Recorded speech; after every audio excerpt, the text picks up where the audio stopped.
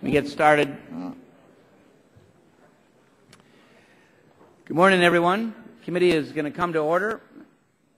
Chair recognizes himself for an opening statement. We are here today to consider a series of bills that share a common theme: protecting the American taxpayer. We will vote today on 5 bills to repeal unaccountable mandatory spending in the health care law, some of which is better authorized to be funded through the discretionary process if Congress deems it a priority, and some of it which could be eliminated altogether. We'll also consider legislation to ensure reclaimed broadband stimulus funds can be returned to the U.S. Treasury, and I appreciate the work of the Democratic side as we work that issue through. 3 months ago, John Boehner assumed the Speaker's gavel and began a transformation of the House.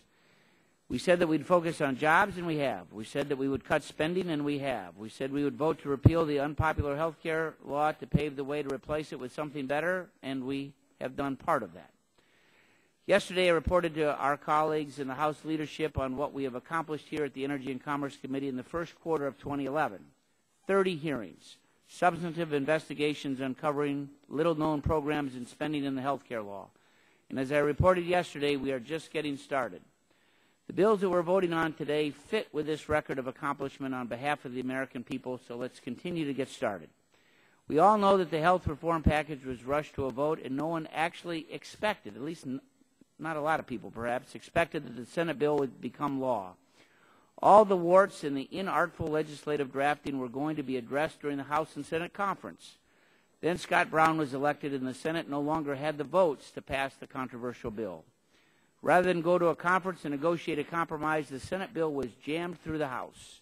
Republicans couldn't amend it, nor could Democrats change the even obvious flaws. As an example, the Senate authors exempted leadership and committee staff from being forced to buy insurance in the exchange. Certainly an exemption for leadership staff was, I don't believe, the intent of the authors. But by circumventing regular order, there wasn't an opportunity to fix it. Another egregious example was to provide the Secretary of HHS an unlimited tap on the federal treasury.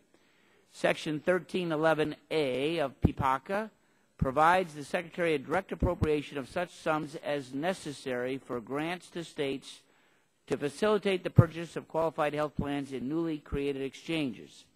The Secretary can determine the amount of spending and spend the funds without further congressional action. The legislative language was written so broadly that the only real restriction on what can be funded is how the Secretary defines terms such as facilitate enrollment. I'll give my friends on the other side of the aisle the benefit of the doubt. You probably intended to fix this in conference. When drafting it, the authors didn't have time to determine the cost of the program and wrote a blank check to be filled in later. Unfortunately, later never came. And now a blank line in the bill has turned into a blank check signed by the taxpayers. Today, we will vote to repeal that unchecked spending power. We'll also consider legislation introduced by Chairman Pitts to eliminate the public health slush fund that was created under Section 4002. In a nutshell, it was a slush fund for the Secretary to spend on any activity under the Public Health Service Act, spending that would come above and beyond the amount Congress appropriates for that activity. By 2015, $2 billion will be automatically deposited into the fund each year in perpetuity, and the Secretary will be able to spend the money without further congressional oversight. I would urge my colleagues to remember that we are $14 trillion in debt. Our deficit this year again will exceed $1.5 trillion. We must prioritize our spending and ensure that we're not funding duplicative programs. Our country is broke, and we cannot continue to spend money that we do not have. Slush funds and unlimited taps on the Treasury must be the first to go. If my Democratic colleagues have other suggestions to reduce spending, we certainly stand ready to work with you. Programs must be weighed and prioritized against the merits of other programs. We must get our federal spending under control, and we have to do it starting today. Yesterday would have been better. I urge members to support all 5 health bills that we are going to mark up. The first bill that we will consider was in a February hearing on the broadband stimulus funds, and last week swiftly passed through the subcommittee with a unanimous voice vote. It improves oversight of the awards and clarifies some ambiguities that the IG raised regarding what happens to returned or reclaimed funds. These are not major changes, but I think they're wise, and because of the large sums of money that we're talking about, and because while most of the money remains to be spent, we are already seeing some of the funds returned or reclaimed. I look forward to working with Ranking Member Waxman and his staff as this bill advances and we look at additional protections for the taxpayers. I'd also note that we're going to adjourn temporarily at noon and come back promptly at 1 o'clock. And at this point, I yield 5 minutes to the ranking member of the Energy and Commerce Committee, Mr. Waxman, my friend from California. Thank you very much, Mr. Chairman. We're not broke. We're not broke as a nation. We can afford certain basic priorities, and the bills that we have before us serve to fund those very basic priorities. The Republican budget that has just come out shows what the Republican priorities really are all about, and they are to end Medicare as we've known it, end Medicaid as we've known it, let the middle income and the lower income bear the burden so that we could keep the tax cuts for the upper income. If we had those taxes and people shared in the burden of dealing with our fiscal issues, we would not be broke and we would be a more just society. Today we're going to consider 5 controversial health bills and 1 non-controversial telecommunications bill. The 5 health bills are not about the merits of mandatory versus discretionary spending, as our Republican colleagues continue to assert, nor are they about protecting Congress's prerogative to fund or not to fund health programs. We make those kinds of choices, often difficult choices, all the time. And they are certainly not about the substance of any of the programs that are the subject of the 5 bills. Today I'm releasing fact sheets for every member on this committee about the impact of these bills. Each fact sheet includes state and district level information about premature deaths, smoking rates, obesity rates, and how the Prevention and Public Health Fund, which would be defunded under the legislation, addresses these public health threats. Pure and simple, this markup represents the Republicans' newest line of attack to disrupt, dismantle, and ultimately destroy the Affordable Care Act. They are doing so by sacrificing long-standing bipartisan policies to advance a narrow partisan ideology. For many years, Republicans have joined with Democrats in making the case to do more to prevent disease and promote health, and in turn to cut health care costs. But today the committee will vote to end funding for the first and only federal program with a dedicated ongoing resources designed to make us a healthier nation. I know they'll say we can get appropriations, but let us look someday at all the programs we've authorized and all the appropriations that did not follow. And one of the types of programs that gets defunded first are these kinds of programs. For me, that's why it's important to have a guaranteed funding source. For many years, Republicans carried the mantle for state-based health reform, but today the committee will vote to take away money states need at a time of enormous pressure for them to develop their own unique insurance exchange programs that are the cornerstones for the full implementation of the health reform law. Republicans have scolded Democrats for not doing enough to expand the country's health workforce. They highlight the need for more physicians, particularly primary care providers, to meet the growing demand for services.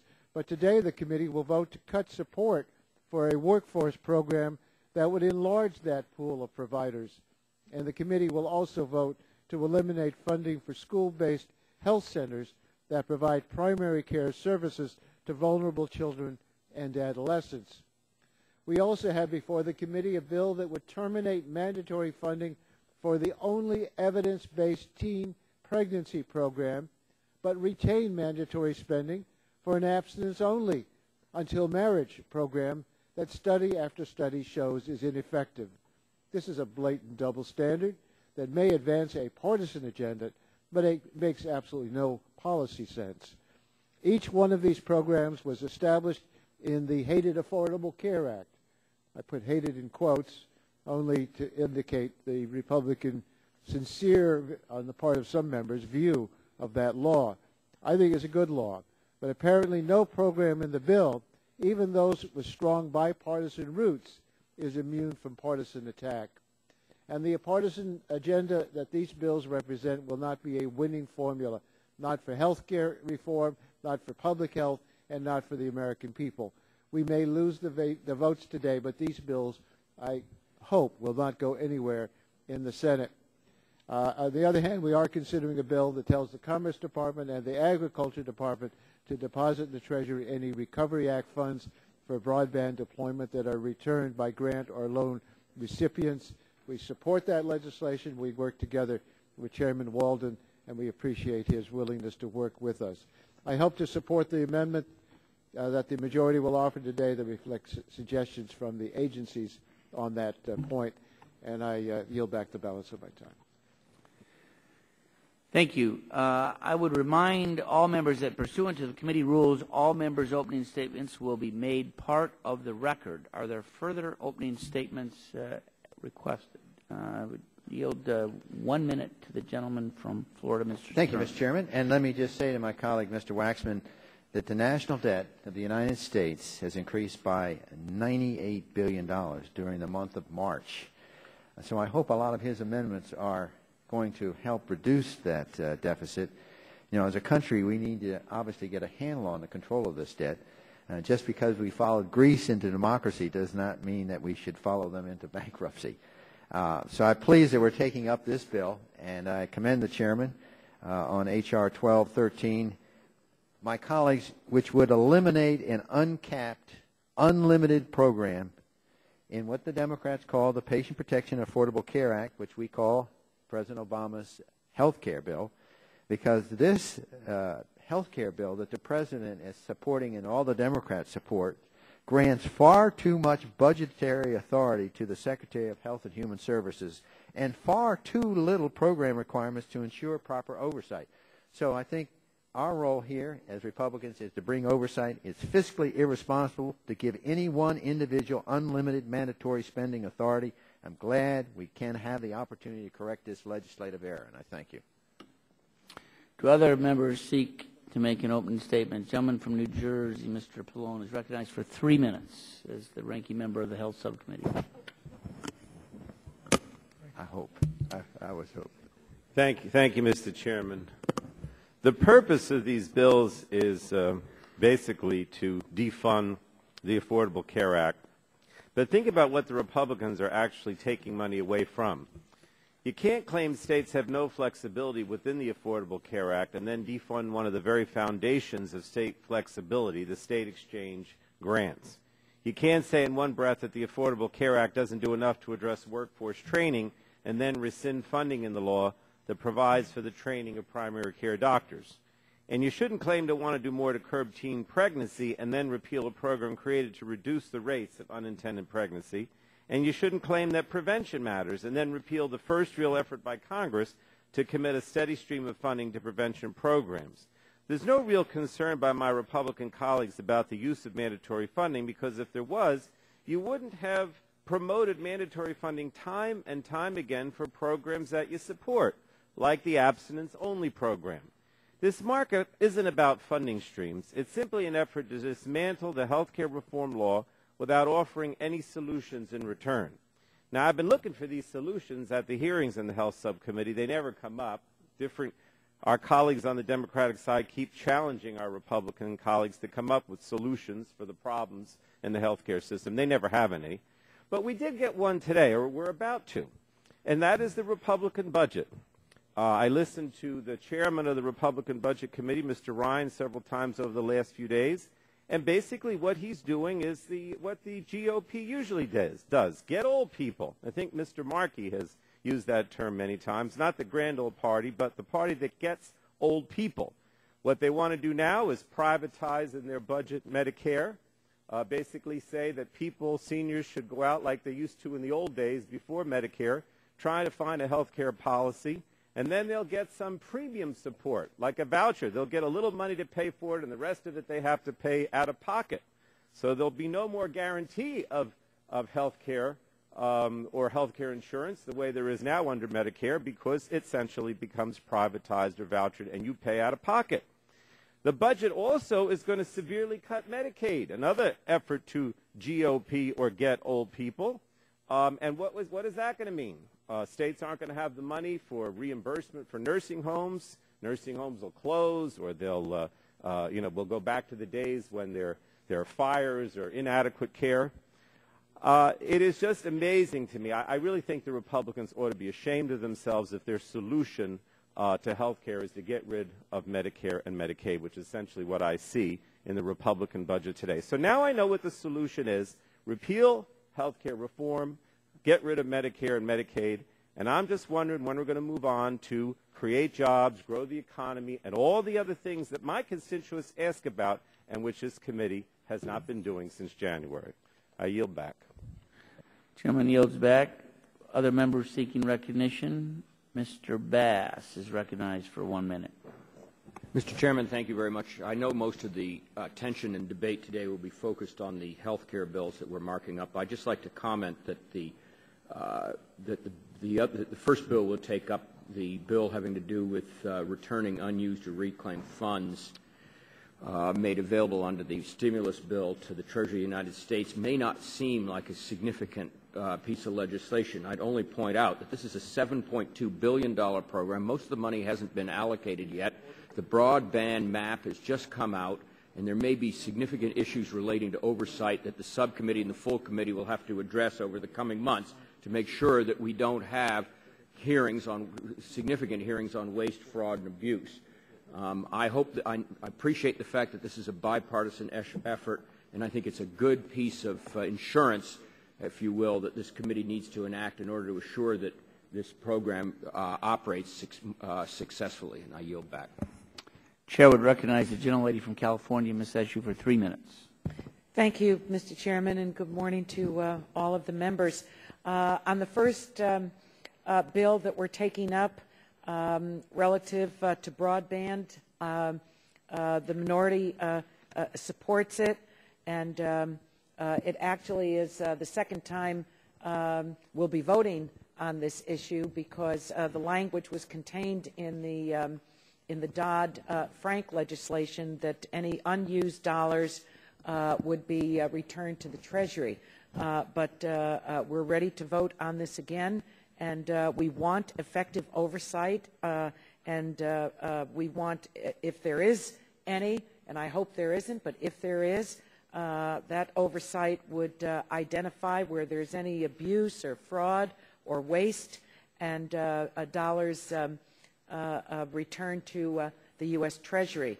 I want to thank the majority for agreeing to work with us on some of the ambiguities in the legislation that could have unintended consequences on agency oversight relative to the OIG and the DOJ.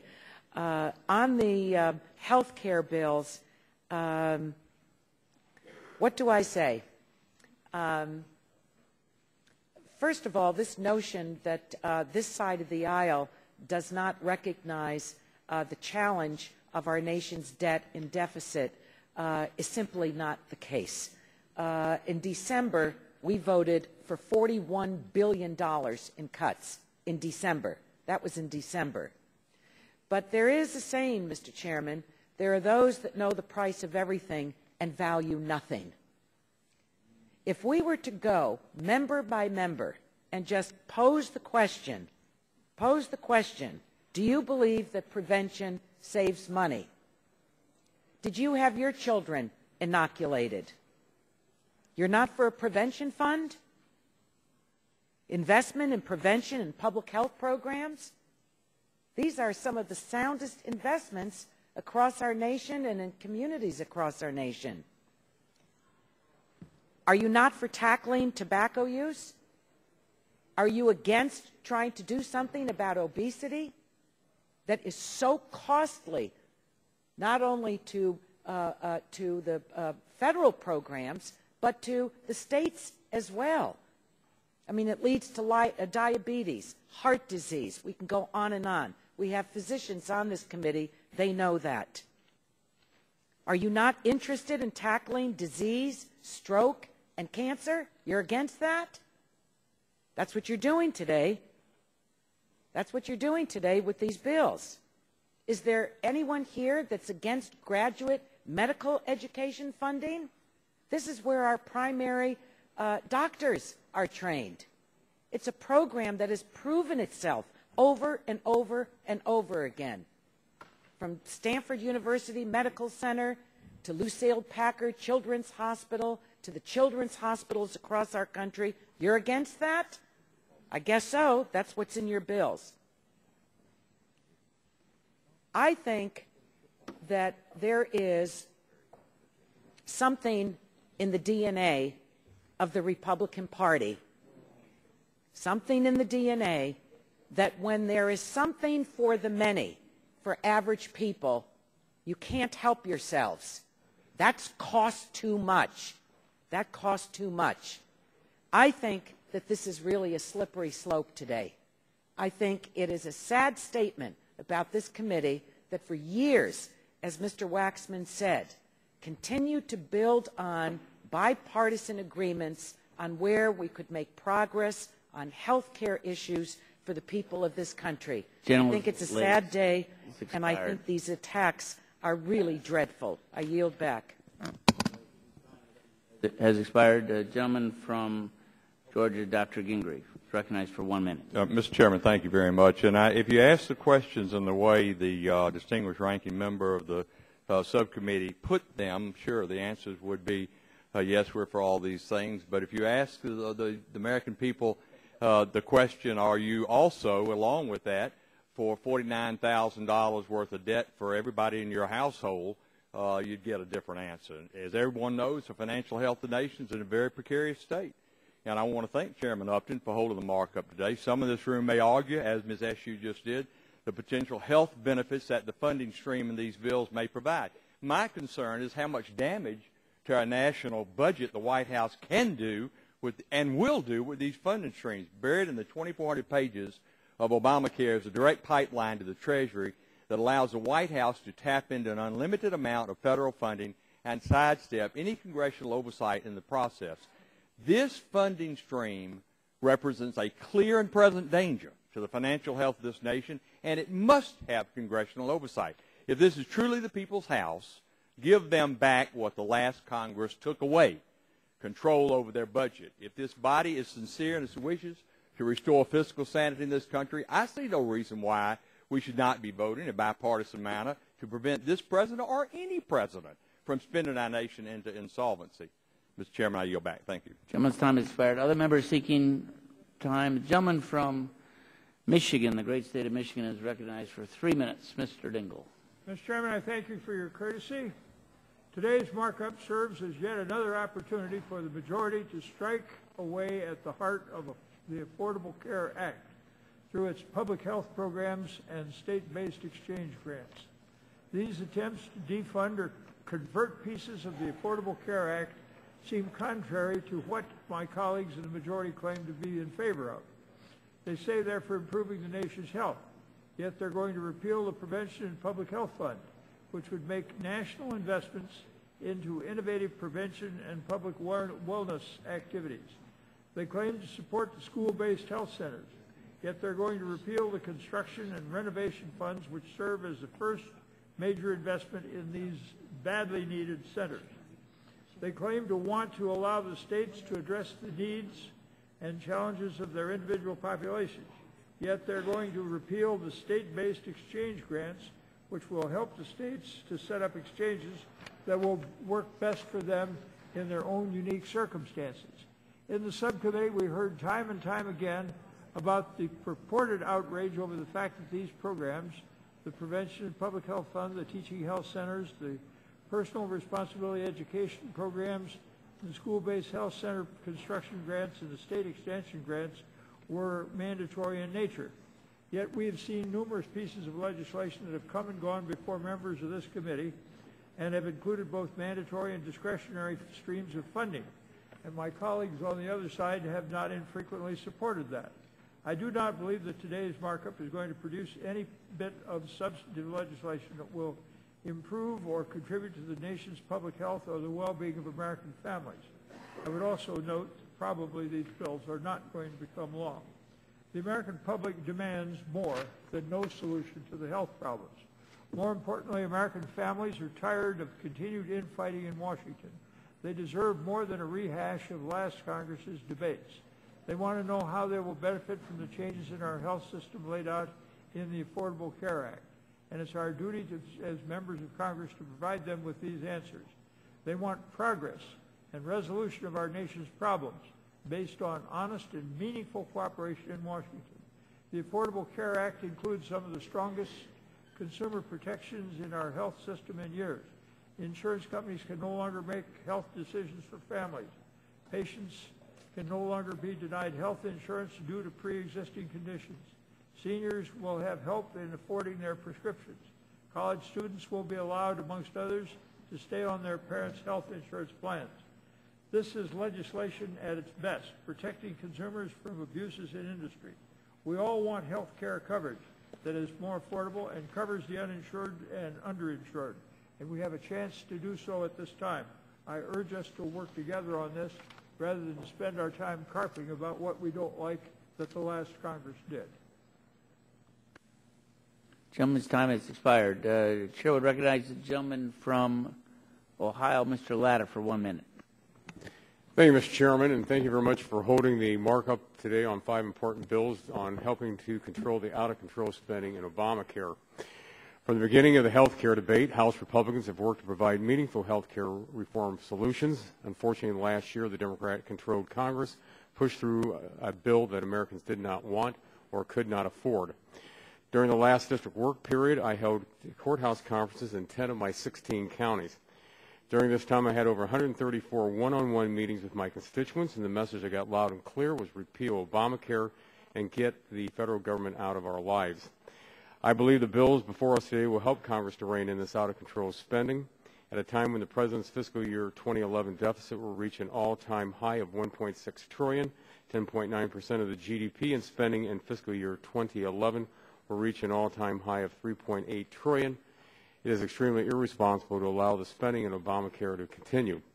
We are on an unsustainable path, and we must balance our federal budget just like American families have to. And with that, Mr. Chairman, I yield back. Gentleman yields back. Would recognize the gentleman from Texas, Mr. Green, for 1 minute. Thank you, Mr. Chairman. I appreciate the opportunity. I ask unanimous consent to full statement be placed in the record. Let's face it, we're having a political debate today, and we can't ignore the fact that these difficult times Americans are struggling to pay for their insurance. A large number of Americans have access to quality, affordable health care through the Affordable Care Act. Even in Texas, our Department of Insurance reported our legislature acknowledged the positive impact of the Affordable Care Act. As the Texas Department report states, the removal of underwriting restrictions, new premium rating reforms, availability of subsidies, and limitations on out-of-pocket expenses for low- and middle-income families should make it easier for many lower-income Texans to obtain private insurance. By these bills today, you're attempting to do what you can't do legislatively, is to actually cut the funding for the Affordable Care Act. You're attempting by undermining the basic structure of the health care reform, including eliminating funding for the states to set up these health insurance exchanges, stripping funding from public health and prevention fund, and a bill to convert mandatory funding for teaching health center program to discretionary funding. Mr. Chairman, I would look forward to working on reform of the Affordable Care Act on a bipartisan matter, and I would hope that we would be able to do that. And we need to work together and ensure all Americans have access to health care and hopefully stop the political grandstanding. I yield back my time. Gentleman yields back. Other members seeking recognition. Gentleman from Texas, Mr. Olson. Thank you, Mr. Chairman, and thank you for your leadership in holding this important markup. One of the many reasons I voted against the President's health care bill was because it contained mandatory slush funding spending provisions, such as the $17.75 billion account for the Prevention and Public Health Fund, and the unlimited direct appropriation to help states set up exchanges created under Obamacare. And echoing my colleague from Georgia's concerns, these provisions take away congressional spending authority and give it directly to Secretary Sebelius, granting her full authority to spend the funds in these accounts practically on any practical program or activity she chooses. So much for the Constitution. The American people deserve better than having unelected bureaucrats control tens of billions of their hard-earned tax dollars. With the passage of these 5 bills today, we will be taking tremendous steps forward in keeping our promise to the American people to repeal and replace the President's health care bill with common sense reforms and bring fiscal sanity back to Washington. Thank you. I yield back. Gentleman's time has expired. Other members, the gentlelady from Wisconsin, Ms. Baldwin. Oh, I saw your hand. For gentleman from Pennsylvania, Mr. Doyle, is recognized for 1 minute. I was looking for hands first. Thank you, Mr. Chairman. We're here to address 6 bills today, 5 to repeal various components of the Affordable Care Act signed into law last year. 1 addresses a telecom issue, and I appreciate Chairman Walden's working with our side of the aisle to improve that bill. As I said last week, I don't think this bill is usually critical, but I will support its passage. Regarding the additional 5 ridiculous bills before us today, my limited time only allows me to address 1 piece of legislation that is of particular concern, H.R. 1216, offered by Mr. Guthrie, which would fundamentally change the funding mechanism for Medicare graduate medical education. We all agree there's a shortage in primary care physicians. I don't think anyone disputes that. So why are we here debating this bill? This legislation would take the jurisdiction out of the hands of this committee and allow our friends in the Appropriations Committee to decide whether or not to fund training for primary care providers, even though that's an issue that this committee has jurisdiction over and has devoted time, research, and energy to.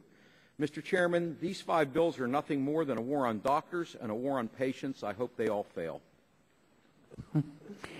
Thank you, I think. Would recognize the gentleman from Mississippi, 1 minute. Mr. Harper. Thank you, Mr. Chairman. The Affordable Care Act jeopardizes care for the elderly, compromises the beliefs of pro-life Americans, penalizes job creators, limits states' flexibility under Medicaid, and results in job losses. You know, I believe that individuals with pre-existing conditions should have access to care.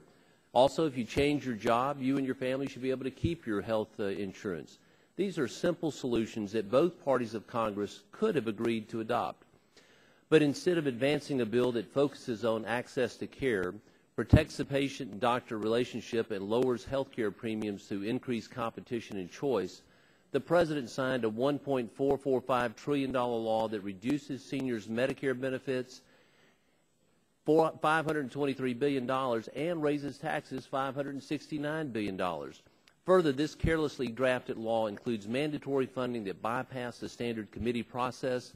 I'll support today's bills that defund and or make mandatory funding subject to the normal appropriations process. Thank you, and I yield back the balance of my time. I'm going to yield back. Recognize the gentlelady from Illinois, Ms. Chakowski.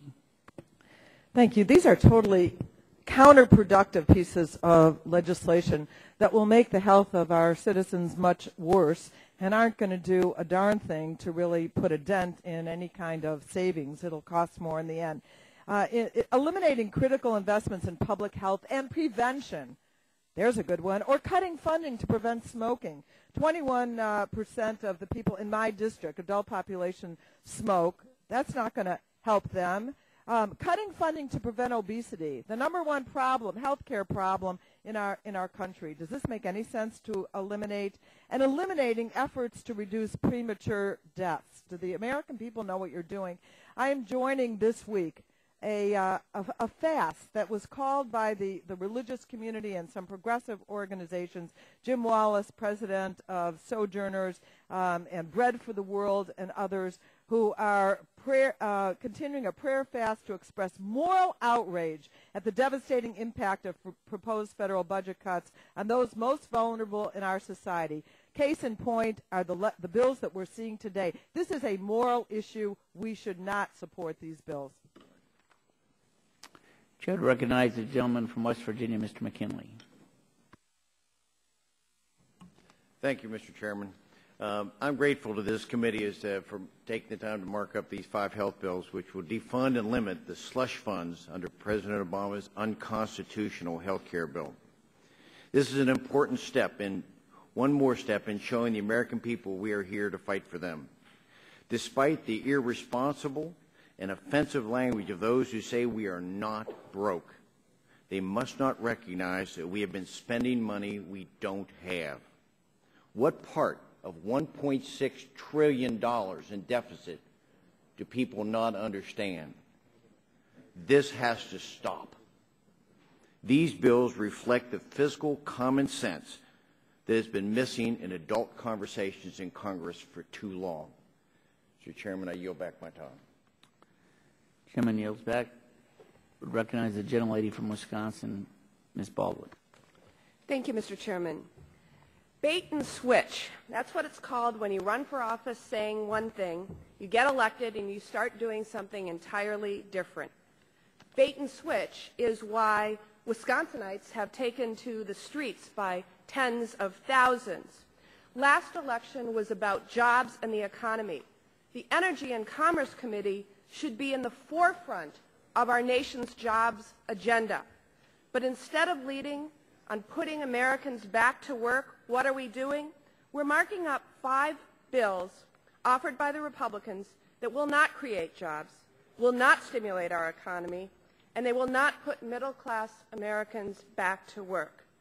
I urge my colleagues to oppose these 5 bills and yield back the balance of my time.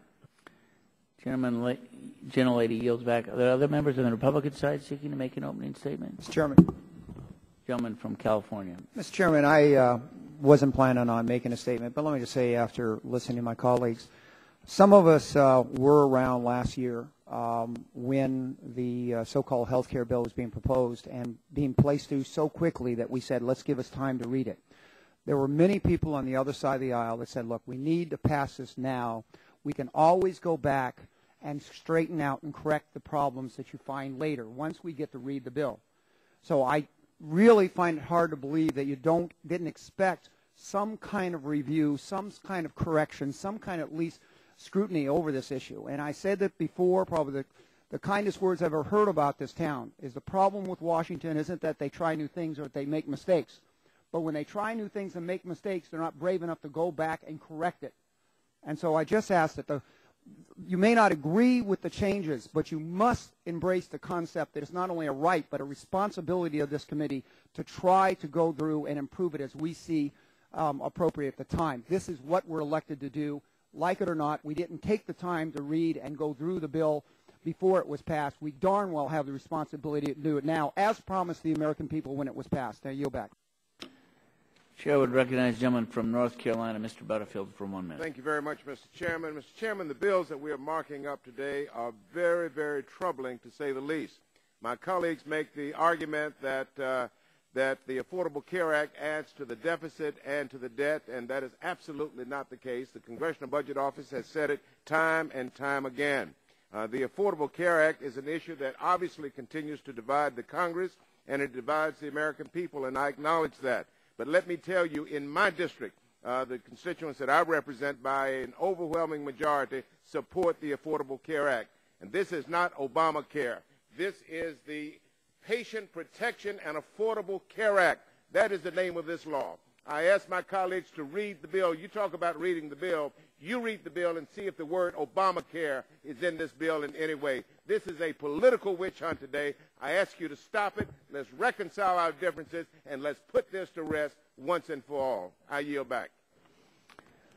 Are there other members on the Republican side seeking to make an opening statement? If not, the chair would recognize the gentlelady from California, Ms. Matsui. Thank you, Mr. Chairman. I'm in opposition to the health bills before our committee today.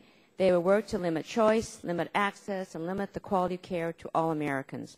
They cut funding to states and localities that help ensure better preventive care is present in their communities. They cut programs aimed at helping provide low-income kids with long overdue medical care. They cut funding to medical students seeking careers in primary care, and they cut funding to states to help establish more efficient health insurance marketplaces. These bills collectively and individually harm our most at-risk populations, children and seniors. We should reject these bills so that we can work together to improve our health care delivery system in a meaningful and constructive manner. I yield back the balance of my time. Chair would recognize the Chair Emeritus of the committee, Mr. Barton, for 3 minutes. Thank you. I won't need but one, Mr. Chairman. I'm going to submit my opening statement for the record. I just want to say, having listened to all my friends on the minority side, I would give Mr. Butterfield the A+ for the most intense delivery, the best use of props, and I hope that Mr. Waxman gives him a popsicle. And I yield back. Chair would recognize the gentlelady from the Virgin Islands, Mrs. Christensen. Thank you, Mr. Chairman. Mr. Chairman, I'm just amazed at what's happening here today. Not only has the majority not created jobs or done anything to support the recovery, but today these bills threaten to throw this country back into the ditch the Bush administration put us in.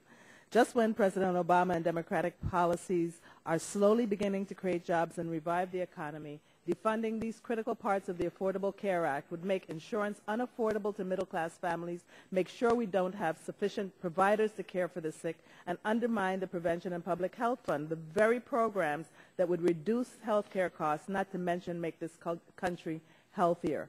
These bills would hurt the American people, hurt our country, and waste time we should be using to deal with the serious challenges the poor and middle class in this country are facing. Thank you. I yield back. Are there other members wishing to make an opening statement?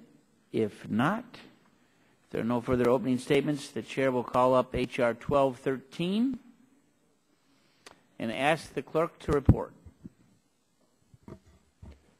H.R. 1213 to repeal mandatory funding provided to states in the Patient Protection and Affordable Care Act to establish American health. Without objection, the first reading of the bill is dispensed with, so ordered, and would recognize myself for 5 minutes for an opening statement on the bill. Let me just get this clock right. I'm going to be brief because I discussed my bill during my opening statement.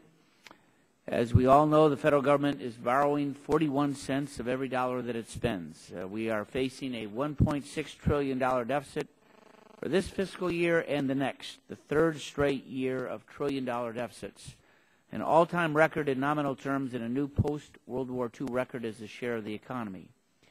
There are no two ways about it. We're broke. Some say increase taxes, but Washington is already spending more than 1 out of every $4 that the country has. We don't have a revenue problem. We have a spending problem, in my belief, and it is a problem that we must get under control. Section 1311A1 of PPACA provides a direct appropriation of the amount necessary to enable the HHS Secretary to make awards for state-based exchanges. That language empowers the Secretary to determine the amount that she wants to spend with no limit. These awards can be used to facilitate enrollment in the exchanges. However, there is no definition of what that means. It could be interpreted to mean a variety of things. Mr. Guthrie brought up comments from an HHS employee telling states that they can get out of their budget problems driven by Medicaid spending by tapping other streams of revenue. For example, these exchange subsidies. Many amendments have been filed to this bill, but not one so far would actually curtail the power of the Secretary to spend unlimited amounts from the Treasury. Not one amendment that would put some fiscal limitation to the direct tap into the taxpayer's pocket. This is essentially a mandatory spending provision that includes such sums as necessary and gives the Secretary sole power to determine what is necessary. Then you have government bureaucrats suggesting that the money can be used for purposes unrelated to the supposed purpose of the fund. How can anyone not be concerned with a provision like that when our country is facing such a serious fiscal challenge? Regardless of our views on the health care law, no one should support providing the Secretary of HHS an unlimited tap in the Treasury for undefined activities, and thus I would urge my colleagues to support H.R. 1213. Yield back my time. Are there amendments or discussions further on the bill? Gentleman from New Jersey, Mr. Pallone, has an amendment at the desk and is recognized 5 minutes to talk about his amendment, and the clerk will report the title of the amendment. Number 25. Have I been recognized, Mr. Chairman, to speak? Yeah, the gentleman is recognized for 5 minutes. Thank you, Mr. Chairman. This bill attacks one of the linchpins of health reform, grants to states to establish their insurance exchanges. Exchanges are a work in progress, and all the work that 49 states, the District of Columbia, and 4 territories are engaged in would be fully undermined by a repeal of the exchange establishment grants by H.R. 1213. These grants are structured to allow states to develop a state-specific solution and design for their individual marketplace. The exchanges are to be what states want to make of them, giving them the kind of flexibility and choice that is needed to meet the unique needs of their residents. Now, if we don't have this funding under the grants, states will not be able to choose the type of marketplace that is best for their families and businesses. In addition, repeal of these grants could not come at a worse time for states. Given current budget deficits in most states, repeal would result in states not meeting the benchmarks for running their own state-based exchanges. The truth is, these funds are not taking away the exchanges. The Affordable Care Act requires every state to have a health insurance exchange, and in instances where the state opts out, the federal government steps in. Therefore, the federal government will run the state exchange if the state does not set one up and doesn't have the money to do so. The federal government will decide how many exchanges there will be in a state. The federal government will decide how to open the marketplace and what plans there will be. And the federal government will set up a competitive, transparent marketplace. Now, I know that my colleagues on the other side of the aisle have been advocates for state rights in general, and they've been talking endlessly at the Health Subcommittee meetings about the need for flexibility with states given the budget crisis. So how in the world does it make any sense to take away the grants that would allow the states to set up their own exchanges and have some ability to run them and decide how to tailor them for what's best in the state's needs? This makes no sense. I understand they want to repeal the exchanges outright, but the defunding bill makes even less sense because, in fact, what it means is that the federal government is essentially going to take over and run these state exchanges. Now, what I am doing in my amendment, Mr. Chairman, is to prevent the repeal of these funds in states where the governor certifies that the governor does not want the federal government running their exchange marketplace and the governor wants to establish a state exchange. So what we're basically saying here is we know there are a number of states, the majority by far, that want to run their own exchanges, would like to have the funding available so that they don't have the federal government running the state exchanges. And if the governor certifies that that's what he wants to do, which I think most governors probably will, then there would not be repeal of these funds under my amendment. I think it makes perfect sense. I certainly would not want to be a member of Congress from a state that is looking for this money so that they have some control over what goes on with these exchanges and have the federal government take that money away. The other thing that I would point out, and I don't need to, I guess, is that why the state exchanges are so important. I mean, obviously, the state exchanges are a fundamental linchpin, if you will, of the whole health care reform. They're the way that people become part of a large insurance pool, don't have to go on the individual markets, small groups as well can buy it, so that essentially you're treated like you would if you were negotiating with a large corporation. You have numerous choices. These are all private plans. They have a very good benefit package, generally speaking as good as you would get for Blue Cross or Blue Shield on your states. And, of course, the idea is to provide universal coverage and provide also tax support so that your premium, depending upon your income, is significantly less than it would be now if you had to go out on the open market. But again, I would stress, Mr. Chairman, that this amendment doesn't even get rid of the state exchanges. Essentially what it does is make them federal exchanges, and I don't understand how any of my colleagues on the Republican side could support that. I yield back. Chair, thanks, gentlemen. Is there further discussion of the amendment? The Chair recognizes gentleman, Mr. Stearns, for 5 minutes. Thank you, Mr. Chairman. I rise in opposition to the amendment. Congressional research has confirmed that it's an unlimited grant. There's no ceiling. Unlimited amount of American taxpayers' money can be used to fund. Now, on this side of the aisle, you know, at one time the bill was Pelosi Care because it was basically the Pelosi bill. Then it became the Senate bill, and then the leading drive was President Obama, so we call it Obamacare. Now, the gentleman from North Carolina complains about us using this terminology, but within the bill's title they say the Affordability Act. I think most of us on this side don't think Affordability Act is an accurate description of what this bill is. And this is a good example of this amendment from New Jersey where it allows unlimited amount of grants to be provided to states to establish exchange. And when you think about it, each state should be allowed a certain amount of innovation. But if they don't comply with the federal government specifically and distinctly, then they don't get the funds. So in a larger sense, we are not allowing innovation of the states, the best ideas of the citizens, depending upon whether you're in Vermont or whether you're in Florida, whether you're in California or whether you're in Iowa.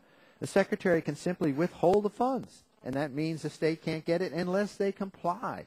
So in a larger sense, the amendment is wrong in terms of allowing elegance and innovation in this healthcare system. In a larger sense, it's creating further problems with our deficit. As we talk about this, it's $1.6 trillion deficit. It's an all-time large amount.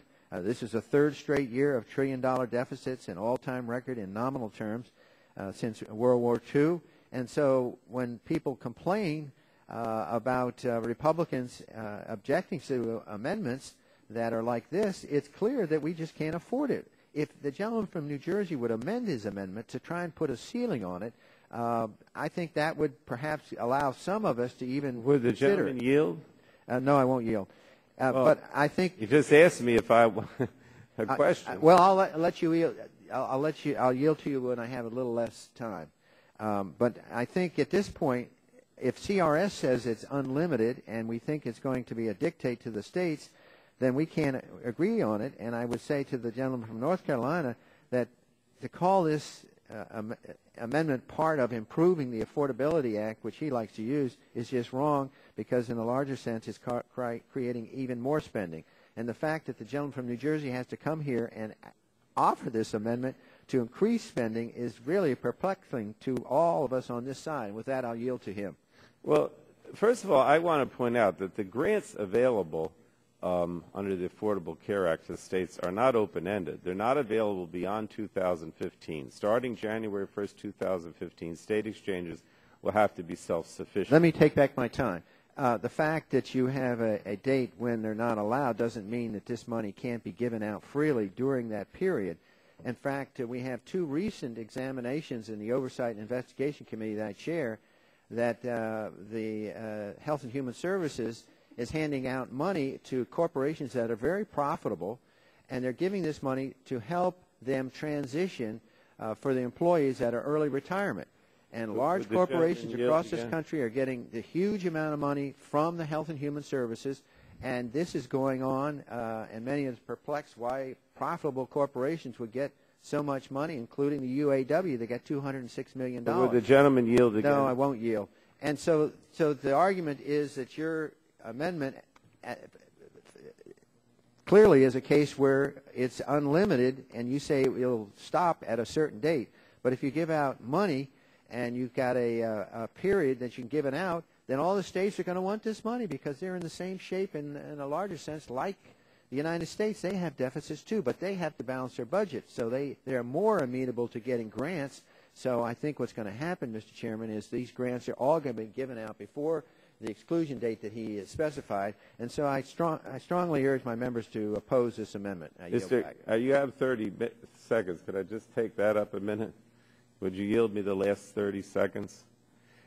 My only point is that the states have... I will yield. I'll yield to the gentleman from New Jersey. The states have to set up these exchanges anyway, and if you deprive them of the money to do so, then the federal government's going to run the exchanges and spend money running the exchanges. So you don't accomplish anything by taking away the state's money. Take back my time. I'm just looking at the bill itself that basically the federal government is setting up the grants based upon what the states must do, so there's no innovation allowed for the states. The gentleman's time has expired. Is there further discussion of the amendment? The chair, for what purpose does the gentlelady seek recognition? To strike the last word. The gentlelady is recognized for 5 minutes. Thank you, Mr. Chairman. Once again, instead of focusing on creating jobs and bolstering our economy, we are considering a series of bills today that lead to job loss and will hinder our economic recovery. Today we are considering a Republican proposal that would repeal funding to states to establish health insurance exchanges.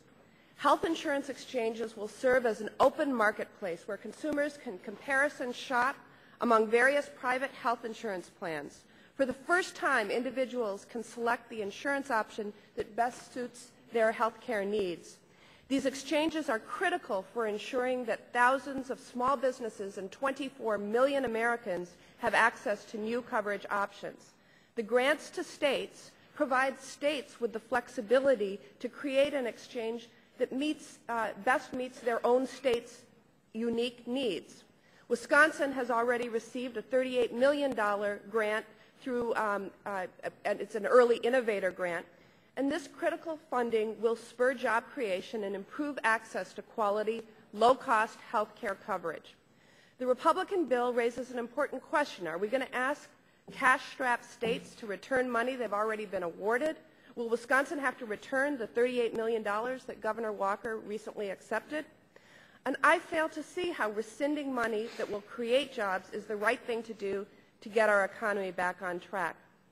Furthermore, I'd like to remind my colleagues that the idea of using an exchange to allow consumers to select a health care plan that best suits their own needs is not a new idea. In fact, it's not even an idea that has been proposed just by Democrats. The Medicare Part D prescription drug program, which was established through the Medicare Modernization Act under Republican leadership, operates under an exchange model. Medicare participants have access to the Medicare drug benefit through private plans approved by the federal government. These Part D plans are required to provide a standard benefit or one that is actuarially equivalent. In 2011, there are 47 million Medicare beneficiaries who will have a choice of 1,109 prescription drug plans across 34 prescription drug plan regions nationwide. Now, while we may not use the word exchange, this Republican program sounds remarkably similar to the plan to establish state exchanges for health insurance.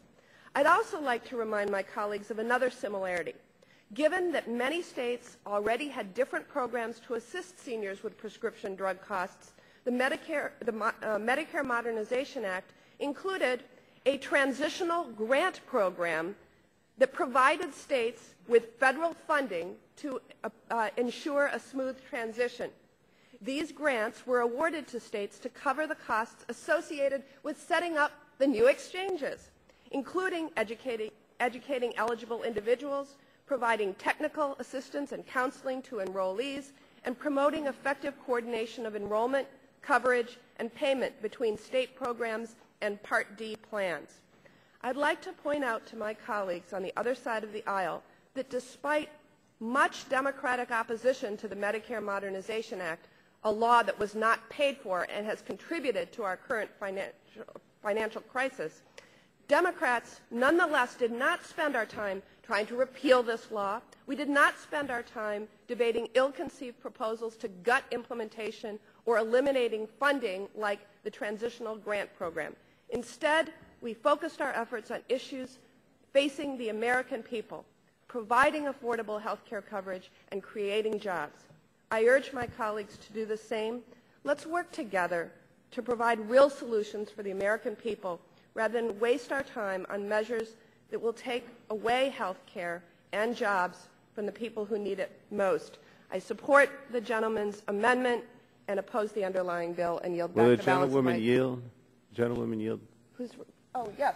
Yeah, I appreciate your comments, and I just wanted to say, I know, I'm so tired of having the Republicans. You had Haley Barbour come here, talk about flexibility, flexibility, flexibility. The state-based health insurance exchanges give states all kinds of flexibility to establish exchanges that meet the unique needs of their residents. States can determine which insurers are permitted to offer products, consumer-driven health plans, and things like health savings accounts that the Republicans have been championed will be available. The flexibility is there. Just let them use the money, and they will create the flexibility. Thank the gentlewoman. Is there further discussion of the amendment? Gentleman from California. Mr. Chairman, just quickly, I'm not going to use up all my time. I'm going to say you talk about the flexibility. You already have one state with Bernie Sanders actually asking the fact that the Obamacare, the package did not give their state the flexibility to become a single-payer state until they couldn't even be considered until 17. They're asking to 14. So let's not talk about the flexibility here. Even in the base bill that was passed last year, that doesn't give the states the flexibility you keep talking about. And now you've got the left complaining that they don't get to take it far enough because of the restrictions that bill. And I yield back. Will the gentleman yield?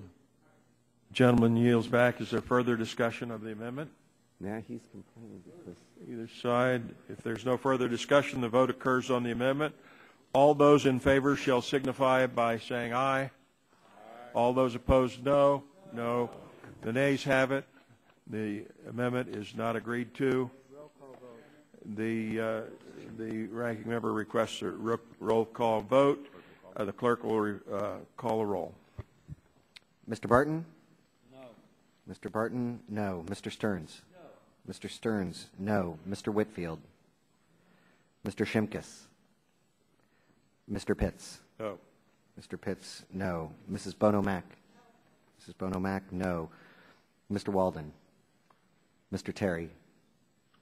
Mr. Rogers? Mr. Terry? No. Mr. Rogers? Mr. Rogers? No. Mrs. Myrick? No. Mrs. Myrick? No. Mr. Sullivan? Mr. Sullivan? No. Mr. Murphy? Mr. Murphy? No. Mr. Burgess? Mr. Burgess? No. Mrs. Blackburn? Mr. Bilbray? Bilbray, no. Mr. Bilbray? No. Mr. Bass? Mr. Bass? No. Mr. Gingrey? Mr. Gingrey? No. Mr. Scalise? Mr. Scalise? No. Mr. Wada? Mr. Wada? No. Mrs. McMorris Rogers? Mrs. McMorris Rogers? No. Mr. Harper? Mr. Harper? No. Mr. Lance? Mr. Lance? No. Mr. Cassidy? Mr. Cassidy? No. Mr. Guthrie? Mr. Guthrie? No. Mr. Olson? Mr. Olson? No. Mr. McKinley? Mr. McKinley? No. Mr. Gardner? Mr. Gardner? No. Mr. Pompeo? Mr. Pompeo? No. Mr. Kinzinger? Mr. Kinzinger? No. Mr. Griffith? Mr. Griffith? No. Mr. Waxman? Aye. Mr. Waxman? Aye. Mr. Dingle? Mr. Dingle? Aye. Mr. Markey? Aye. Mr. Markey? Aye. Mr. Towns? Mr. Pallone? Aye. Mr. Pallone? Aye. Mr. Rush? Ms. Eshoo? Aye. Ms. Eshoo? Aye. Mr. Engel? Mr. Green? Aye. Mr. Green? Aye. Ms. DeGette? Mrs. Capps? Mrs. Capps? Aye. Mr. Doyle?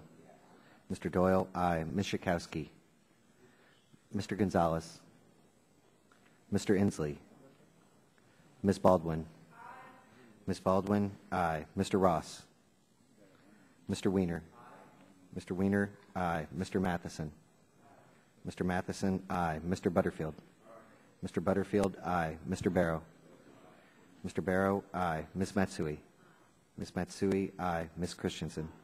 Ms. Christensen? Aye. Mr. Upton? Votes no. Mr. Upton? Nay. Are there any other members wishing to be recorded? Mr. Whitfield? Mr. Whitfield? No. Mr. Walden? No. Mrs. Blackburn? No. Shimkus? Mr. Shimkus? Mr. Shimkus? No. Ms. Schakowsky? Ms. DeGette? Sorry. Ms. DeGette? Aye. What we got? The clerk will report the result. So we got a full vote on our side?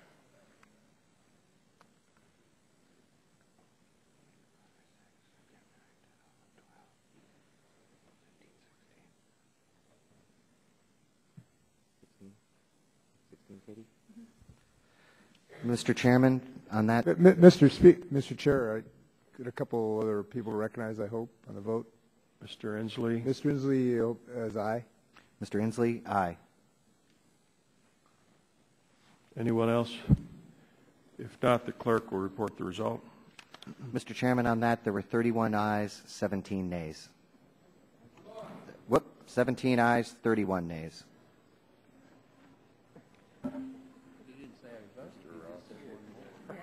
Yeah.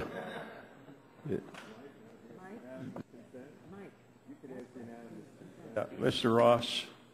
I'd like to ask unanimous consent to be included in the roll call. Without objection. So ordered. Mr. Ross, aye. Okay, the clerk will report. You go, Ross. Mr. Chairman, on that, there were 18 ayes, 31 nays. The amendment is not agreed to. Are there further amendments? Gentleman, Mr. Markey is recognized. Thank you, Mr. Chairman. I have an amendment at the desk. Clerk will report. What number, Mr. Markey? Number 22.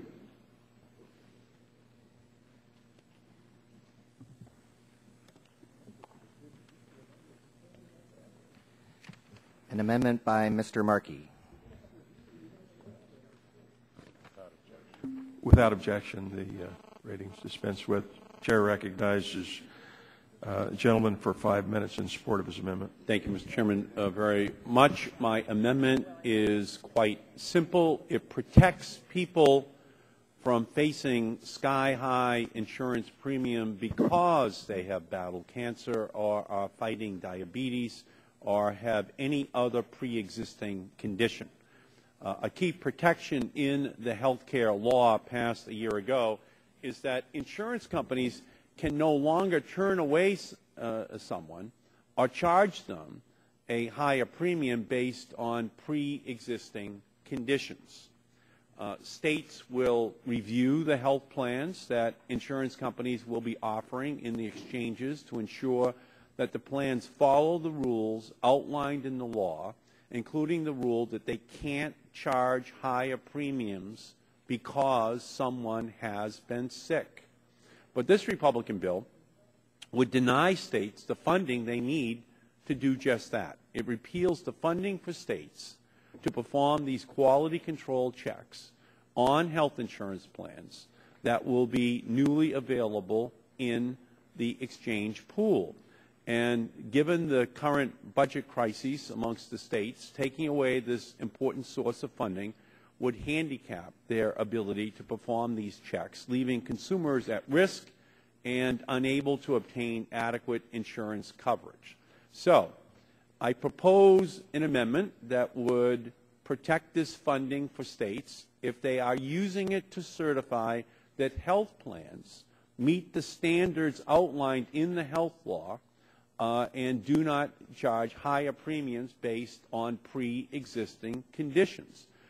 This is an important protection to ensure that consumers aren't getting gouged by the insurance companies. I encourage my colleagues to support this amendment. It goes right at the heart of one thing that I think every American is concerned about, and that is that their families will be penalized because a family member has a pre-existing condition. So with that, I yield to the gentleman from New Jersey, Mr. Palmer. Thank you, Mr. Chairman. And just briefly, I just wanted to add my support for this amendment. My own state of New Jersey has been awarded a $1 million grant to research the number, demographics, and health characteristics of New Jersey residents who would be eligible and likely to enroll in the exchange products, and they're conducting forums and online surveys to obtain input into the design of the exchange. So this is one of the things, as Mr. Markey explained, that's very important that's going on now, and that is if you find out what the situation is and to what extent you have people who have pre-existing conditions and how that's going to be addressed in, as you set up the exchange. Again, this is part of the state flexibility, which the Republicans have been championing and talking about for so long. We had it at our health subcommittee hearing. We had some Republican governors come in. They talk about the need for flexibility. Why in the world would you want to eliminate that when these state exchanges are going to be part of the health insurance reform, and the states are going to be required to set them up or have the federal government take them over? I yield back to the gentleman. Thank you, gentlemen, and I yield back the balance of my time. Chair, thanks to the gentleman. Is there further discussion of the amendment?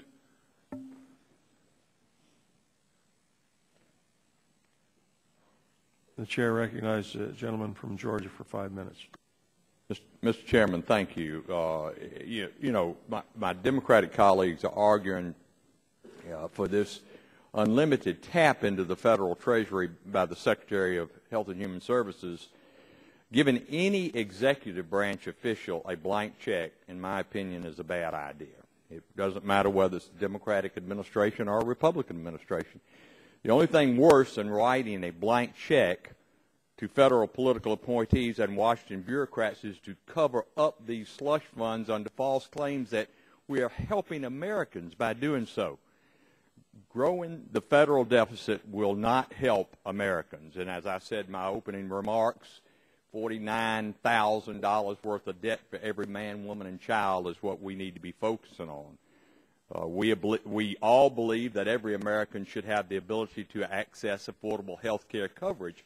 However, I almost said Obamacare, but in deference to Mr. Butterfield, that Patient Protection and Affordable Care Act has been analyzed repeatedly by unbiased sources, and the evidence is clear. The costs will rise, premiums will rise, access to care will decrease, and jobs will be lost.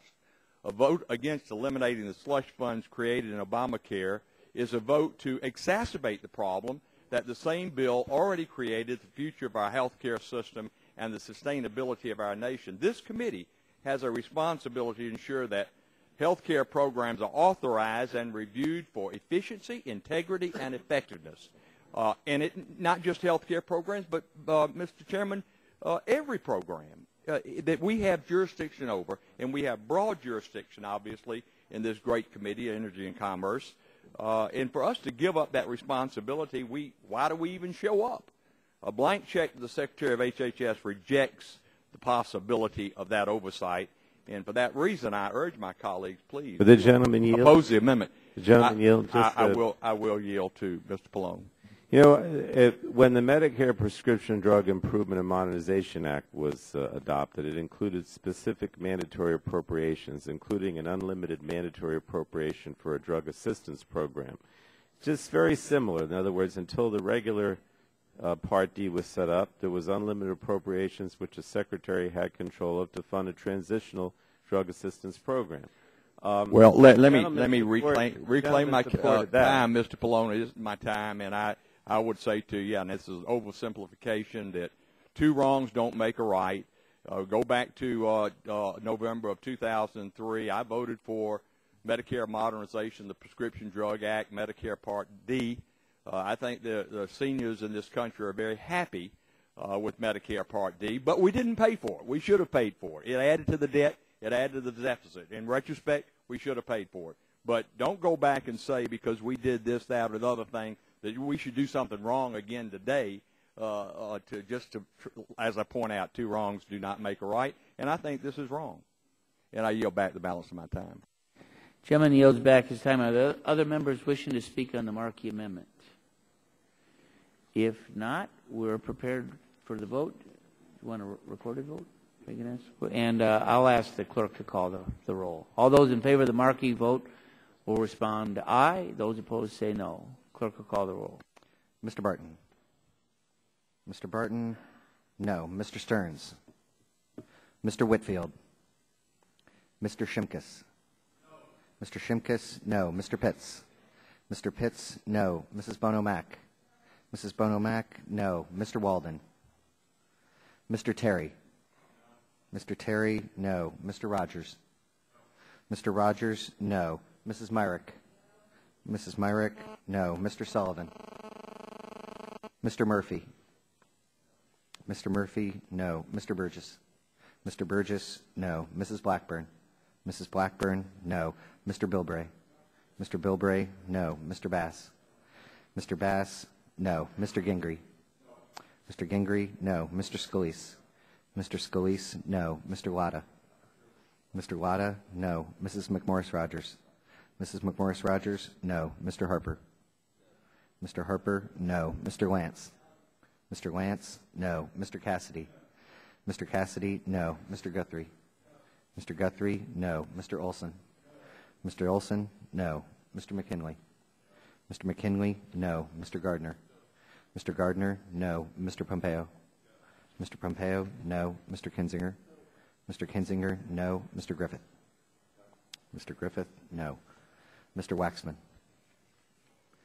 Mr. Dingle. Mr. Dingle, aye. Mr. Murky. Mr. Murky, aye. Mr. Towns. Mr. Towns, aye. Mr. Pallone. Mr. Pallone, aye.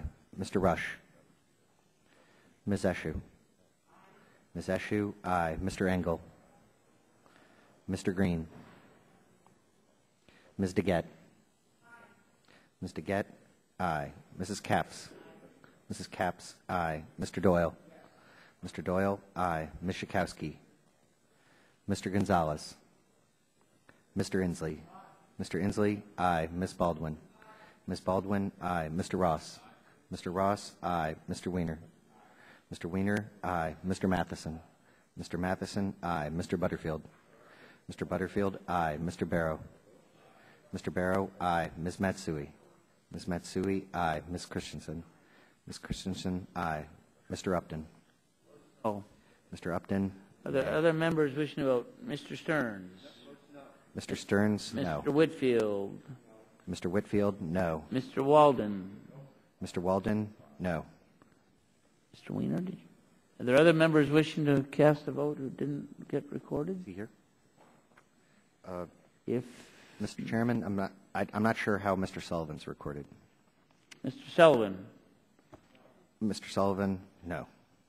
Are there other members? If not, the clerk will report the tally.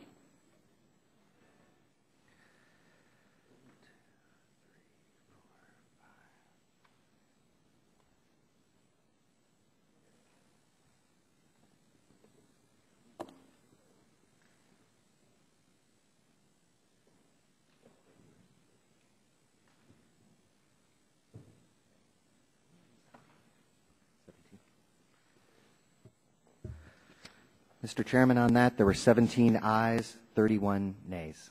17 ayes, 31 nays. The amendment is not agreed to. Are there other amendments to the bill? The chair would recognize the gentlelady from Wisconsin. Thank you, Mr. Chairman. I have an amendment at the desk, 27.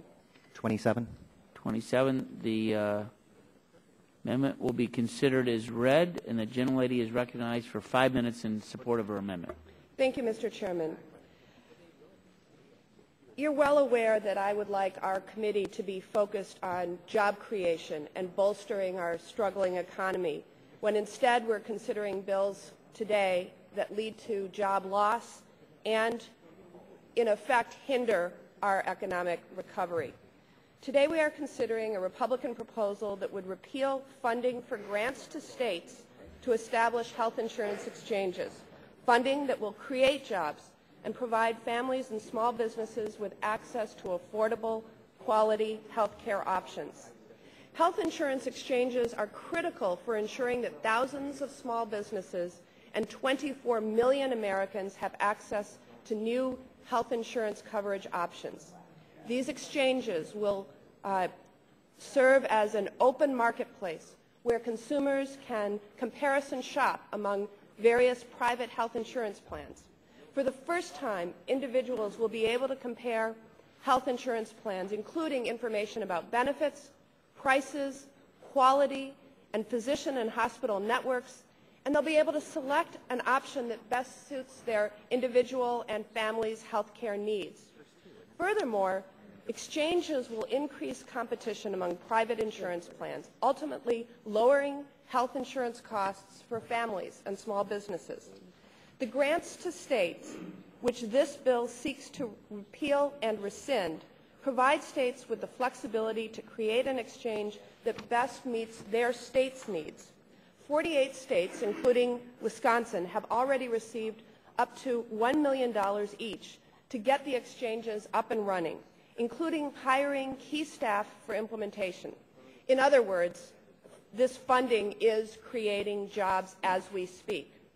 Additionally, 7 states, including the state of Wisconsin, have been awarded early innovator grants, funding that will allow these states to lead the way in creating innovative information technology approaches for the exchange system.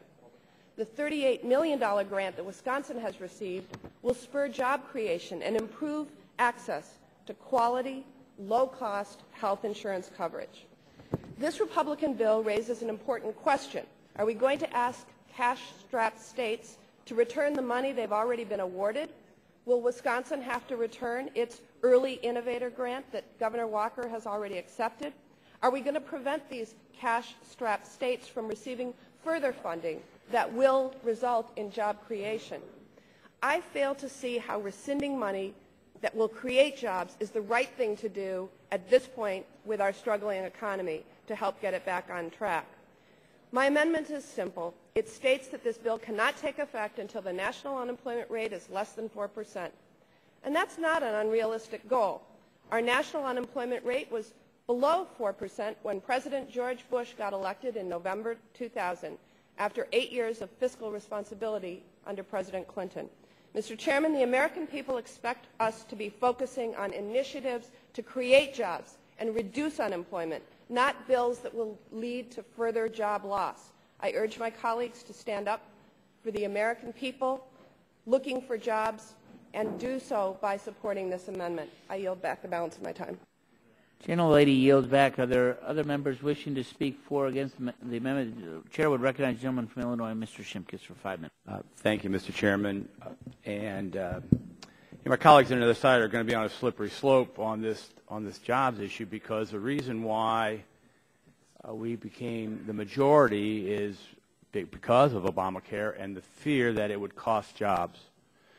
So we are taking the actions that were asked by the folks who sent us here to start bringing more certainty to the business community by repealing portions of the health care law. 200,000 jobs were created last month. The unemployment rate is down to 8.8%. Democrats have, and the administration has extolled that virtue. The president has said positive things about this. I would submit that part of that is because the business community now knows that they do not have to fear additional rules and regulations being thrust upon them because there's a Republican majority in the House, and that we will now move to unravel this big government, high taxation regime that's been passed upon. So, we all hope that we get to 4% unemployment.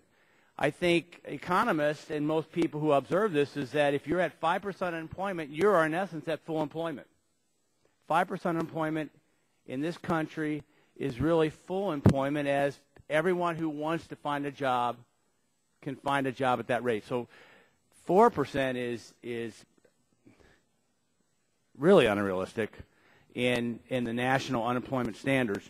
But having said that, when we hear about $1 million grants to states, $420,000 of that is borrowed.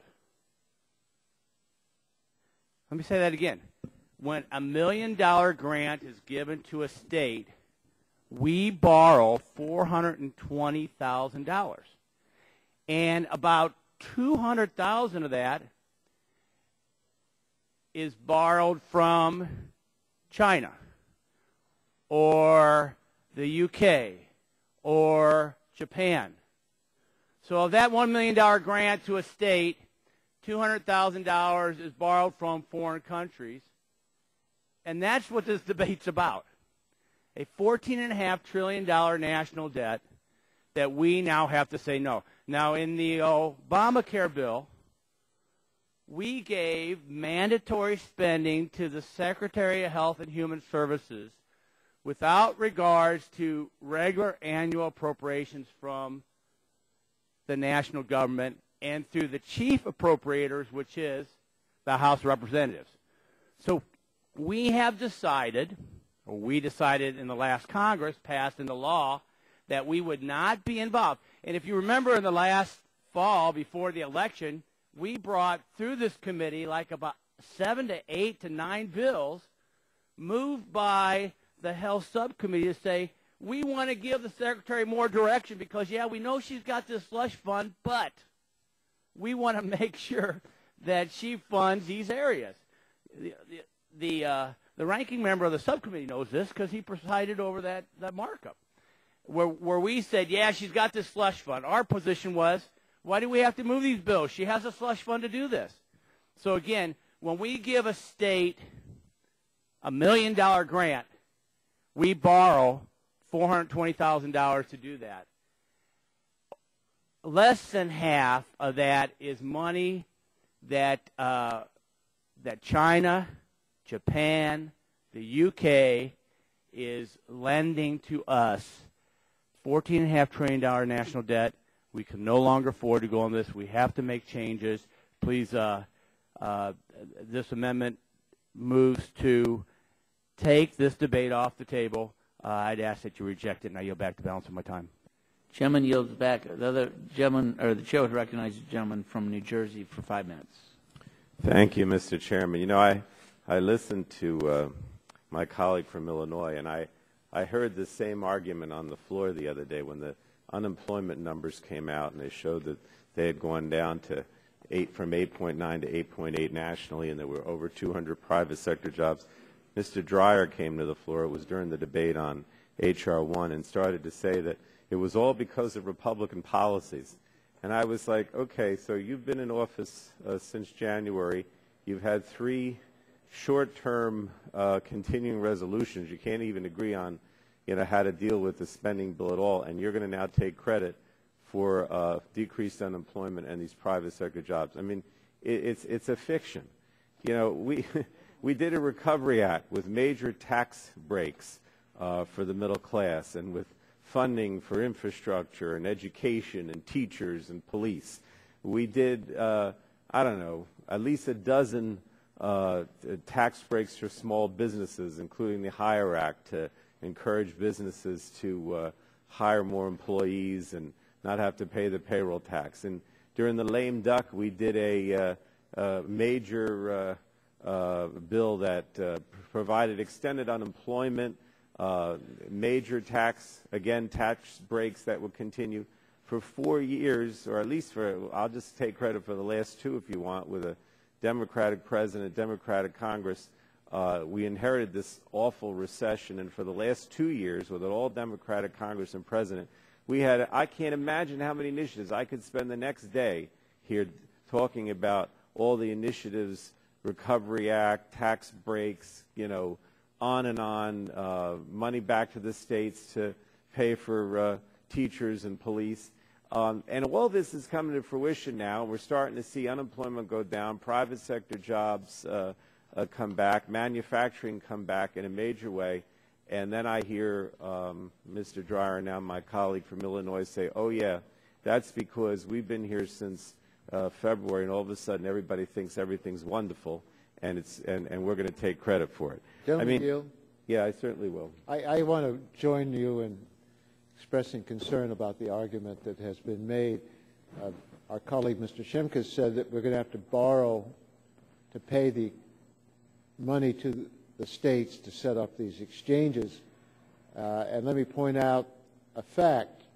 We're going to have to borrow, and in fact we are borrowing $147 billion to extend the Bush tax cuts to the wealthiest. So to borrow some money or to otherwise spend money, a relatively small amount, to help the states set up a proper exchange for people to be able to compare insurance policies, to use market forces to hold the insurance companies responsible for their claims, seems to me a very good investment in holding down health care costs. And if we're going to talk about the money we have to borrow for this small area, let's put it in perspective for the $147 billion for the Bush tax cuts just to the wealthiest. Yield back to you. In any case, I don't look. I'm more than willing, if Mr. Shimkus wants to take credit for recovery, I'll take credit. The main thing is that we are in the middle of a recovery. I'd like to see it continue, though, and expand. I'm very fearful that the Republican policies with the CR and the budget, and we know all the economists say that these policies are really going to kill jobs. CRs, most analysts say anywhere from 500 to 700,000 jobs will be lost with the CR. So let's continue with policies, progressive policies that are actually going to create jobs, not move along with these Republican policies and the CR and the new budget that comes out today, which most analysts are going to say are going to just kill jobs and really threaten the recovery. But back to the issue at hand with the 40 seconds I have left. The main thing here is these states are going to have to establish these exchanges regardless. Give them the money so they have the flexibility. They can You know, some of it's going to be job creation. Some of it's going to ultimately save money because the exchanges will result in lower premiums and better insurance. And certainly don't let the federal government step in and run the state exchange, which is also going to cost money. It may cost even more money. I don't have the data here, but I wouldn't be surprised if the states didn't get these grants and the federal government took over the exchanges. It might even cost more money for all we know. So this just doesn't make any sense. If you want flexibility, you should keep with the current law. But I do support the gentlewoman's amendment because she points out how this should be linked to the employment rate. It is significant in that regard. Gentleman's time has expired. Are there other members wishing to speak in support or against the amendment? The gentleman from Texas is recognized, Mr. Olson. I thank the chair. And I speak in strong opposition to this amendment because it defies logic in that it allows one of the key provisions of the job-destroying Obamacare to continue until a state's unemployment rate goes below 4%. There's no way unemployment will go below 4% if we allow the job-destroying Obamacare to continue. How does Obamacare destroy jobs? Well, it could take all day to describe because Obamacare contains so many onerous policies, but we know that the employer mandate and over $800 billion in new taxes will destroy hundreds of thousands of American jobs. But don't take my word. The Congressional Budget Office thinks Obamacare will cost jobs. According to the CBO director, the law will cost 800,000 Americans their jobs, and most believe that the director underestimated that amount. According to a study by the National Federation of Independent Businesses, an employer mandate like the one included in Obamacare could eliminate additional 1.6 million jobs by 2014. 66% of those job losses could come from small businesses. Instead of playing games, I ask my Democrat colleagues to vote against this amendment and vote with us to repeal this job-destroying provision of Obamacare. I yield back my time. Gentleman yields back. Are there other members wishing to speak on the amendment? Chair recognizes the gentleman from the great state of Michigan for 5 minutes. Mr. Chairman, I thank you for your courtesy. I want to express my strong support for the amendment to establish the funding for state-based exchange grants. And I think that it is something that we have to do. It says that this will not take effect until unemployment falls. This is good. But I remind my colleagues that this business of the state exchange grants is a good Republican idea. It came from my good friend Bob Dole, who some of my Republican colleagues might still remember. And what it does is it allows the states, and the grants that we're going to make the states, allow the states to first of all begin to craft the plans that best equal their concerns with regard to health care, and to see to it that they can do so in a way which will perhaps ultimately save money, will make this country cease being essentially a third world nation with regard to the health care we're providing for our people. We have the best medicine in the world, but we can't get it to our people. And so the ACA was an attempt for us to finally get away from that appalling situation so that we no longer are going to rank with the third world nations on infant mortality, so that we could get the life expectancy of our people up to that which goes in some of the other advanced nations in the world, so that we can do some intelligent things about reducing the excessive costs of health care and the excessive rate of growth in the health care in the United States, which is going up about twice as fast as it is in any other nation in the world. All the states are receiving grants if they wish them and if they wish to go forward. These grants are going to help them in a difficult time to begin to move forward with regard to providing the state exchanges which will enable them to provide the precise kind of care that they think ought to be given to the people of their respective states. This is an excellent, sensible proposal, And it's something which is going to make it possible for us to see to it that the nation gets the health care it needs and does so in a way that helps us to finally control the costs, see to it that the benefits of good health care are available to our people. And I would remind my friends on the other side that health care is not a matter of privilege. It's a matter of right. If you don't have it, you're going to die. And I don't think that that comports with our idea of what this nation should be with regard to how we treat our people and how we deal with not only the humanitarian concerns, but very frankly, the economic curse that our runaway health care costs are creating for the people of the United States and for the different government programs which try over the years to address these concerns of our people. I would urge my friends to adopt the amendment.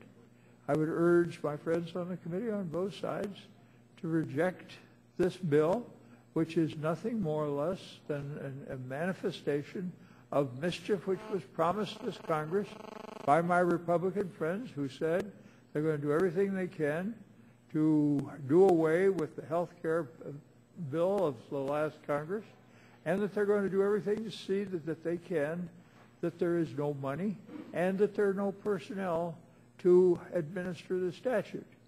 Let's give this statute a chance to work for the benefit of the people. Let's see to it that the decisions made by last Congress are not wrangled over on a continuing basis by those of us here who are less concerned with the benefit of the people than in dealing with some kind of political rigmarole that stems from the last session of this Congress. I urge my colleagues to support the amendment. I urge them to reject this and the other bill, the other bills that we have this morning, which are mischievous in the extreme. And then let's get on to the business of restoring the economy of the nation, getting our people back to work, dealing with jobs, and taking responsible steps to balance the budget and to eliminate the huge expenses that we are finding imposed on us by the deficit, which in good part was left us by our Republican friends and by their Republican presidents who created this wonderful mess with 2 wars fought on a credit card. So I yield back the balance of my time. Gentleman's time has expired. I think we're ready to vote on this amendment. Are there other members wishing to speak? Mr. Chair, if I may be so bold as to move to strike the requisite number of recognized for 5 minutes. repetitive verbiage and yield to Ms. Baldwin. Thank you, Mr. Chairman. I just wanted to correct the record on the Affordable Care Act and its impact so far on job creation as well as the projected impact in the future. In sharp contrast to during the Bush administration where 673,000 private sector jobs were lost, the economy in the U.S. has created 1.4 million private sector jobs in the past year, that past year being since the passage of the Affordable Care Act. Of the 1.4 million private sector jobs, 243,000 of them were in the healthcare field, in the healthcare industry. A study by Harvard University and the Commonwealth Fund estimates that the Affordable Care Act will strengthen the economy and the job market by creating between 250,000 to 400,000 jobs per year for the next decade. The increase is due to cost-saving provisions, especially for small businesses, which will allow for the money to be spent on job creation and hiring instead of rising health care costs. In addition, provisions in the bill address the severe shortages of primary care physicians, physician assistants, and nurses, and in 2010, funds were allocated to train more than 16,000 new primary care providers. That's the jobs impact of the Affordable Care Act. I yield back. Gentleman, does he yield back? Yeah, I yield back. Are there other members wishing to speak? Seeing none, I think we're ready to vote on the amendment. Are we going to ask for a recorded vote? Yes. Clerk will read the... All those in favor will respond by saying aye. Those opposed say nay. The clerk will read the names. Mr. Barton. Mr. Barton, no. Mr. Stearns. Mr. Whitfield. Mr. Shimkus. Mr. Shimkus, no. Mr. Pitts. Mrs. Bono-Mack. Mrs. Bono-Mack, no. Mr. Walden. Mr. Walden, no. Mr. Terry. Mr. Terry, no. Mr. Rogers. Mr. Rogers, no. Mrs. Myrick. Mrs. Myrick, no. Mr. Sullivan. Mr. Sullivan, no. Mr. Murphy. Mr. Murphy, no. Mr. Burgess. Mr. Burgess, no. Mrs. Blackburn. Mr. Bilbray. Mr. Bilbray, no. Mr. Bass. Mr. Bass, no. Mr. Gingrey. Mr. Gingrey, no. Mr. Scalise. Mr. Scalise, no. Mr. Latta. Mr. Latta, no. Mrs. McMorris Rogers. Mrs. McMorris Rogers, no. Mr. Harper. Mr. Harper, no. Mr. Lance. Mr. Lance, no. Mr. Cassidy. Mr. Cassidy, no. Mr. Guthrie. Mr. Guthrie, no. Mr. Olson. Mr. Olson, no. Mr. McKinley. Mr. McKinley, no. Mr. Gardner. Mr. Gardner, no. Mr. Pompeo. Mr. Pompeo, no. Mr. Kinzinger. Mr. Kinzinger, no. Mr. Griffith. Mr. Griffith, no. Mr. Waxman. Mr. Waxman, aye. Mr. Dingle. Mr. Dingle, aye. Mr. Markey. Mr. Towns. Mr. Towns, aye. Mr. Pallone. Mr. Pallone, aye. Mr. Rush. Mr. Rush, aye. Ms. Eshu. Ms. Eshu, aye. Mr. Engel. Mr. Green. Ms. DeGette. Ms. DeGette, aye. Mrs. Capps. Mrs. Capps, aye. Mr. Doyle. Mr. Doyle, aye. Ms. Schakowsky. Mr. Gonzalez. Mr. Inslee. Mr. Inslee, aye. Ms. Baldwin. Ms. Baldwin, aye. Mr. Ross. Mr. Ross, aye. Mr. Weiner. Mr. Weiner, aye. Mr. Matheson. Mr. Matheson, aye. Mr. Butterfield. Mr. Butterfield, aye. Mr. Barrow. Mr. Barrow, aye. Ms. Matsui. Ms. Matsui, aye. Ms. Christensen. Ms. Christensen, aye. Mr. Upton. Votes no. Mr. Upton. Other members wishing to No. vote, Mr. Stearns. Mr. Stearns, no. Mr. Pitts. Mr. Pitts. Mr. Whitfield. No. Mr. Whitfield, no. Are there other members wishing to cast a vote? If not, the clerk will report the tally. Mr. Sullivan, are you voted? Yes. Yes. Clerk will report the tally.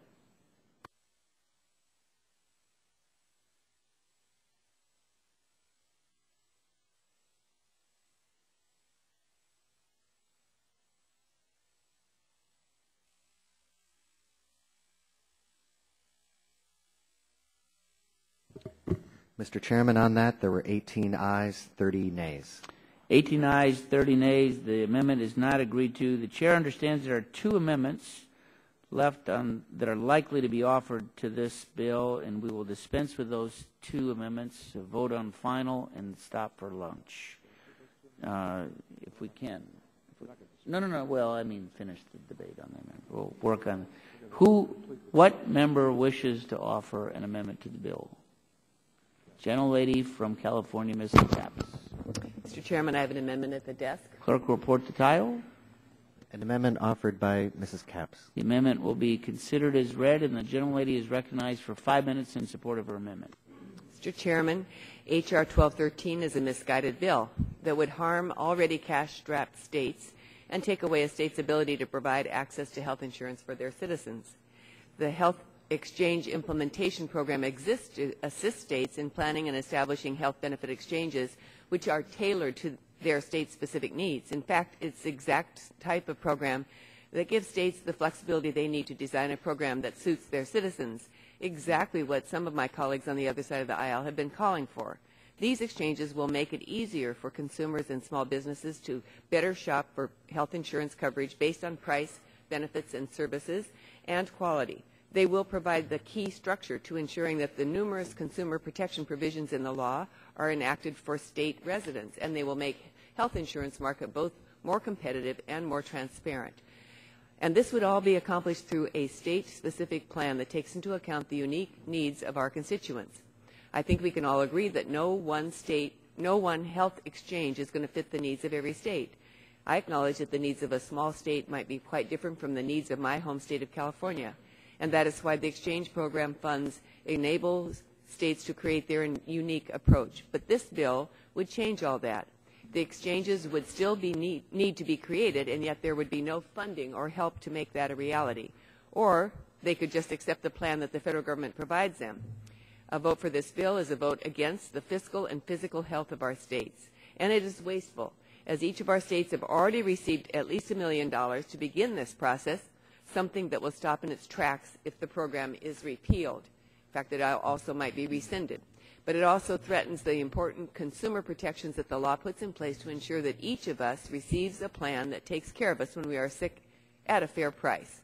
And that includes the prohibition on gender rating, or charging women more for a plan just because of her gender.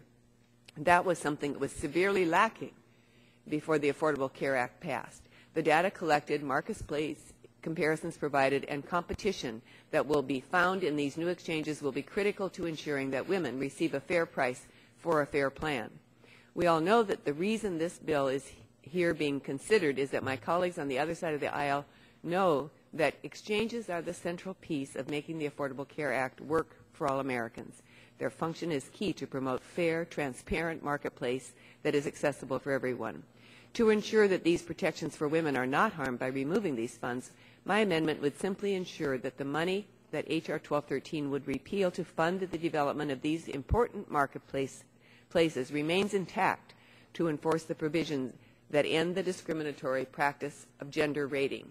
Before the Affordable Care Act was passed, American women who purchased health insurance through the individual market paid up to 84% more than men did for their individual plans. This wasn't for added benefits. This was for plans that did not even include maternity care.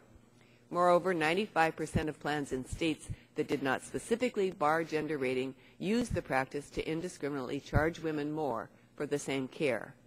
This is clearly unjust, and we cannot allow the politics of repealing any little piece of the Affordable Care Act getting in the way of ensuring American women will be treated fairly in the individual health insurance market. Vote yes on this amendment and show American women that you are on their side, not on the insurance company's side. And I'm prepared to yield back the balance of my time. Gentlelady yields back. Chair would recognize the gentlelady from Washington State, Ms. McMorris-Rogers, for 5 minutes. Thank you, Mr. Chairman, and I am in opposition to this amendment. In reality, it is simply another attempt to protect the unlimited pot of money for the Secretary of Health and Human Services in the underlying bill. There's already a preclusion on gender discrimination in the underlying legislation. In reality, it's the federal government, through the Secretary of Health and Human Services, that will control what kind of essential benefits must be included and impose price controls on health coverage. States will be a servant, not a partner. And far from flexibility, it's the Secretary of Health and Human Services that is determining how you certify, whether plans have networks, provider rates, transparency. It's the Secretary of Health and Human Services determining how much it will cost, how much they will spend. Mr. Chairman, at the end of the day, this amendment is simply another attempt to access an unlimited pot of money. Giving any executive branch official a blank check is a bad idea during a Democrat administration or a Republican administration, and I urge opposition to the amendment. Gentlelady's time has expired.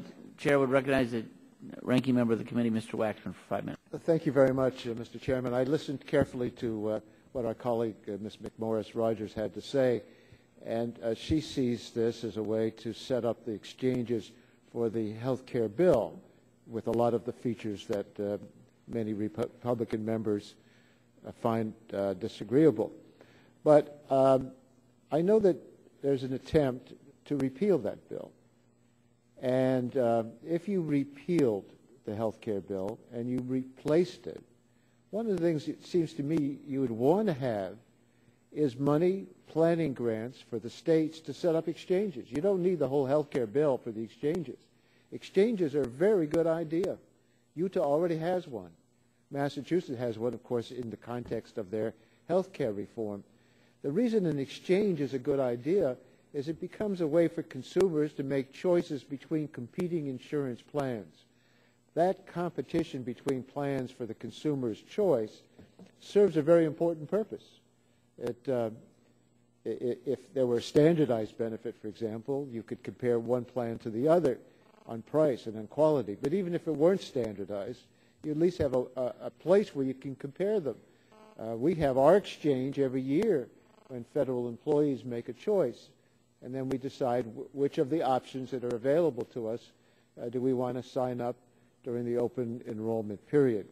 So my argument is this bill eliminates the money for the exchanges to be planned by the states.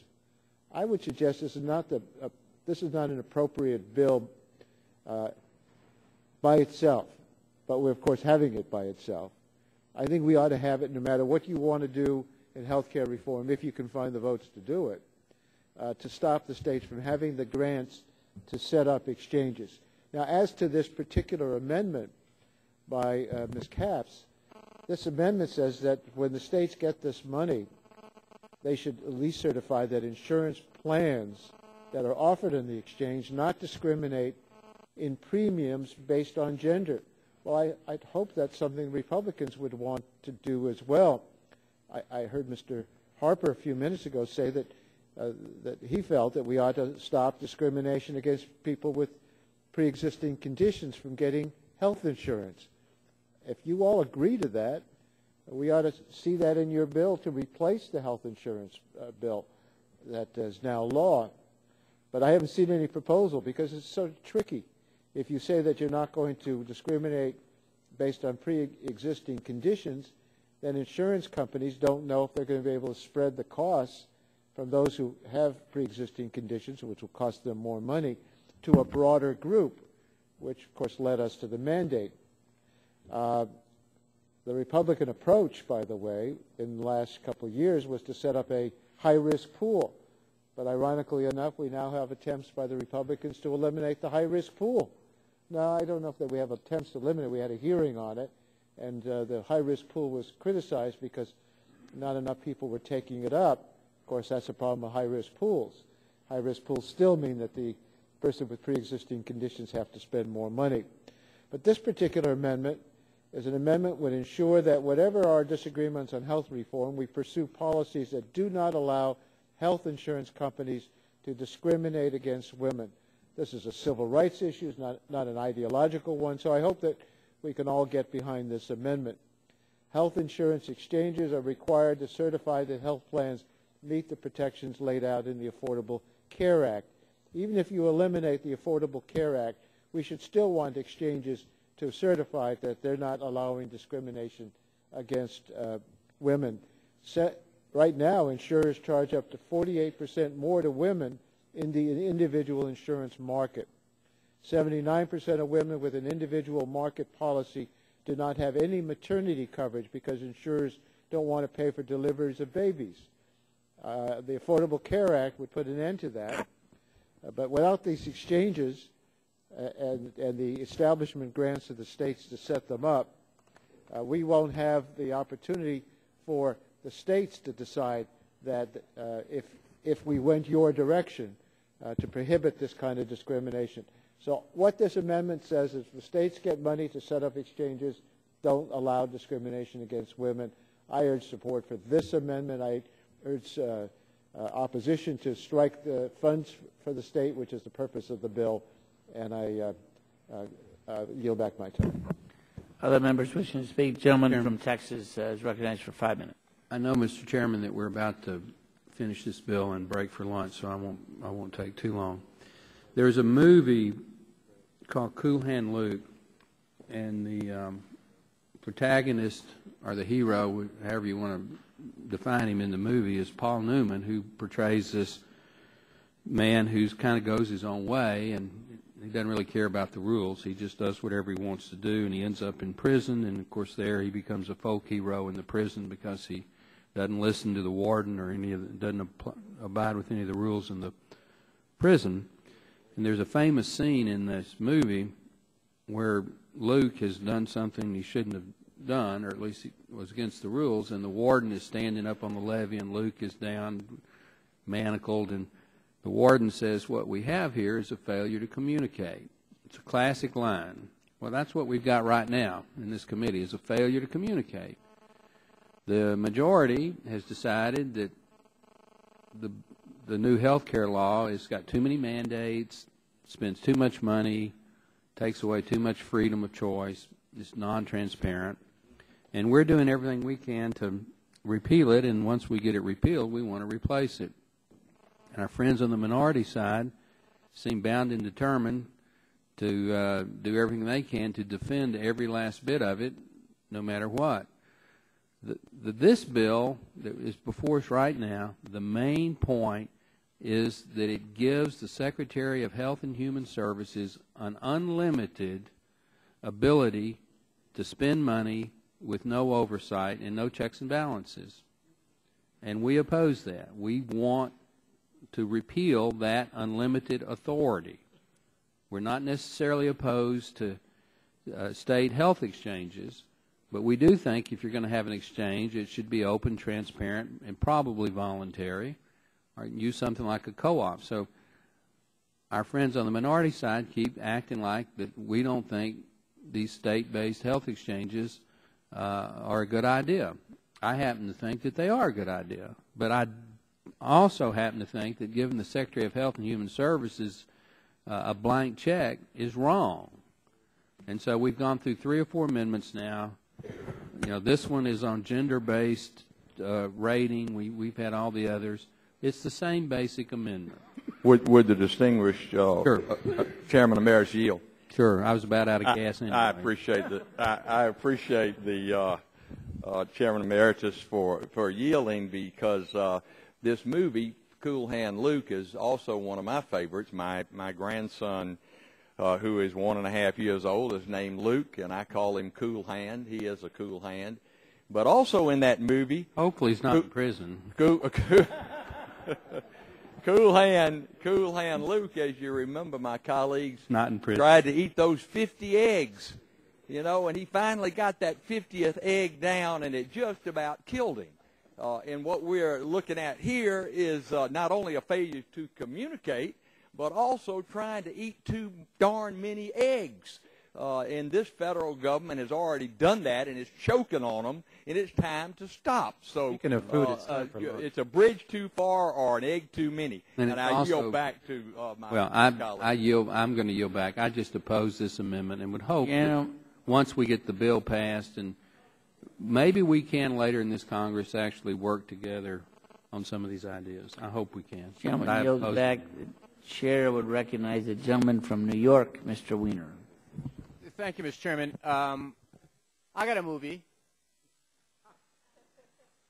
I got a movie. I got a failure to communicate. I think you're going to like this. You guys have heard the language from the Lewis Carroll play Alice in Wonderland, Jabberwocky, where it's just a completely meaningless series of words all strung together that don't mean much of anything.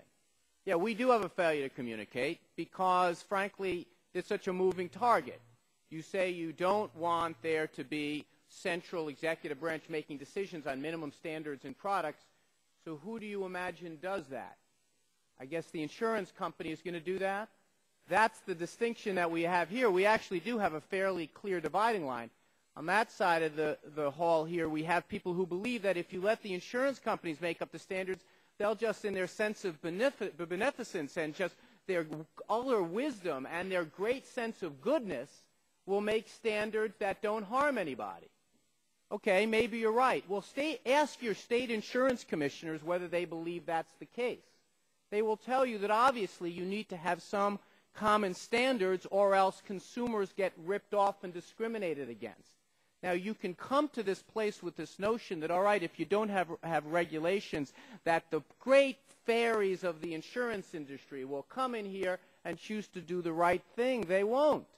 One of our basic obligations as being people who kind of set the rules of the road here is that there need to be rules of the road. So the question becomes, do you believe in Ms. Capps' philosophy that you need to have some regulatory organ that does that, or Ms. McMorris's idea that you let the insurance companies do it? What we're doing here is empowering the states. As Mr. Waxman said, you know, when you set up these exchanges, it's a way to empower states and even further to empower consumers to have standards that they can look at down the row and realize they're all basically the same. You know, we do it for our insurance. For ours, we do it. Why don't we do it for citizens? We have basic standards in the Federal Employees Health Benefits Program. Are you aware of that, gentlemen? Who do you think does it? Is it Aetna's CEO? No. Is it Oxford's CEO? No. Is it Blue Cross? No. We do it because it's good enough for us, and we don't want our families to sign up for health insurance plans that are deficient or discriminate. But it ain't good enough for our constituents, huh? It's not good enough for them. Why? Why not make it so we have an orderly marketplace that people can compare prices and think, because it's good enough for us and the 9 million employees and their families and the federal government and FEHB, but it ain't good enough for the rest of the American people. Gentlemen, yield. I certainly will. I thank you for yielding. I think we ought to remind our Republicans, if they vote for the budget that's being proposed to change Medicare into a voucher system, they should want states to have exchanges, because these people otherwise are going to be facing the same problems that others have, going to an individual exchange, individual insurance to see what is going to replace their Medicare. So well, you ought to be for it. If I can reclaim, look, we have to try to figure it out, Mr. Waxman. They don't believe that the federal government should have the authority to do it, so we empower the states to do it. They don't believe the states should have the power to do it because they're about to vote no on the CAPS amendment. So who is it they believe to do it? Well, let's leave consumers on their own, because you know how powerful consumers are as individuals dealing with an insurance company. We all know how powerful we are when we have to dial that 800 number, just how much economic might we have. I mean, the fact of the matter is these guys don't believe in the 10th Amendment, Mr. Waxman. We're trying to empower states to do this, and they're saying, no. Because at the end of the day, my Republican friends, they keep coming, whether they do it mindfully or not, are advocating for the primacy of health insurance companies, as if somehow they're some entity that needs to be defended in this debate, that, oh, no, we can't make insurance companies do stuff. And let me make one final point to my final 50 seconds. Our colleagues have argued 1,000 times, let's let consumers buy health care over state lines, okay? That's a reasonable thing to do, but if you don't have anyone setting the standards, what you're really doing is letting Tennessee or Mississippi or Montana or New York set the standards for everyone else, right? Because what's the point of having standards in your state if your consumers can then go buy products in someone else's state with a dramatically lower standard?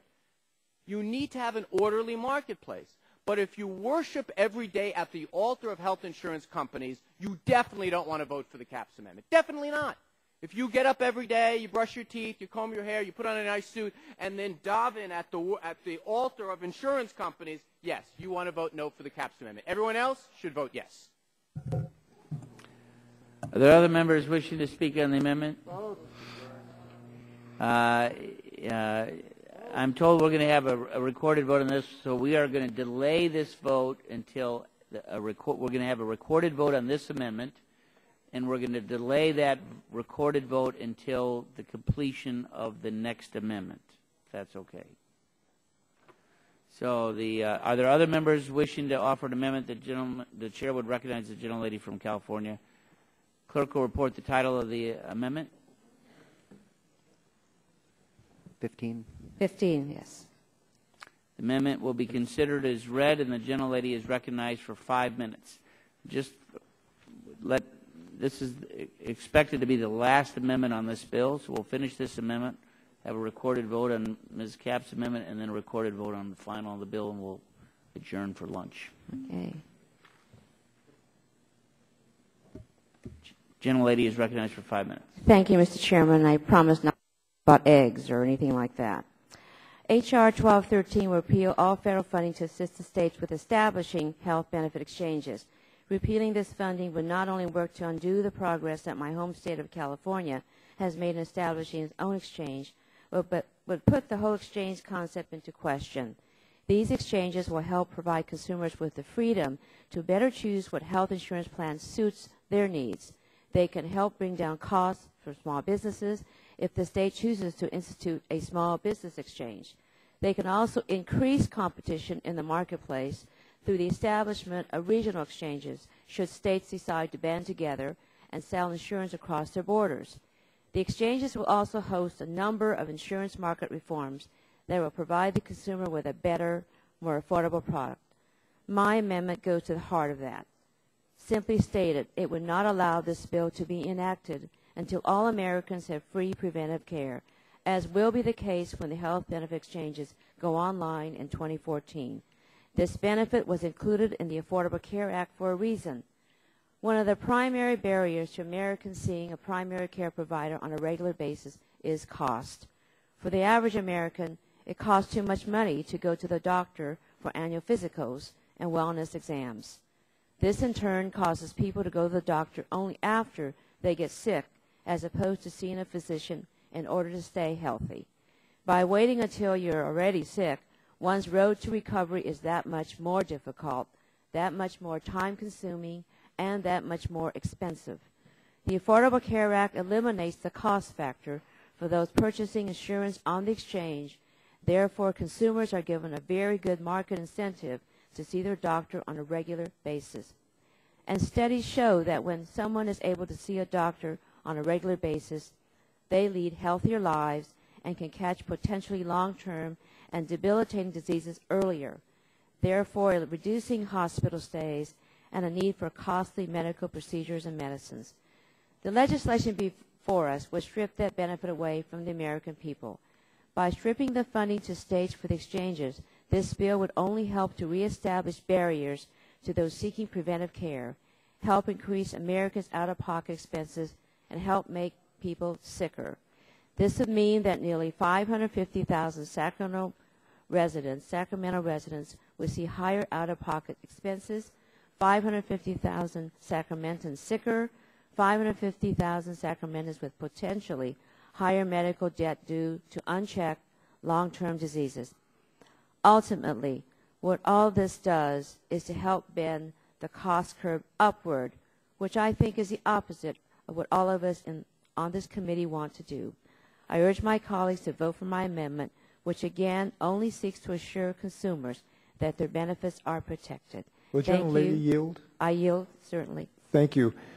I got to introduce Paul Newman once. He was at an Al Gore for President rally, and the guy should be a hero. I know he is to many Americans. He established these camps for these kids who have real severe physical problems around the country, and one of them is in our state. He just did some remarkable thing, and I can't speak for him, obviously, but I don't think he'd be wild about efforts to repeal the ability for kids to get health care in our country.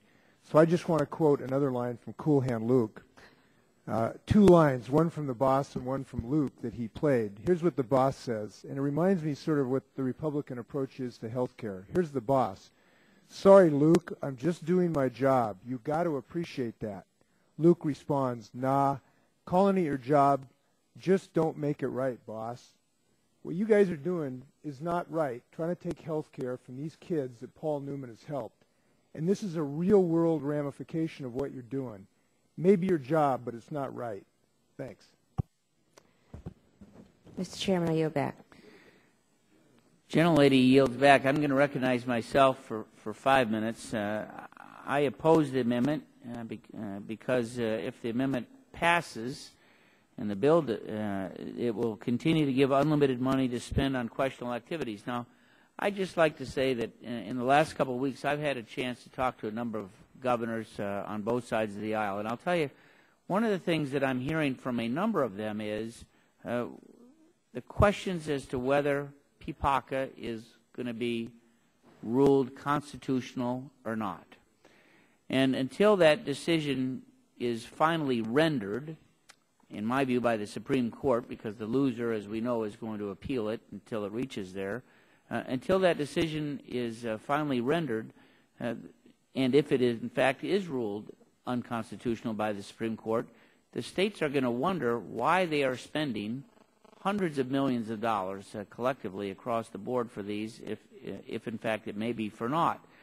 And one of the ideas, frankly, that I've been considering, maybe would like to spend a little time working with some of my colleagues on the Democratic side, is whether or not we might want to suspend money again until we actually see a decision by the Supreme Court, which may mean that we might try to push them to actually consider arguments this summer and maybe see a decision sometime this fall. So maybe that's an issue that we can talk about and pursue legislation as it relates. I would yield to the gentleman first from New York and then New Jersey. The gentleman is aware that the part that is at issue in the Supreme Court is only the narrow issue of the mandate, which in Massachusetts under Romney Care, less than 2/3 of 1% didn't take up. Reclaiming my time, there's not the severability clause. Maybe that was a mistake in the Senate bill that they didn't include it. But again, we didn't have a chance to amend it. So here we are. So I would like to conclude debate if I can on this. Maybe yield, gentleman from New Jersey. Yes, thank you, Mr. Chairman. On that issue, I agree with you completely, and I would hope the Supreme Court would take the case granting certiorari from the various district courts and not having to go through the circuit courts of appeals. I have a resolution to that effect with Congressman Forbes of Virginia, the Judiciary Committee. I believe a similar resolution has been introduced in the Senate by Senator Nelson, a Democrat, and I would urge you, sir, and distinguished members of the committee to look at that. I think that the Supreme Court should decide this issue as quickly as possible, and there is precedent for that. The Supreme Court took the case regarding the seizure of the steel mills by President Truman directly from the district court in 1952. This issue is as important as that. And I agree with Congressman Wiener that what is actionable is the individual mandate, but given the lack of severability, I think the Supreme Court might rule beyond that. And as a matter of finality, I would hope the Supreme Court would take the case immediately. Thank you very much. I'll yield further to a gentleman from Pennsylvania, Dr. Murphy. Thank you, Mr. Chairman. I believe all of us are pretty strongly in favor of anything that has to do with prevention.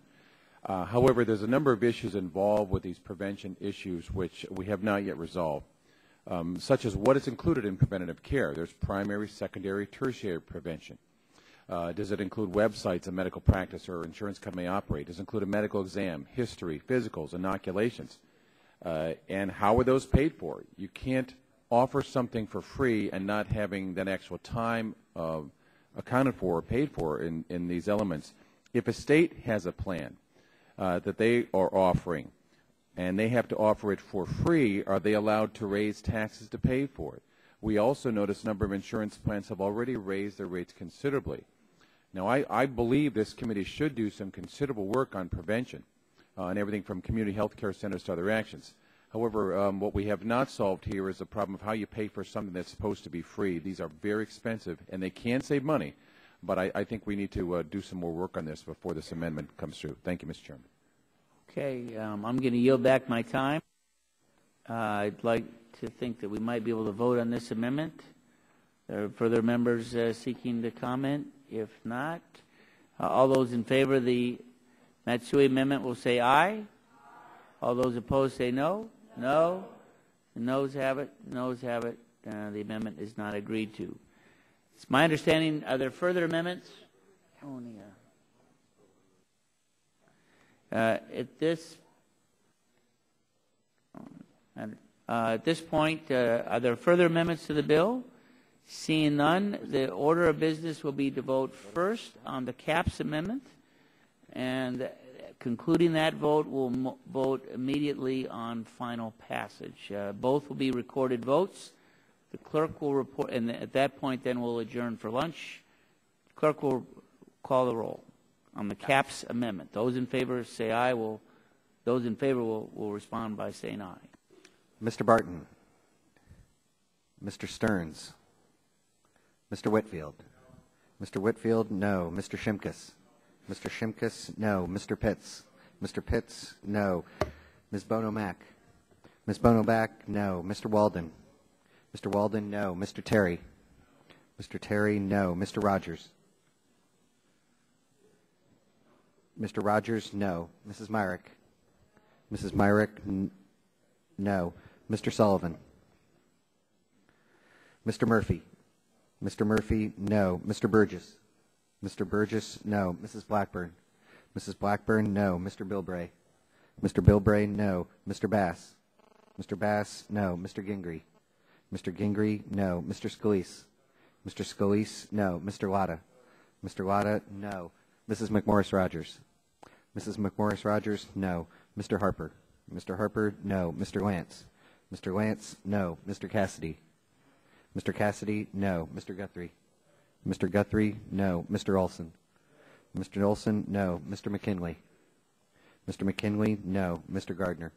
Mr. Gardner, no. Mr. Pompeo. Mr. Pompeo, no. Mr. Kinzinger.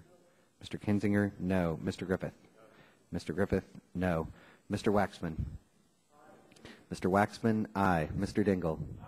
Mr. Dingle, aye. Mr. Markey. Mr. Towns. Mr. Pallone. Mr. Pallone, aye. Mr. Rush. Mr. Rush, aye. Ms. Eshoo. Ms. Eshoo, aye. Mr. Engel. Mr. Green. Mr. Green, aye. Ms. DeGette. Ms. DeGette, aye. Mrs. Capps. Mrs. Capps, aye. Mr. Doyle. Mr. Doyle, aye. Ms. Schakowsky. Mr. Gonzalez. Mr. Gonzalez, aye. Mr. Inslee. Mr. Inslee, aye. Ms. Baldwin. Ms. Baldwin, aye. Mr. Ross. Mr. Ross, aye. Mr. Weiner. Mr. Weiner, aye. Mr. Matheson. Mr. Matheson, aye. Mr. Butterfield. Mr. Barrow. Mr. Barrow, aye. Ms. Matsui. Ms. Matsui, aye. Ms. Christensen. Ms. Christensen, aye. Mr. Upton. Votes Mr. no. Upton? Other members, Mr. Stearns? Mr. Stearns, no. Mr. Sullivan? Mr. Sullivan, no.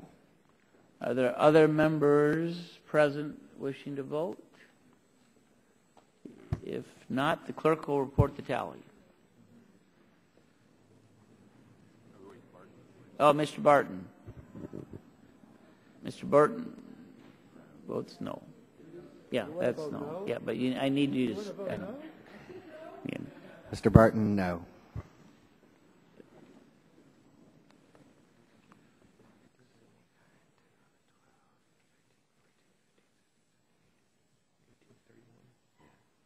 Mr. Chairman, on that, there are 18 ayes, 31 nays. 18 ayes, 31 nays. The amendment is not agreed to. At this point, we are prepared to vote on final passage of the bill.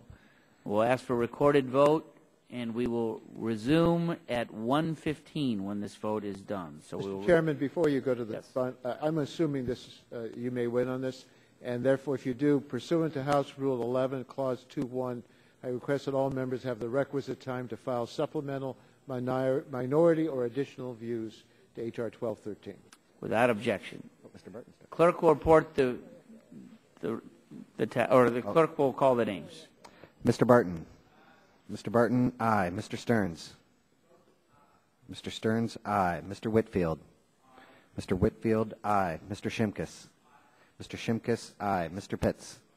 Mr. Pitts, aye. Ms. Bono-Mack. Ms. Bono-Mack, aye. Mr. Walden. Mr. Walden, aye. Mr. Terry. Mr. Terry, aye. Mr. Rogers. Mr. Rogers, aye. Mrs. Myrick. Mrs. Myrick, aye. Mr. Sullivan. Mr. Sullivan, aye. Mr. Murphy. Mr. Murphy, aye. Mr. Burgess. Mr. Burgess, aye. Ms. Blackburn.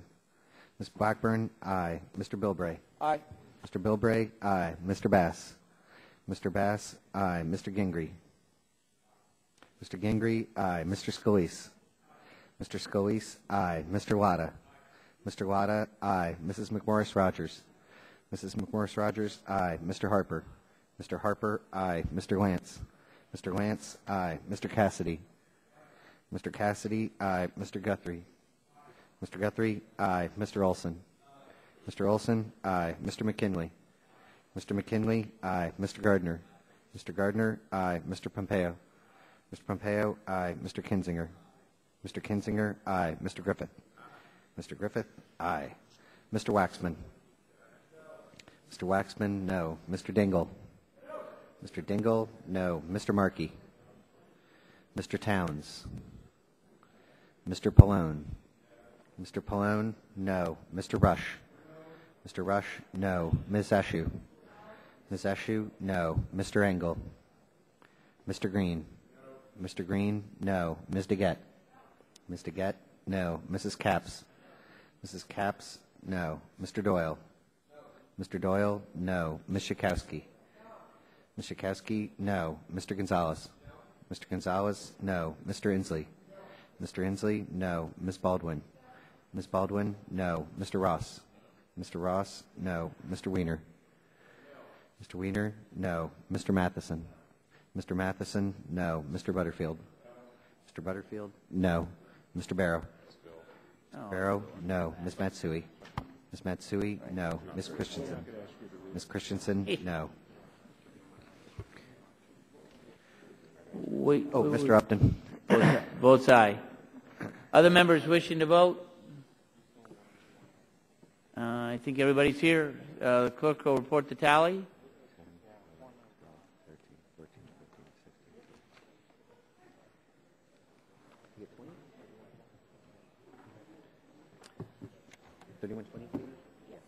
Mr. Chairman, on that, there are 31 ayes, 20 nays. I'm sorry, say that again? 31 ayes, 20 nays. 31 ayes, 20 nays. The bill is agreed to, and at this point we will recess until 1:15.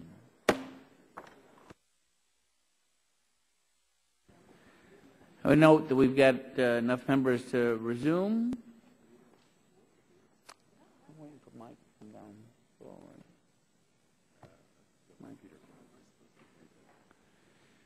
So at this point, we're prepared to call up H.R. 1214 and ask the clerk to report the title of the bill. H.R. 1214 to repeal mandatory funding for school-based health center construction. Without objection, the first reading of the bill is dispensed with. So ordered. Are there amendments to the bill?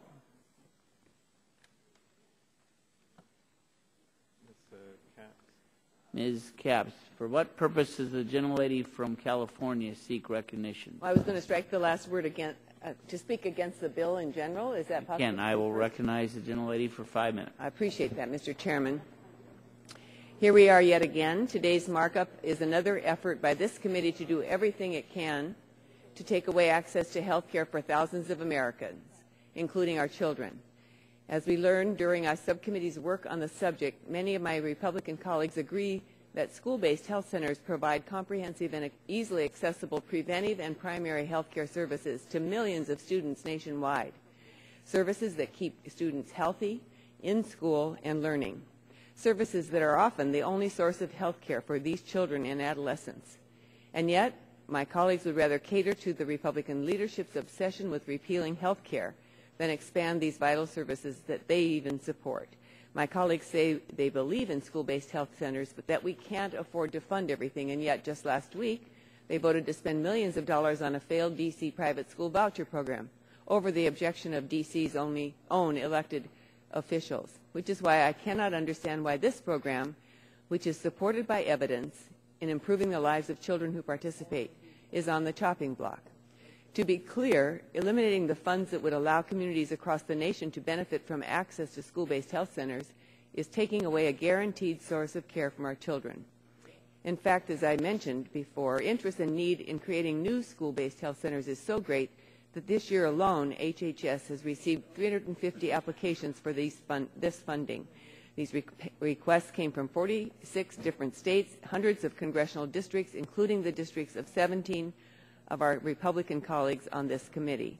That means that applicants in 17 of our Republican districts have taken the time and resources to compile their applications, to submit them, and are expecting to hear if their projects can move forward. And my colleagues are so eager to cater to the Republican leadership's failed obsession with repealing the Affordable Care Act that they will vote to rescind money applied for by centers in their very districts. Let me be clear, 350 applicants are ready to expand school-based health care centers, service centers today, but this bill will prevent any of them from doing so. Nearly 8 million children in our country still lack reliable access to health care services. As I said before, school-based health centers are often the only source of health care for these children and adolescents. These children can't wait for our Republican colleagues' promise to repeal, and maybe one day Congress will get around to replacing what was cut in this rush to repeal. Our school kids need access to the care that school-based health centers provide, and they need it now. The program the Republican majority is trying to cut would fund at a minimum 200 centers across the country. These centers would not only increase access to health care for students, but would create jobs. at least 200 construction projects for hardworking Americans. During these tough economic times, these are exactly the kind of shovel-ready projects we should be funding, not eliminating. School-based health centers construction is a great economic stimulus, and it will provide incredibly important new services as well. It's a win for American workers and a win for American children. Instead, if this bill passes, none of them will receive funding and no jobs will be created. Now, I want to clear something up. Some of my colleagues state that school-based health centers were eligible for $1.5 billion in Recovery Act dollars for construction, renovation, and equipment. They use this as an excuse why their support of this bill does not indicate that they are against the school-based health center program. What they fail to mention is that these funds were only made available to FQHCs, health care centers, meaning 75% of school-based health centers could not even apply. This was not a drafting error of the Recovery Act. It was money for a completely separate program, pure and simple, and any kind of depiction otherwise is false. Furthermore, the school-based health centers program was not even authorized until the Affordable Care Act became law. So the funds we are voting to eliminate today are not duplicative. They are the first and only federal funding specifically for school-based health centers construction. I request unanimous consent to submit a letter from for the record, from the National Association of School-Based Health Centers opposing H.R. 1214, which is signed by representatives across the nation, including representatives in 37 states. I think it's a shame that school-based health centers have been caught up in the Republican leadership's repeal frenzy. I think it's a disservice to our children, to our communities, and I urge a no vote on this short-sighted legislation. I yield back the balance of my time. Gentlelady yields back. Are there other amendments or other members wishing to offer an amendment or strike the last word? The gentleman from New Jersey, Mr. Pallone, is recognized for what purpose? Are we on an amendment, Mr. No, no. We are? Not yet. Okay. Well, Ms. Capps did. Let me recognize the gentleman from New York to strike the last word. Mr. Chairman, I strongly oppose H.R. 1214.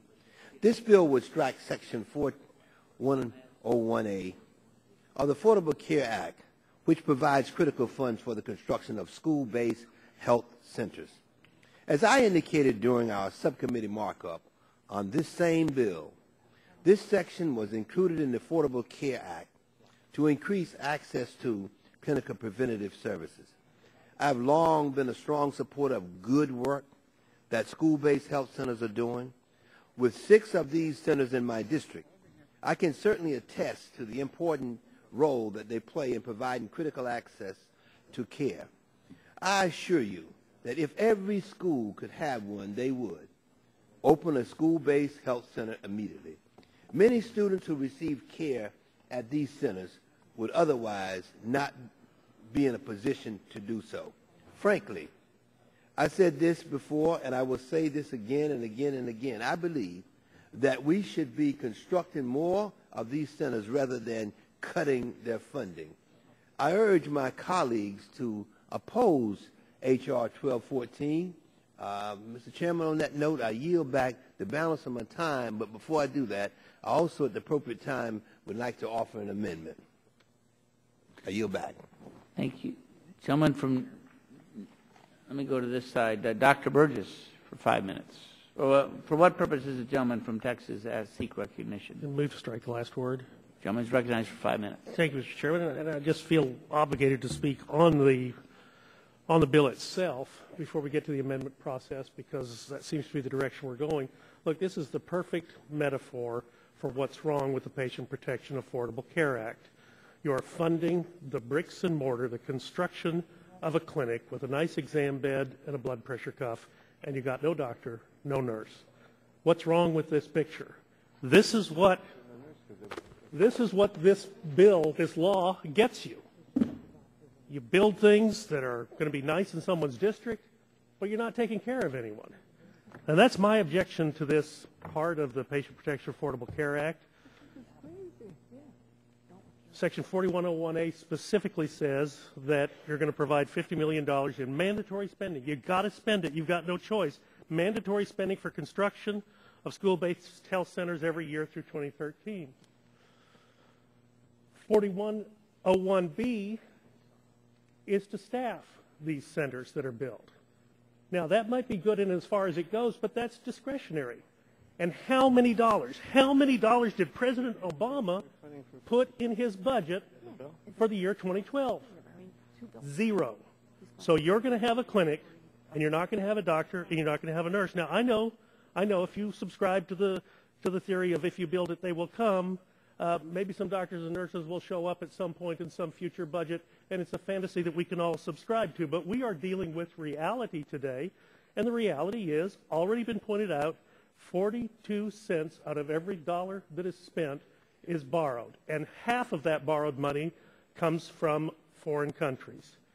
Now, Would the gentleman yield? No, I will not yield. From 2008 to 2011, health centers received $2 billion in funds each year in discretionary spending. Under the Patient Protection Affordable Care Act, they received $11 billion in authorizations.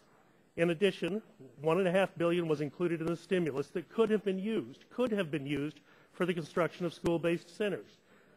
There was not a complete unmet need, and if you'd like to talk about those school-based centers that would not qualify this money, we can do that at the normal time and the normal place in this committee, because we are, after all, an authorizing committee. We should welcome the chance to bring this money back under the authorization side. Mr. Chairman, I don't think the committee's in order. Yeah. The gentleman from Texas has the time. The $150 million in grants under 4101A are for construction only, and there is an express prohibition from these funds being used to provide health services. Applicants have to say that they will find a way to provide the funds, but what if they can't? What if the plans fall through? What happens then? What happens to the land they bought? What happens to the bricks they bought? What happens to the mortar they've got mixed up? What happens? We will have allowed schools to purchase land to construct facilities that will not be able to deliver one tongue depressor's worth of care. There is a smarter way to tackle this issue, and I'm open to having that discussion.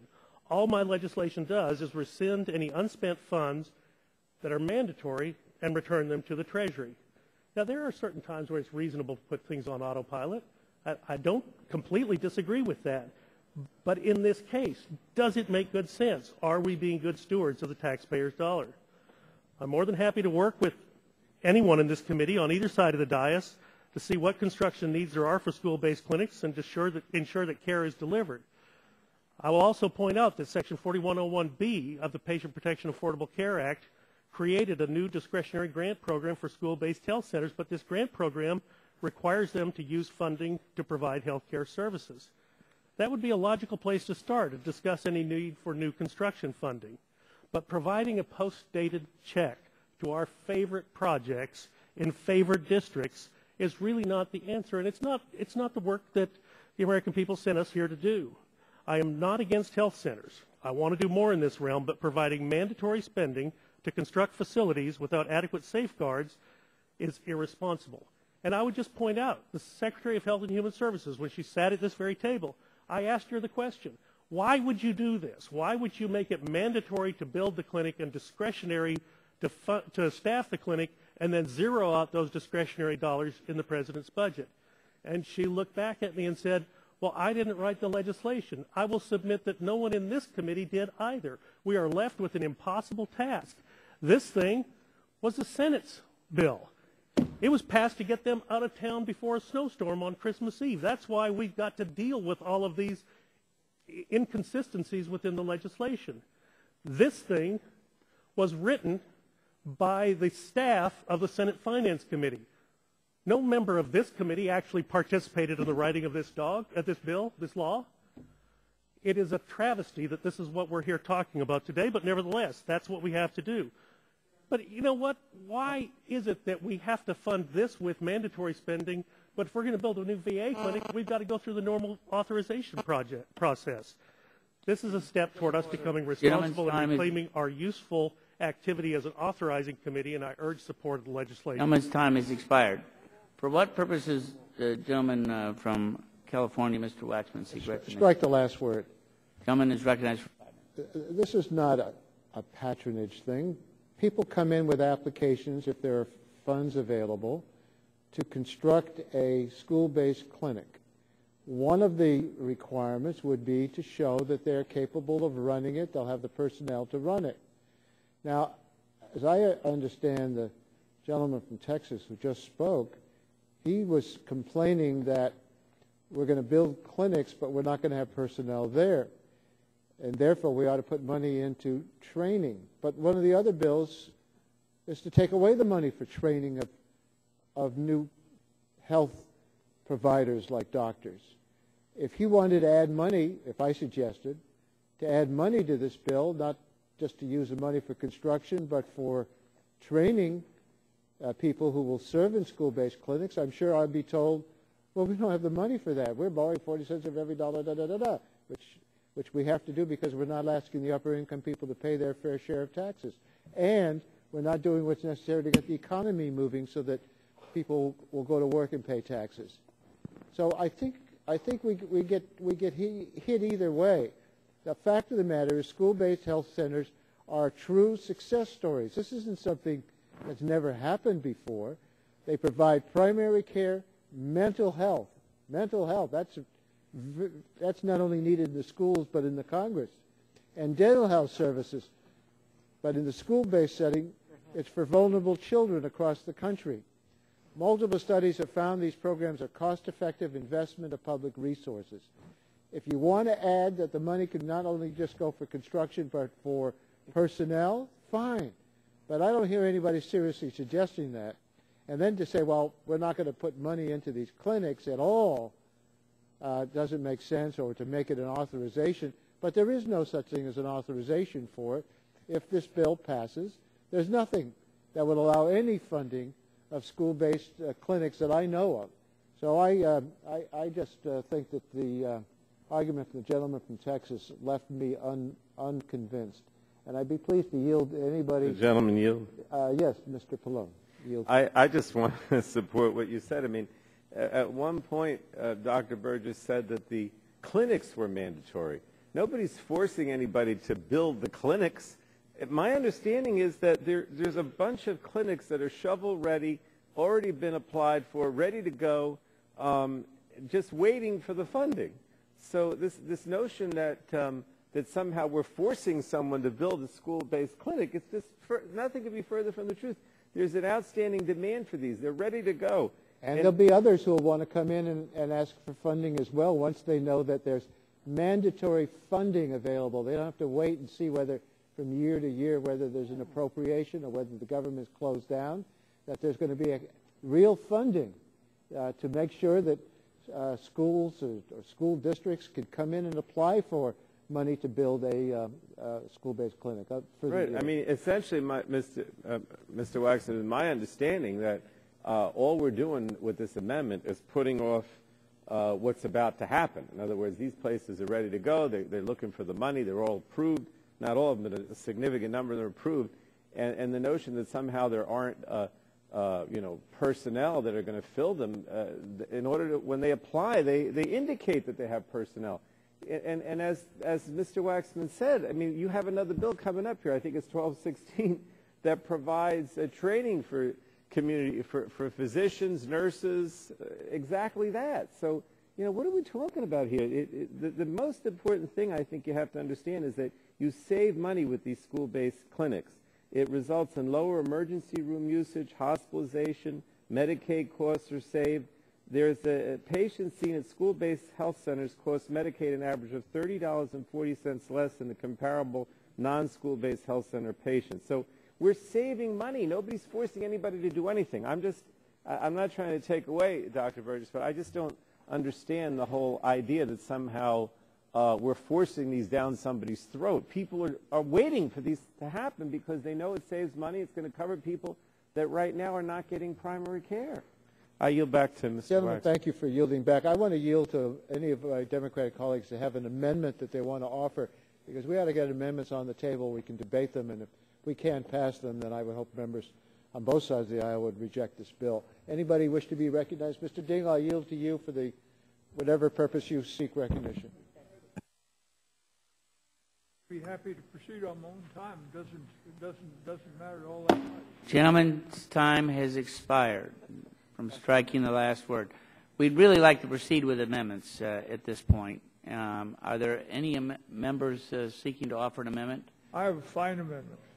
Gentleman from Michigan is recognized to offer an amendment. Thank you, Mr. Chairman. The amendment is at the clerk's desk. Which number, sir? I know. Number 1. Yeah. An amendment to H.R. 1214 offered by Mr. Dingle. I ask unanimous that the reading be dispensed with. Yes. Mr. Chairman. I would recognize the gentlelady for 2 seconds. Just to reserve a point of order. Reserve a point of order. Ms. Myrick reserves a point of order. The clerk has read the title. The staff will disperse the amendments, and the gentleman is recognized for 5 minutes in support of his amendment. I thank you, Mr. Chairman. Before I begin, I'd like to observe that I yield to no man in my distaste for the practices of the United States Senate. And if there is a defect in the health bill, there is a high degree of probability that most of the defects there are related to mistakes made back in 1789 when the Constitution was concluded by a compromise adopting the Senate. In any event,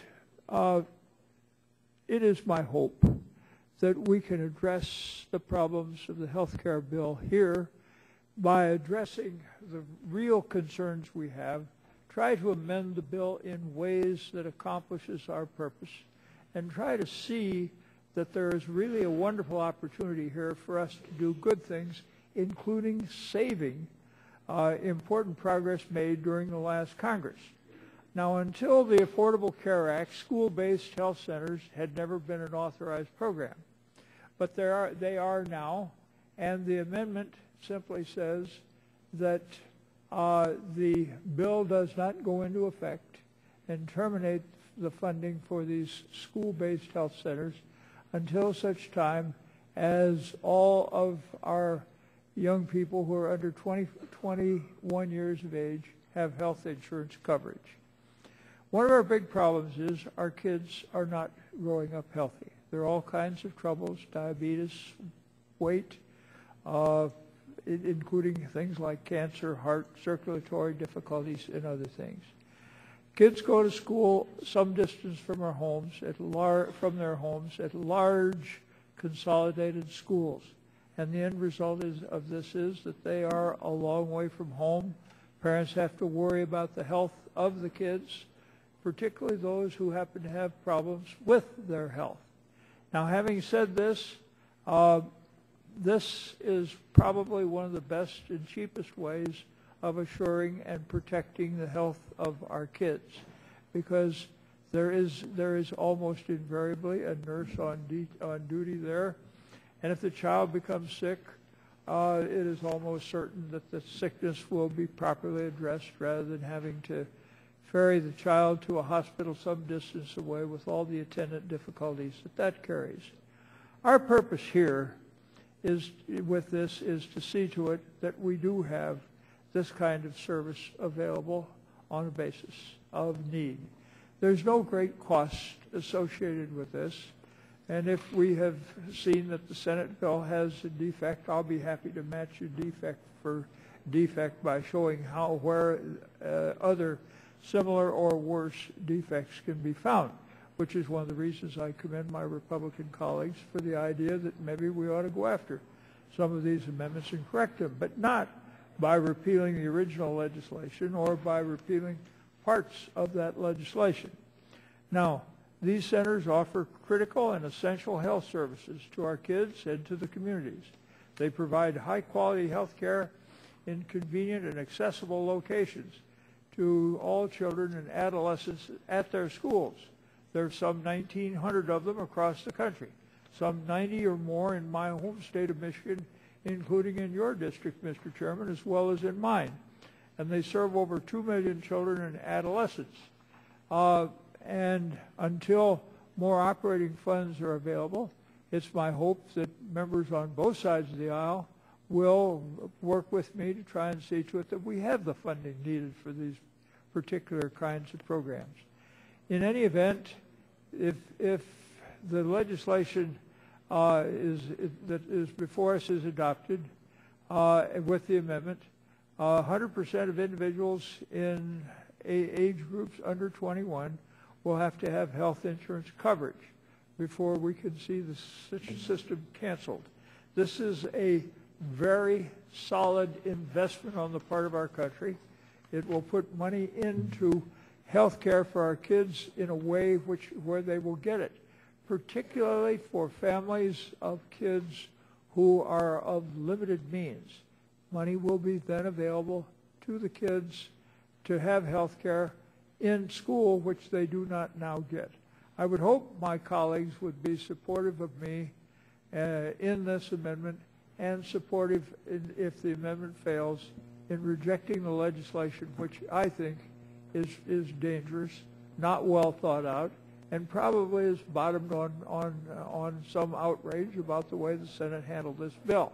I would observe that we will find lots and lots of instances where the Senate handles legislation poorly. With that, I yield back the balance of my time, and I thank you for your courtesy, Mr. Chairman. Gentleman yields back his time. Chair would recognize Dr. Burgess for 5 minutes in opposition to the amendment. Actually, I'm in favor of the amendment. Well, no, I'm in favor of the underlying bill. I beg your pardon. But, you know, and the Chairman Emeritus, Mr. Dingell, I certainly value the service that you've provided to the country. As I've told you before, I treasure every day that I have the privilege of serving on the committee with you. I should point out to you that we had the fellow here from the CBO, Dr. Elmendorf, just the other day, and he will tell you that the Patient Protection Affordable Care Act will not accomplish 100% coverage. That, in fact, is part of the published CBO interpretation of the Patient Protection Affordable Care Act. But more importantly, this bill doesn't have anything to do with coverage. It has to do with mandatory spending for the construction of school-based health centers. So I just wonder why we continue to confuse the issue of coverage and access. Coverage does not always equal access, and this provision of the Patient Protection Affordable Care Act only accounts for the building of school-based health centers.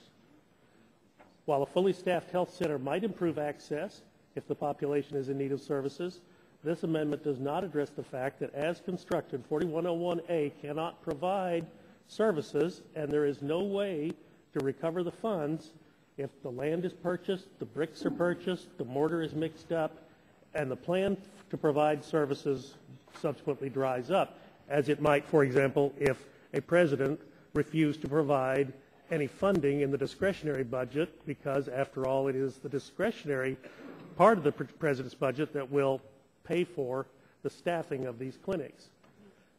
If access to care was the primary reason for the inclusion of this section, why did it not include staffing of the centers, just like the construction? Section 4101B of the Patient Protection Affordable Care Act authorized a separate discretionary grant program to provide care at the clinics. This program was not provided mandatory funding. Providing funds for construction without funds to staff and provide health services is the kindest thing you can say about it. It's incoherent. The president's budget did not request funding for grants for that section that actually provides the care. When addressing the access to care issue, which is a conversation I'm willing to have on the discretionary side, why aren't we focusing more on the things that will actually end up delivering the care to the people who need the services? Now, the President of the United States, when he gave his State of the Union address, said he was willing to talk about doing things that would improve the Patient Protection Affordable Care Act.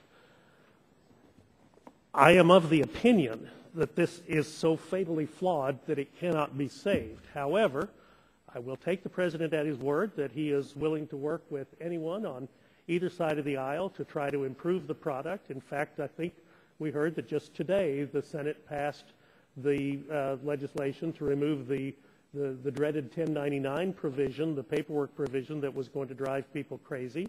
So maybe there is some hope. But at the same time, I can't help the President if every time I come forward with an idea, I'm subject to all of these ad hominem attacks. I mean, do you want help or not? I am trying to help you. This is really incoherent policy. We fund with mandatory funding the construction of the clinics, discretionary funding, the staffing of the clinics, and oh, by the way, no money for next year for staffing the clinics. The kindest thing you can say about that is it's incoherent. I would also say that, you know, I feel sorry for my friends on the other side of the dais. They're stuck with defending the language of 3590, which was never their language. Would the gentleman give me just a sec? Would you give me just 2 seconds, please, just so I can withdraw my objection to? Please. Point of order.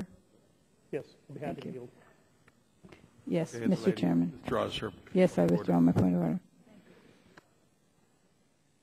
This language, mandatory language for the construction of school-based health centers, was not in H.R. 3200, which, for as bad as it was the product of this committee. If it was so important to have it drafted just that way, why was this not part of our discussion in July of 2009? I'll yield back the balance. Would the gentleman yield to 20 minutes? I mean, 20 seconds. Dr. Burgess, I don't understand. You said that this bill will not provide coverage. The school-based clinics are providing access to care for people. It may not be insurance, but what does it matter as long as people are getting primary care? Reclaiming my time, there is no coverage if you have a clinic built and an exam table but no doctor or no nurse. No treatment can be rendered. No, the treatment does not come down from heaven in a lightning bolt. The treatment has to be administered by a person, unless you repealed that in this too, and I somehow missed it. The gentleman's time has expired. Is there further discussion of the amendment? If there is no further discussion, the vote occurs on the amendment. One question, please. We have gentleman, Dr. Cassidy is recognized. Just for my edification, this speaks of folks 21 years of age or younger, but school children are 19 or younger at the most. Was there a reason that 21 was chosen as opposed to 18 or 19 or 17? If the gentleman could yield, I mean, Yes, in my school districts, you have kids that are 20 and 21. It all depends on the school district. But is that New Jersey? Is that called 8th grade? No, well, I mean, you know, you guys are getting out of hand now. I mean, look, the point is, you have kids in school that go up to age 21. So what's the big deal? We're just trying to cover people that are in school. They have to be in school. Okay. Is there further discussion of the amendment? Yeah, Gentleman. Mr. Chairman. The answer. Gentleman from Michigan. And I appreciate the question raised. This matches up with the requirements of Medicaid. You know, so we have the same rule here with regard to age that we would with regard to Medicaid and the age of children. So S-CHIP, just so I know, S-CHIP is available for 21 or younger, and so this corresponds with S-CHIP eligibility. I'm asking in honesty, I just don't know. If the gentleman would yield, I believe yield. the answer to that question is yes. Okay. And Ms. Capps, I yield to you. Thank you. I'm not sure about every state, but in the state of California, students with disabilities are served in the public school system through age 21. Okay. Will the gentleman yield? I will. Yeah. Mr. Chairman and Gentleman from Illinois is recognized. And members of the committee, I have a similar amendment, but I'm just kind of stunned by the type of discussion and the argument that's being presented by my friend from Texas. I mean, I represent a district that is very poor. I represent students that have very little access to medical care. And one of the primary reasons, or places rather, that they're able to secure any type of medical attention, and really the best way for them to get the medical attention is through school-based health clinics. These provide a vista, an opportunity, an avenue into further complications and problems that they may have at home. Getting a student in a school-based health clinic that might have suffered from chronic headaches may reveal some other issues that prevents the student from getting quality education or from becoming a problem in school. And it just it just don't make sense to me for the argument to be presented that if you don't build it, then you don't need it. Well, I think if you build it, they will come. And I just would invite the gentleman from Texas to build one and watch the stampede to the health center, because it's needed in places in this nation. Every citizen in this nation don't have access to health care. Don't you get it? Where will you get it? This is an amendment that speaks loudly and speaks powerfully to those in our nation who are less fortunate and who are disadvantaged. And I think that this is a great amendment, and I have a similar amendment that I'll be presenting at some point later in this hearing. I yield back. Chair, thanks, gentlemen. Is there further discussion of the amendment? If there's no further discussion, the vote occurs on the amendment. All those in favor shall signify by saying aye. Aye. Those opposed, no. No. The nays have it, and the amendment's not agreed to. Are there further amendments? The gentlelady from California is recognized. Thank you, Mr. Chairman. I have an amendment at the desk. Mr. Chairman, may I reserve a point of order? The clerk will report the amendment, and the gentlelady reserves a point of order. Amendment number 2? Yes. An amendment offered by Mrs. Capps. The reading of the amendments dispensed with, and the gentlelady is recognized for 5 minutes in support of her amendment. Thank you, Mr. Chairman. As we sit here today, I can't help but think about what the rhetoric being thrown around here in this committee really means to the health of the young people at home in our communities. For example, barely 2/3 of teenagers receive a wellness checkup each year. That means that nearly 1/3 of our young people are missing a key preventive health visit that could spot problems early, intervene before more chronic ailments arise. We all agree that we'd like to see our children to be healthier, and the Affordable Health Care Act seeks to rectify this situation in part by expanding the reach of school-based health centers. Checkups that help detect lifelong challenges for our children, such as obesity, diabetes, and asthma. Detecting these illnesses early, we can help improve the quality of life of a child and save on healthcare costs for a whole lifetime. In fact, the fact that only 2/3 of our students have access to these checkups is simply not good enough in this country. Students need access to these critical checkups, and school-based health centers are our safety net for providing them. Without the money to build the centers, thousands of children will go without a guaranteed source of care. My amendment is straightforward. It would simply establish that, if enacted, the school-based health center construction funds repeal would only go into effect once our shared national goal is met, which is to ensure that at least 75.6% of individuals in the United States who are 10 through 17 years of age have had a wellness checkup during the previous 12-month period. While the ultimate goal is to ensure all children get this needed care, the 75% goal would put us in line with that which is included in Healthy People 200, an evidence-based 10-year national target level. These goals are nonpartisan, based on science and data, and are set out to be both ambitious and achievable. Until we reach the 75% marker, it's really critical that we need to support any effort to achieve it, including the need to build additional school-based health centers to provide these services. Students spend a majority of their time in school, making school-based health centers the most reasonable place to provide an annual checkup.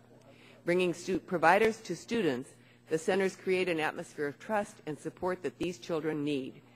Centers help provide medically underserved students regular access to preventive and primary care, dental and vision screening, and mental health service in one of the places they spend the most time, school. As I've said before, school-based health centers are often the only sources of health care for our young people. They are also our first line of defense against the spread of infectious diseases among our children and in our communities. In the past year, 40% of students missed 3 or more days because of illness or injury. School-based health centers ensure our children receive quality medical attention promptly so they can get healthy and get back in the classroom. Just think, with the services provided by these centers, children will be spending more time learning in their classrooms, less time clogging our emergency rooms. And we need our children in their classrooms, learning so that we can out-educate, out-innovate, and out-build the rest of the world. As a former school nurse, I've seen firsthand the impact of health on a child's education. A student can't pay attention if she can't hear her teacher because she needs hearing aids. A student can't read if he can't see the blackboard because he needs glasses. A student can't learn if she has undiagnosed asthma and it's hard to breathe. And if a student can't learn, they will fall behind, and many never catch up. All these ailments are easily detected with an annual wellness checkup, and they are provided without additional barriers by school-based health centers. Until 75% of children receive annual checkups, we simply can't afford to eliminate funding for one of our best deliveries of care. So I urge my colleagues to support this amendment as a very common sense way to ensure that funding could be there for this critical program as long as the need is there. And I yield. Could I ask the gentlewoman to yield?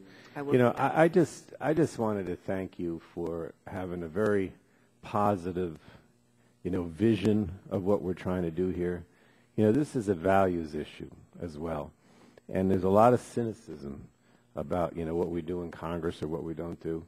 And you just laid out a very practical reason why we have these school-based clinics, what it means for kids' education, why it allows for equal opportunity, which is what this country is all about. And, I just want to tell you, I'm just pleased, having been here since 10 o'clock, to hear such a positive-oriented vision about the future.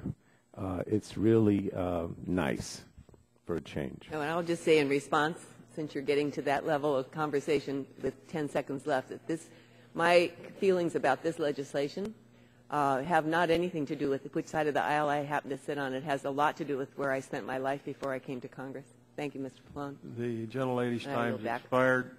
Is there further discussion of the amendment? The chair recognizes the gentleman from Texas, Dr. Burgess, for 5 minutes. Thank you, Mr. Chairman. I just need to point out that once again, this amendment doesn't have anything to do with increasing access to care or access to services. Remember, the underlying bill provides construction funding, mandatory funding for construction of school-based clinics. It does nothing to provide a doctor or a nurse. It doesn't provide a single hearing aid. It doesn't provide a single asthma inhaler.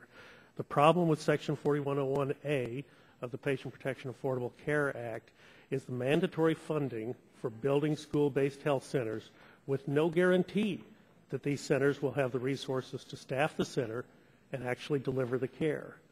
Ensuring that children are able to access care is reasonable. However, this section does not lend or increase the ability to obtain services. As a committee, I do need to point out that as a committee, we've not heard testimony from the Department of Health and Human Services that 75.6% is an accurate target for this Healthy People 2020 initiative. How can we on this committee justify the mandatory spending of $50 million a year through 2014 if we don't have a verified level that we're trying to achieve? If increasing annual wellness visits for children aged 10 to 17 is a priority, then increasing physician workforce should also be a priority, not throwing money at construction projects that could lay abandoned if the law is deemed to be unworkable by the courts. Once again, I urge rejection of this amendment and support for the underlying bill. Would the gentleman yield? Yes, I'll be happy to yield to the gentleman. I just don't understand. There's other bills here today that provide for training of primary care reclaiming my time, because this nurses. is an important point. Reclaiming my time. This is not about training. This is about construction. But you have another staffing. bill that eliminates the training. We are not talking about training. We're talking about construction and staffing. Well, not now, but the bill that reclaiming does my time, controlling the time, construction is mandatory, staffing is discretionary. Now, we'll get to But training. the other bill is on the agenda to eliminate all that. But we are not talking about training at this time. We're talking about a mandatory construction bill. Well, half an hour from now, we'll talk about it then. Staffing bill. Gentleman's yields back. Is there further discussion of the amendment? The gentlelady from California is striking for a purpose of the gentleman. Thank you, Mr. Chairman. I move to strike the last word. Recognized for 5 minutes. Mr. Chairman and members, we're having a make-believe debate here. in my view. I've listened for a long time today, as you all have as well, and participated in some of it. It's as if the majority is saying, we don't like what's in the bill, but we're for community-based health, we're for prevention, we're for building upon the progress that our nation has made against obesity, against cancer, making progress down those very, very important roads that really benefit not only the American people, but humankind, because America is the leader in this. You're not for any of these things. You've named the bill after a president that, I don't like using the word, but I've come to the conclusion that you detest. You mock the bill by calling it Obamacare, as if there's a boogeyman in this. And yet, you know what? You're playing with people's lives. You are playing with people's lives. So this is a pretend debate. Build it. What do you mean, build it? They're going to. Are you afraid of who's going to show up in these clinics? Have you read the bill? It doesn't matter that we built into it that there would be a whole new generation of primary care physicians that would be trained in our country. I think that that's progress. I think that's synonymous with what our country is about. Now, there are a lot of new members on this committee. You haven't had an opportunity to travel relative to congressional travel.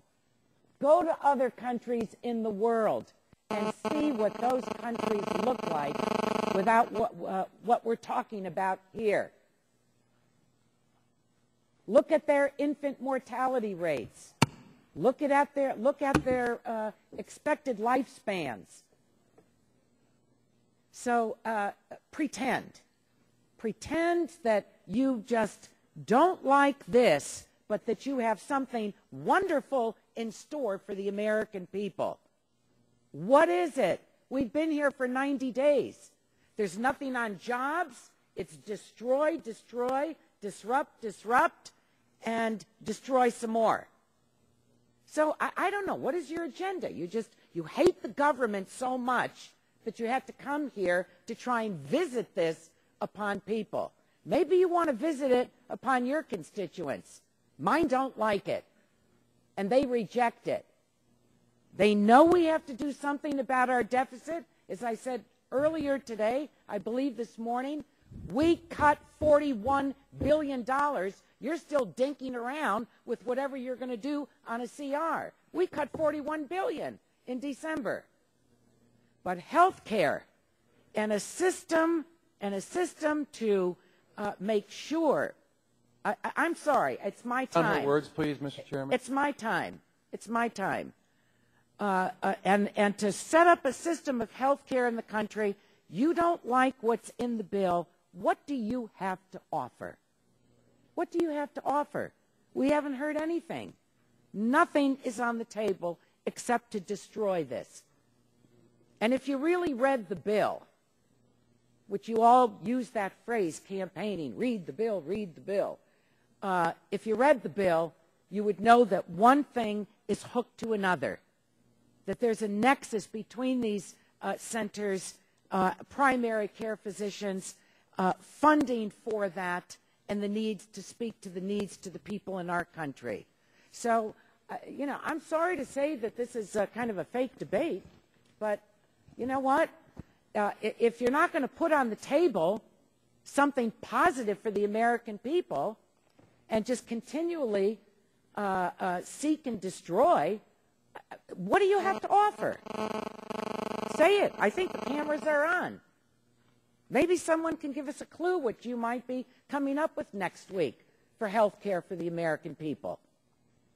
Or did that cost too much too? You have health care. Easy for everyone here to say. Maybe some people here didn't accept it. You have nothing to worry about. Everything's good in your life. Well, everything is not well in America, and people deserve better. So that's what I want to say, and I've gotten it off my chest, and I look forward to hearing what the majority plans to do about health care to address the needs of the American people. The gentlelady's time has expired. The chair recognizes the ranking member emeritus. 5 minutes. Well, thank you, Mr. Chairman. Let's try to have a fact-based debate. We know why we're here. The majority doesn't like all the mandatory spending in the new health care law. It doesn't mean we don't like some of the things in it. We certainly support community-based health clinics and school-based health clinics. I've gone to openings in my district. I've supported funding for both the community clinics and the school-based clinics. The hospital system that my wife worked for until recently, John Peter Smith, which is the public hospital in Tarrant County, Texas, I believe has 8 school-based health clinics, maybe 10, 4 of which I believe are in my congressional district. So this isn't a debate about school-based health clinics. It is a debate about the mandatory nature of the funding, not just in this bill, but on this particular bill that's before us, but in the other bills that we debated earlier today, and at least one other bill we're going to debate later this afternoon.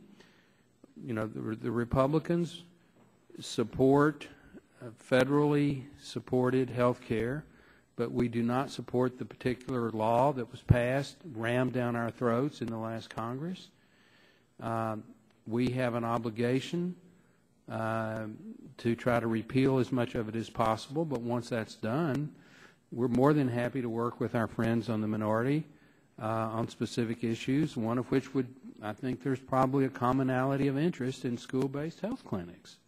So, you know, when we were in the minority, we came up with all the amendments that we could to try to do what we call gotcha amendments, and I commend the gentlelady from California. This is a gotcha amendment. She feels strongly about school-based health clinics, and so she wants to put us on record that we don't want to spend mandatorily funds for that. That's part of the political process. When we were in the minority, we did it to then the Democratic majority, and now the Democrat minority is doing it to us. That's part of what an open, transparent markup is about. It's fair. It's no fun, but it's fair. So, you know, but don't, you know, my other good friend from California, Ms. Eshu, who we've worked so well together on so many issues, this isn't a fake debate. And I see a noticeable absence of anybody defending mandatory spending which we don't have the funding for. As Mr. Shimkus pointed out earlier, we're borrowing, 40 cents of every dollar? 42 cents? Where's that money coming from? You know? That's what we're trying to do something about. And so, you know, those of us that have been on the committee a while, we understand the process. We understand what these amendments are about. But don't for a minute think that this is a debate about whether we support school-based health clinics. There's not a member of this committee on either side that doesn't support school-based health clinics. But we oppose mandatorily requiring that money be spent which we don't have. That's what this bill is about and the other bills before the committee. And that's not a fake debate. It's a real debate. And so I oppose the Capps amendment with great respect. I have nothing but personal respect for Mrs. Capps, but I understand, you know, we want to repeal as much of the new health care law and then replace it with something that is market-based and something which we can fund, that we can afford to finance. And with that, Mr. Chairman, I yield back. Chair, thanks. The Chair Emeritus. Is there further discussion on the amendment? I think we'll go to the gentlelady, Ms. Christensen, for 5 minutes. Thank you. I just wanted to say a word in support of the amendment. I think that Ms. Capps has made offered a very reasonable amendment. It's important that our young people, when they are at that very vulnerable age, have the services and the care that the school-based centers would provide. And it allows for the repeal of the balance of the funding once we reach that important threshold. And yes, I agree with Congressman and Chairman Pallone that arguing about not having the providers is not consistent with H.R. 1216 that would remove funding from the training of primary care doctors. We need those positions, and I just want to support your amendment. Ms. Capps. Thank you. Chair, thanks. Yield back. Young lady, is there further discussion on the amendment? If there's no further discussion, the vote occurs on the amendment. All those in favor shall signify by saying aye. All those opposed, no. No. Mr. Chairman, would I ask the nays these have it, liaison- and the amendment is. Mr. Chairman? The ranking member requests a roll call vote. The clerk will call the roll as soon as we get a clerk here.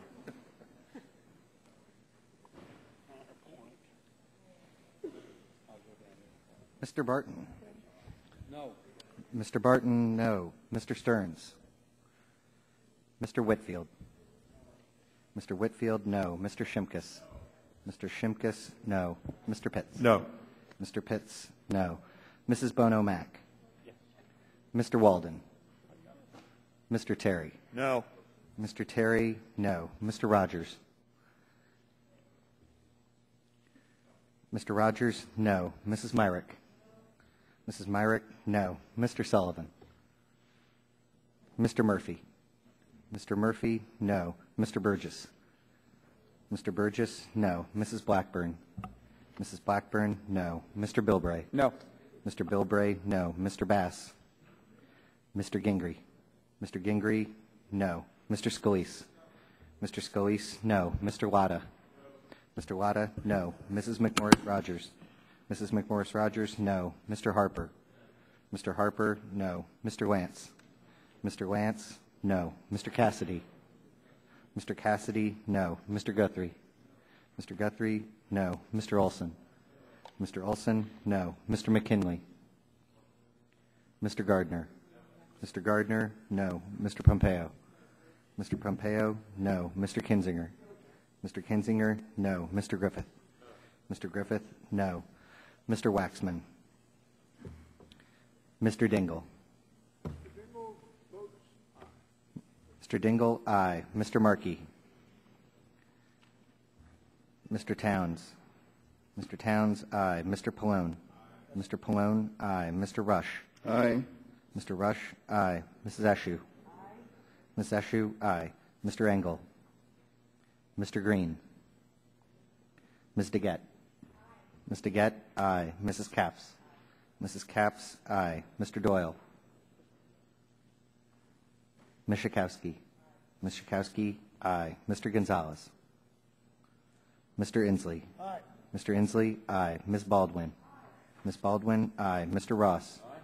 Mr. Ross, aye. Mr. Weiner? Mr. Weiner, aye. Mr. Matheson? Mr. Matheson, aye. Mr. Butterfield? Mr. Barrow? Mr. Barrow, aye. Ms. Matsui? Ms. Matsui, aye. Ms. Christensen? Ms. Christensen, aye. Mr. Upton? Are there other members wishing to be recorded? Mr. Bass? Mr. Bass, no. Mr. Stearns? No. Mr. Stearns, no. Mr. Sullivan?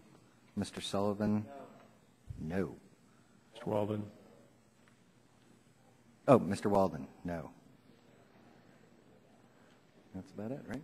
The clerk will report the result.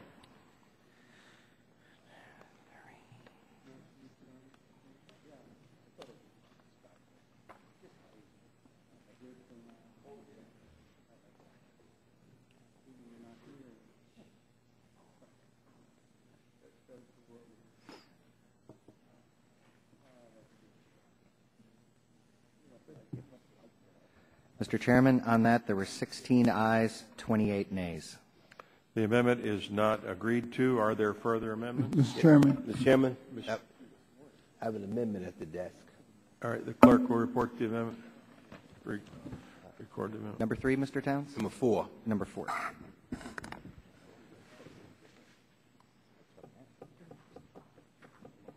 An amendment offered by Mr. Towns. Without objection, the reading of the amendment is dispensed with, and the gentleman is recognized for 5 minutes in support of his amendment.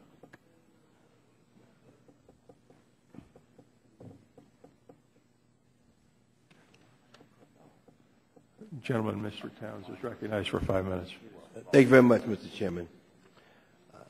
The amendment that I am offering maintains the current mandatory funding structure for school-based health centers. However, in lieu of putting the funds into construction, this amendment provides mandatory funds for the operating costs of these centers. And I was happy to hear my colleague from Texas indicate that he felt the same way. Many of my colleagues on both sides of the aisle have indicated in last week's Health Subcommittee hearing that they would support funding for operating costs, though I feel that we should do both, build more school-based health centers and provide operating funds for them. I think this might be a place for us to meet in the middle. This amendment does that. In addition, some arguments have been raised that the ACA does not provide operation funding, so funds for construction would be wasted. It's worth noting that the HRSA guidelines issued for funding through this program requires applicants to demonstrate their ability to maintain operations of the center for at least 2 years.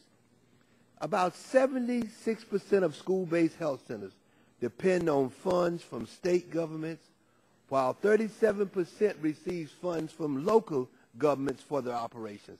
Half receive some support from private foundations, while only 23% are sponsored by and only 28% are eligible for federal funds under Section 330 of the Public Health Service Act.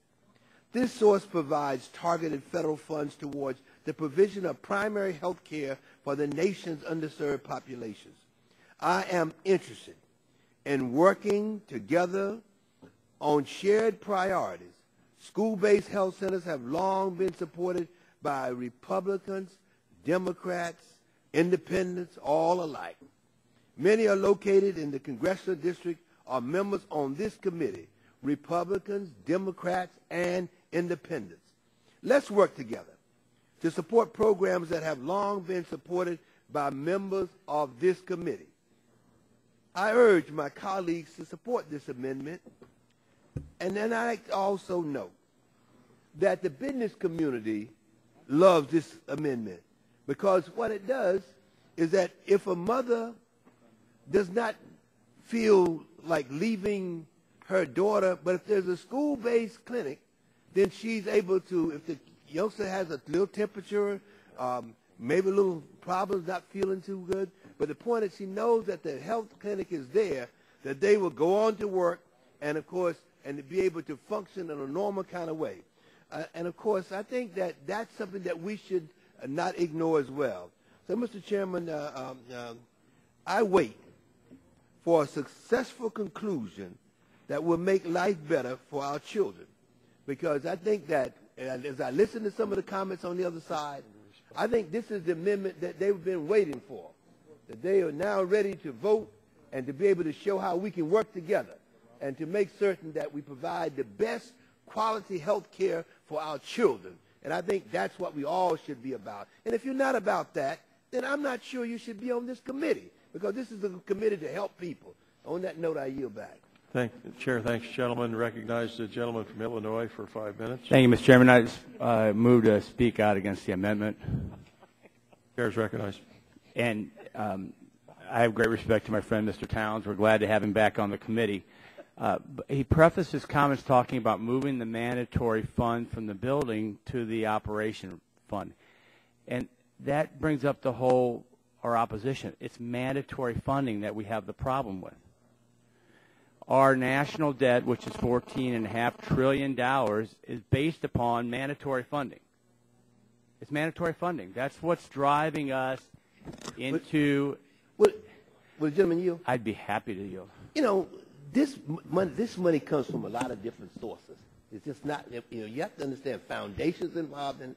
No, I understand, and even community. Reclaiming my time, but this is $50 million of mandatory spending that we're going to borrow $21 million. We're going to borrow $21 million from, and then about $10 million will come from the Chinese and the Japanese and the Brits. So we're borrowing, in essence, 42 cents on every dollar. So, I mean, we could wrap this debate, this cloak around for the kids. I mean, $47,000 is what we are giving to our children and our grandchildren to pay for the national debt. So these debates, as Joe Barton mentioned, are really good debates to have. And we should do them with passion, but we also should do them with talking through the process. We should be debating these clinics on an authorization level. How much do we think we should authorize for the building of these? Hold us accountable. We should debate how much we should authorize if you think it's the federal government's role to operate these school-based clinics. Some people would say, I'm not sure it's the national government's role to do that. And some people would say, I'm not sure it's the national government's role to build community health clinics. We have a great history in this country of local control of education. So our problem is in this bill, however we want to call it, is the mandatory aspect. And all we're trying to do is reclaim the constitutional legislative integrity of the process in which we authorize and we appropriate. So when November election occurred and the debate was government's too busy, spending too much, we fear what's going on in the national health care bill. We came back here to say, okay, what is the things that we can do to reclaim control of the legislative process? You reclaim control by going through an annual authorization, or at least authorizing a program for a set number of years, where then you then have a reauthorization process. We were not sent here to put mandatory spending without checks and balances into the system where we are bankrupt. And so, again, it's a great debate to have. A $50 million of mandatory spending in which $21 million is going to be borrowed. $21 million is borrowed from China. It's borrowed from Japan. It's borrowed from the Brits. And so let's get back. Let's really reclaim and have these policy debates here in this great committee. But let's do it the way it's supposed to work. Not automatic pilots, mandatory spending. That's done. We're not going to look back. Boom, let's go.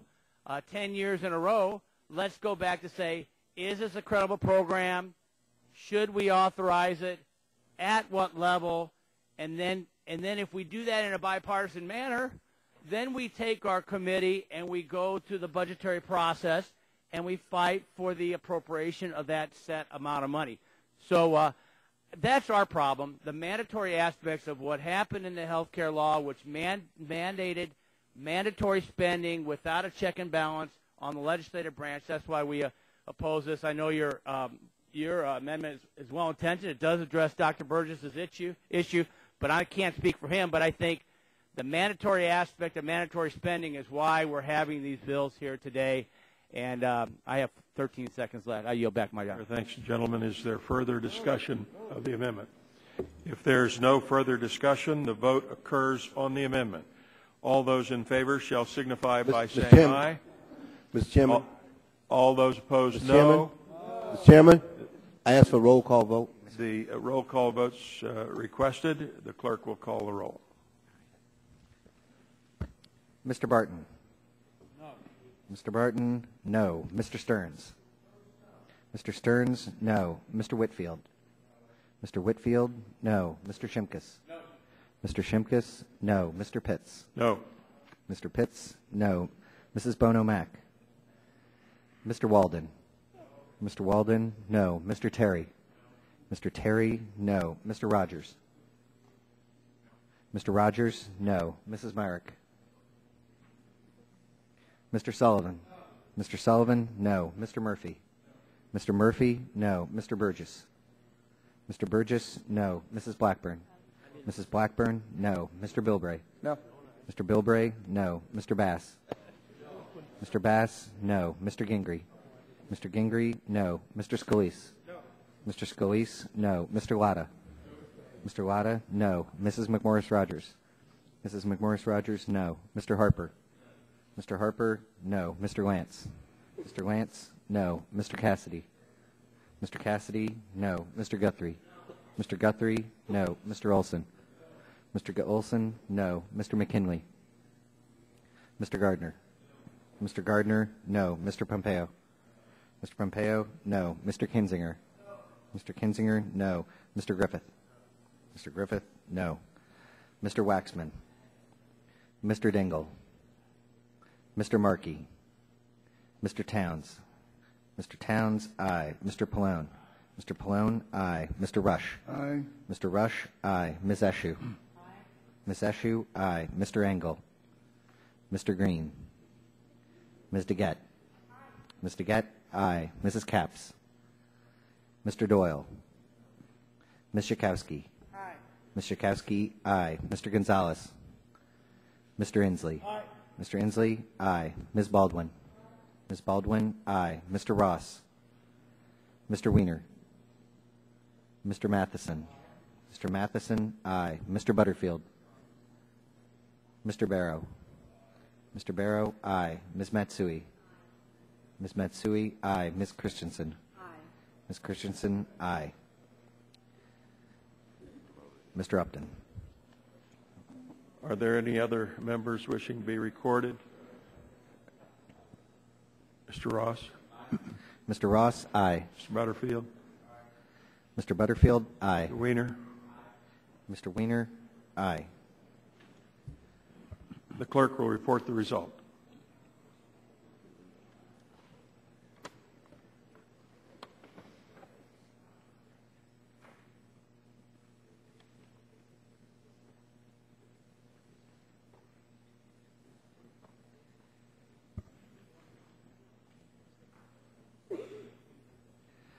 Mr. Chairman, on that there were 15 ayes, 27 nays. The amendment is not agreed to. Are there further amendments? Mr. Chairman, I have an amendment at the desk. The gentleman, Mr. Rush, is recognized to offer an amendment. Mr. Rush, which number? It's amendment number 5.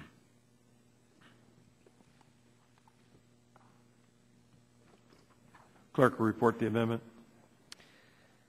Amendment offered by Mr. Rush. Without objection, the reading of the amendment is dispensed with, and the gentleman is recognized for 5 minutes in support of his amendment. Thank you, Mr. Chairman. Mr. Chairman, I am exceedingly disappointed by the level of the debate today. National health care reform may just possibly be the most important, if not historic, piece of legislation ever passed by this Congress. Congress should be expanding health care coverage, not limiting it, not axing it.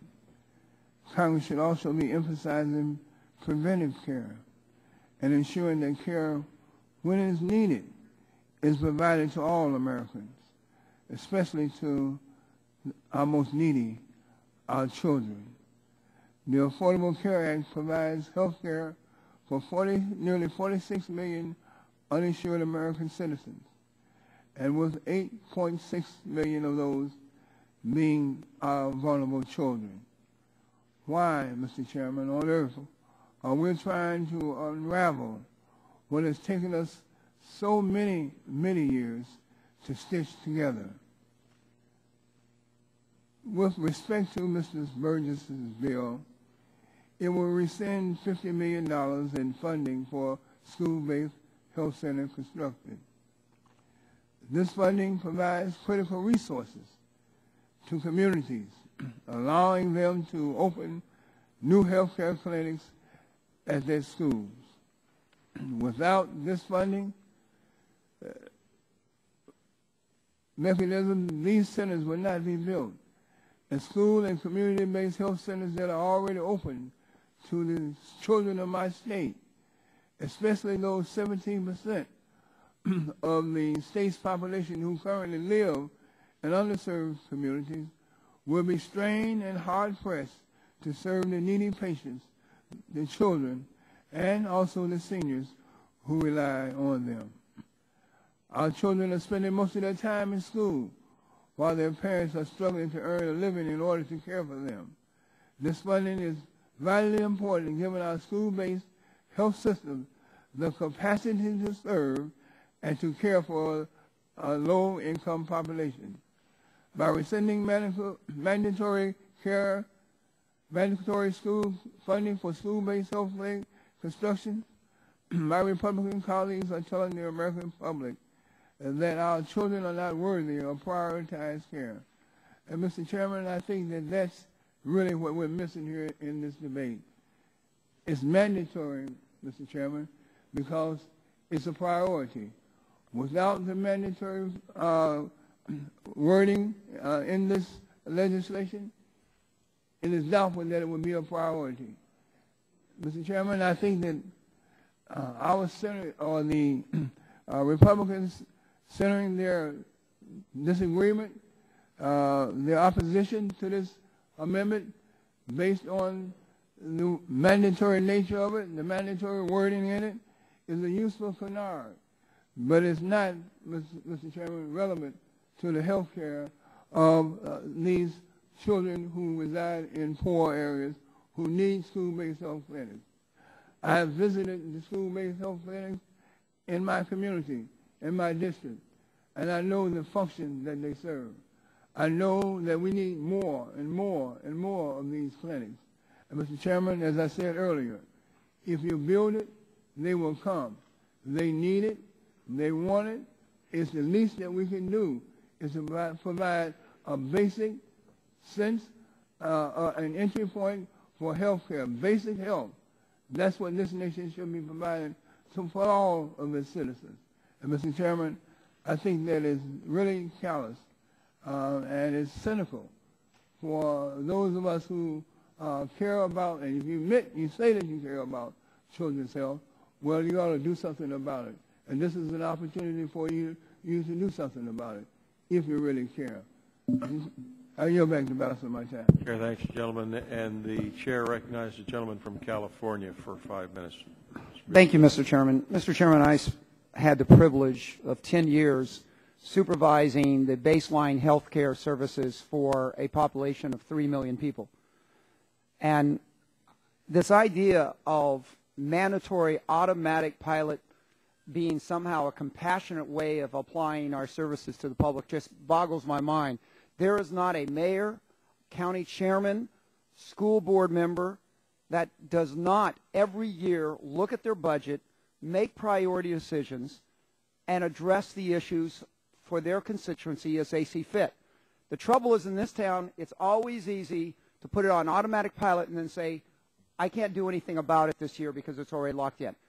The issue is the 40% borrowing. We're spending 40% more than what we can afford to do. There's some tough decisions. And somebody was pointing out on this, and let me just say this. Be aware that we may be borrowing from China, but we are stealing from our grandchildren. Because we're not even talking about repaying our grandchildren's, the debt we have to our grandchildren. We're talking about just running up the bill, and when the bill comes due, does anybody on either side of this aisle think that the health care provided to our grandchildren and our great-grandchildren is not going to be impacted? Do you really think that when we have to pay the piper, our grandchildren have to pay the piper, do you really think they're going to look back to us and say, thank God Grandpa did all of these great things and dropped this bill in our lap where my children now, our great-grandchildren, aren't going to be able to get the services because all the money is going overseas to pay the interest on the debt.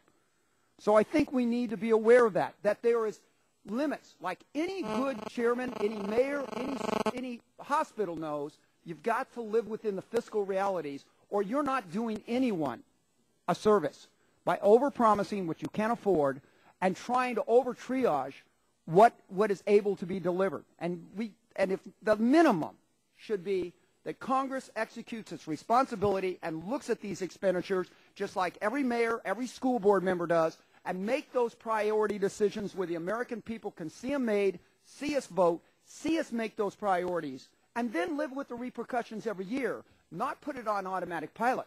So we can send this thing off like some ballistic missile and then run for cover whenever it hits and the financial disaster come in. So I think that we've got to be responsible about this, and it's not being cruel to be fiscally responsible. Would the gentleman yield? I'll just yield to the gentleman. Mr. Chairman, all the speakers on the other side, they've always brought up this issue of the Chinese and the debt to the Chinese. And I just hope and I pray that the Chinese aren't... Sir, I will reclaim my time on this. I know we all talk about independence. We want our children to work. We want people to be to work. I just want to make sure my grandchildren aren't working for foreign nationals to pay a debt that we ran up. And let me just say, one thing I'd like to raise as we talk about these health clinics, you know, some of us have provided this in certain parts of the country, and everybody comes with a different experience. I went to schools where there was many foreign nationals going to school in my public schools that I went to that were not American, did not live in America. And don't assume that just because somebody is going to school in the United States that they qualify for health benefits across the board. That's an assumption you make, but it's not one that's reflected in reality in many communities in this country. Will the gentleman yield? I'll yield to the gentleman. I just want to make a note that the Chinese provide health care for their schools. Excuse me. The Chinese provide. I'm sorry. I don't think anyone wants to use the Chinese. You're claiming my time. Well, you use them. Look, I just ask all of us to remember that what we do here today is setting an example our grandchildren have to live with. The gentleman controls the time. Thank you. Mr. Chairman, I just want to say thank you for the time, but I think that the one thing we've got to agree again and again, that it is not humane to spend more than our grandchildren can afford to where their health care is going to be degraded because we basically committed more funds than was affordable, and they had to make the cuts that we weren't brave enough to do. And I yield back. Chair, thank you. I yield to the doctor, please. And I just want to point out that the ranking members, the gentleman's recognized for. Thank you, Mr. Chairman. You know, I don't want to prolong it, but I listened to what the gentleman from California said. I mean, there's this committee in Democrat, Republican majority, whoever's in the majority over the years. We can just list and go on and on about all the mandatory spending. Bottom line is you don't want to do mandatory spending for things that you don't like, and you do want to do mandatory spending for things that you like. That's what it really comes down to. And I can't stress over and over again, you know, if you don't have the school-based clinic, then, you know, the kids are going to get sick. They're not going to get primary care. They're going to end up in the hospital, in the emergency room. It's going to cost you more. Same thing could be said for, you know, the immigration status of whoever it is. I mean, you know, I think every state, most states certainly, have a requirement that you can't turn somebody away from the emergency room regardless of their status. So what's the point of, again, arguing over this? Because, again, it's a form of prevention. And I know somebody on the other side is going to say, oh, prevention doesn't work or prevention isn't the issue. But it is the issue. I started out today when this bill first came up, and I'll quote again, patients seen at school-based health centers cost an average of $30.40 less than comparable non-school-based health center patients. We save money because the kids get primary care. They don't end up getting sick. They don't end up in the emergency room. That's what this is all about. It saves money. So you could talk about the debt all you want, and I will come back and say, fine, we're going to save money so there'll be less debt. And it's just a question of, you know, in this case in particular where we have this amendment with Mr. Rush, where the way I understand the amendment, he's saying that we're definitely going to provide the funding if it's an economically disadvantaged area or a health professional shortage area. I mean, again, this is where the greatest need is for these kinds of school-based clinics, because these people have no primary care and they're just going to get sick. and then they're going to end up in an emergency room again. So I just think it's a very it's a spurious argument that's being used here. I yield back, Mr. Chairman. Chair, thanks, gentlemen, and recognize the gentlelady from Tennessee for 5 minutes. Thank you, Mr. Chairman. It's always such an interesting argument for me to sit here, and I would remind my colleagues that as we have worked on this public option health care issue, there is no test case. There is not one program where you have ever spent and taken on near-term expenses in order to receive long-term savings where it has worked out that way. Anytime you incentivize use, the cost is going to go up. And as many different ways as you try to slice it, as many different arguments as you try to make, the bottom line is still this. Public option health care and programs like we have had in Tennessee, TennCare, are too expensive to afford. In our state, the program eventually was 35.3% of the budget, and our Democrat governor decided that it had to be reshaped.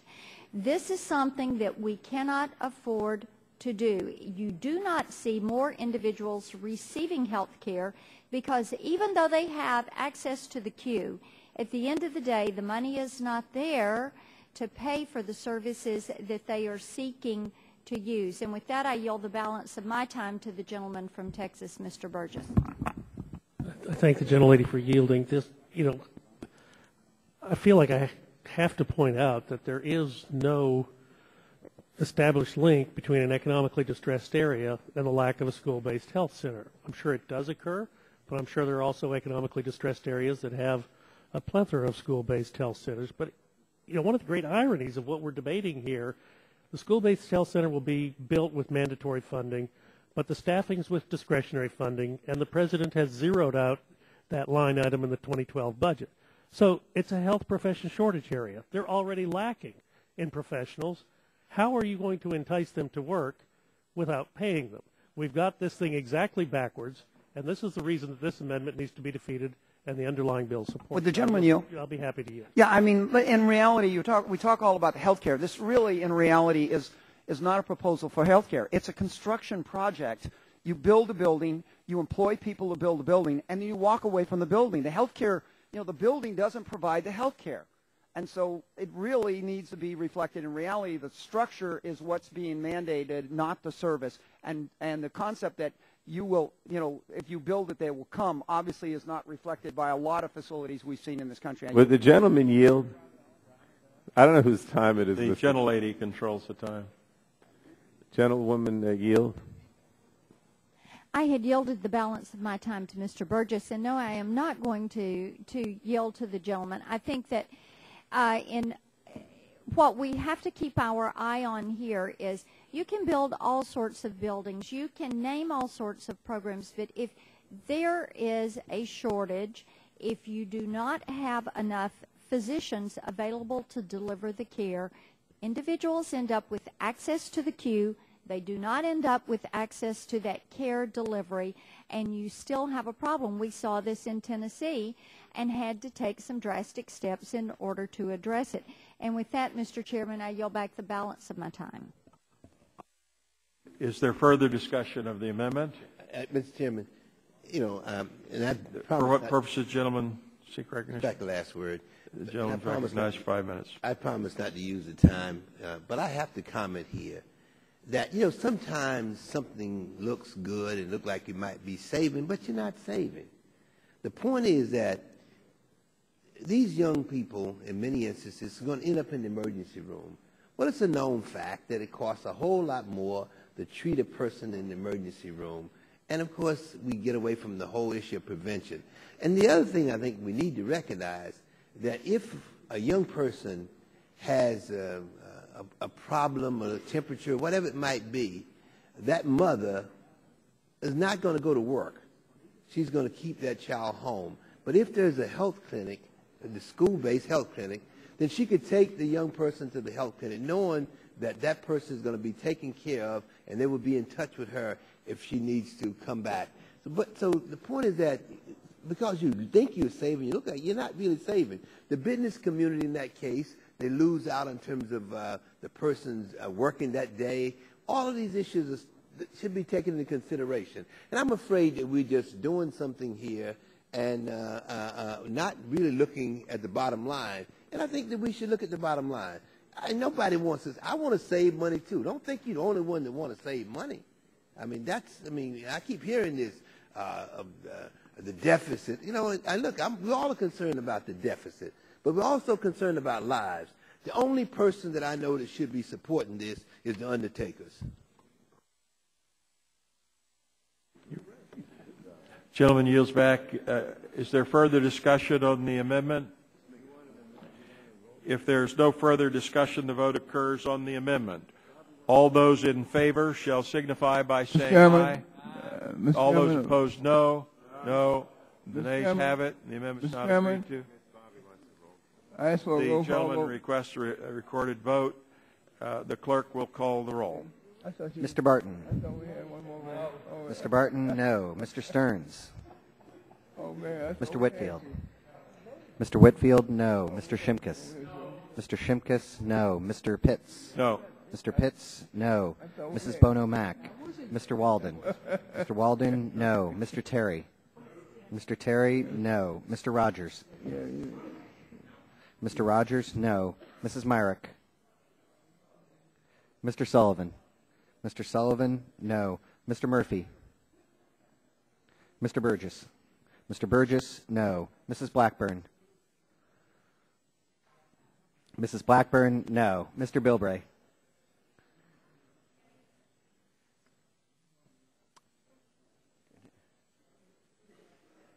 Mr. Bilbray. Mr. Bilbray, no. Mr. Bass. Mr. Gingrey. Mr. Gingrey, no. Mr. Scalise. Mr. Scalise, no. Mr. Latta. Mr. Latta, no. Mrs. McMorris-Rogers. Mrs. McMorris-Rogers, no. Mr. Harper. Mr. Harper, no. Mr. Lance. Mr. Lance, no. Mr. Cassidy. Mr. Cassidy, no. Mr. Guthrie.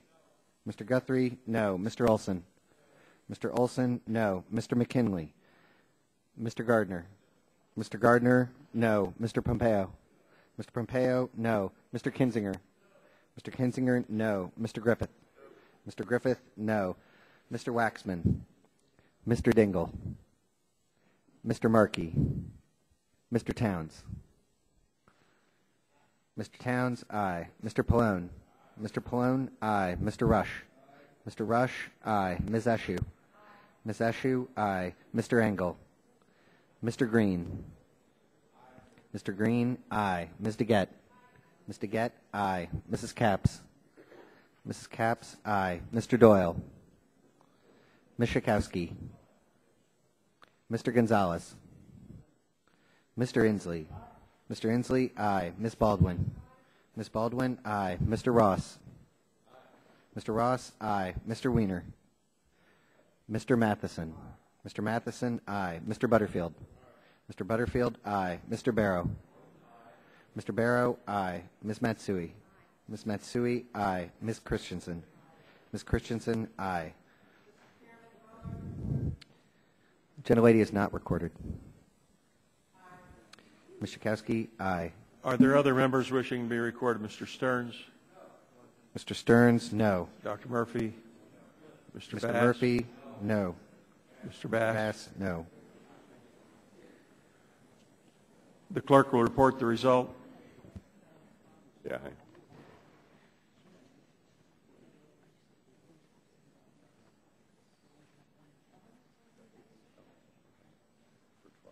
You want this before the next? Yeah, we're right back.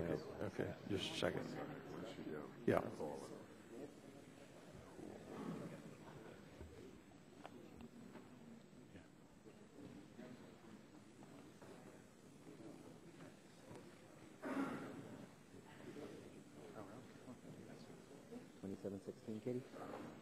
Mr. Chairman, on that, there were 16 ayes, 27 nays. The amendment's not agreed to.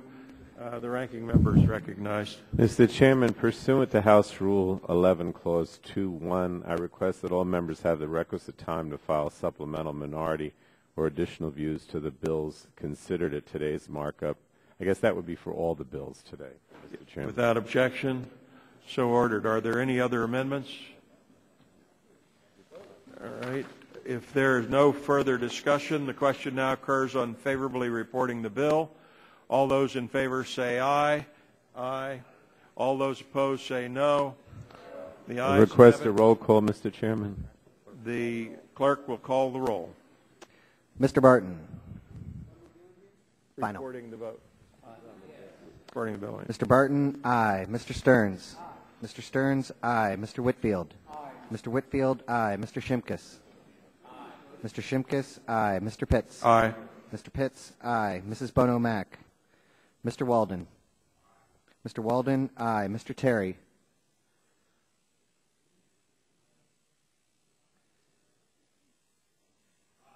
Mr. Terry, aye. Mr. Rogers. Mr. Rogers, aye. Mrs. Myrick. Mr. Sullivan. Mr. Sullivan, aye. Mr. Murphy. Mr. Burgess. Mr. Burgess, aye. Mrs. Blackburn. Mrs. Blackburn, aye. Mr. Bilbray. Mr. Bilbray, aye. Mr. Bass. Mr. Bass, aye. Mr. Gingrey. Mr. Gingrey, aye. Mr. Scalise. Mr. Scalise, aye. Mr. Latta. Mr. Latta, aye. Mrs. McMorris Rogers. Mrs. McMorris Rogers, aye. Mr. Harper. Mr. Harper, aye. Mr. Lance. Mr. Lance, aye. Mr. Cassidy. Mr. Cassidy, aye. Mr. Guthrie. Mr. Guthrie, aye. Mr. Olson. Mr. Olson, aye. Mr. McKinley. Mr. Gardner. Mr. Gardner, aye. Mr. Pompeo. Mr. Pompeo, aye. Mr. Kinzinger. Mr. Kinzinger, aye. Mr. Griffith. Mr. Griffith, aye. Mr. Waxman. Mr. Dingle. Mr. Markey. Mr. Towns. Mr. Towns, no. Mr. Pallone. Mr. Pallone, no. Mr. Rush. Ms. Eshoo. Ms. Eshoo, no. Mr. Engel. Mr. Green. Mr. Green, no. Ms. DeGette. Ms. DeGette, no. Mrs. Capps. Mrs. Capps, no. Mr. Doyle. Ms. Schakowsky. Ms. Schakowsky, no. Mr. Gonzalez. Mr. Inslee. Mr. Inslee, no. Ms. Baldwin. Ms. Baldwin, no. Mr. Ross. Mr. Weiner. Mr. Matheson. Mr. Matheson, no. Mr. Butterfield. Mr. Butterfield, no. Mr. Barrow. Mr. Barrow, no. Ms. Matsui. Ms. Matsui, no. Ms. Christensen. Ms. Christensen, no. Are there any other members wishing to be recorded? Dr. Murphy? Mr. Murphy, Mr. aye. Ross? Mr. Ross? Mr. Ross, no. Clerk will report the result.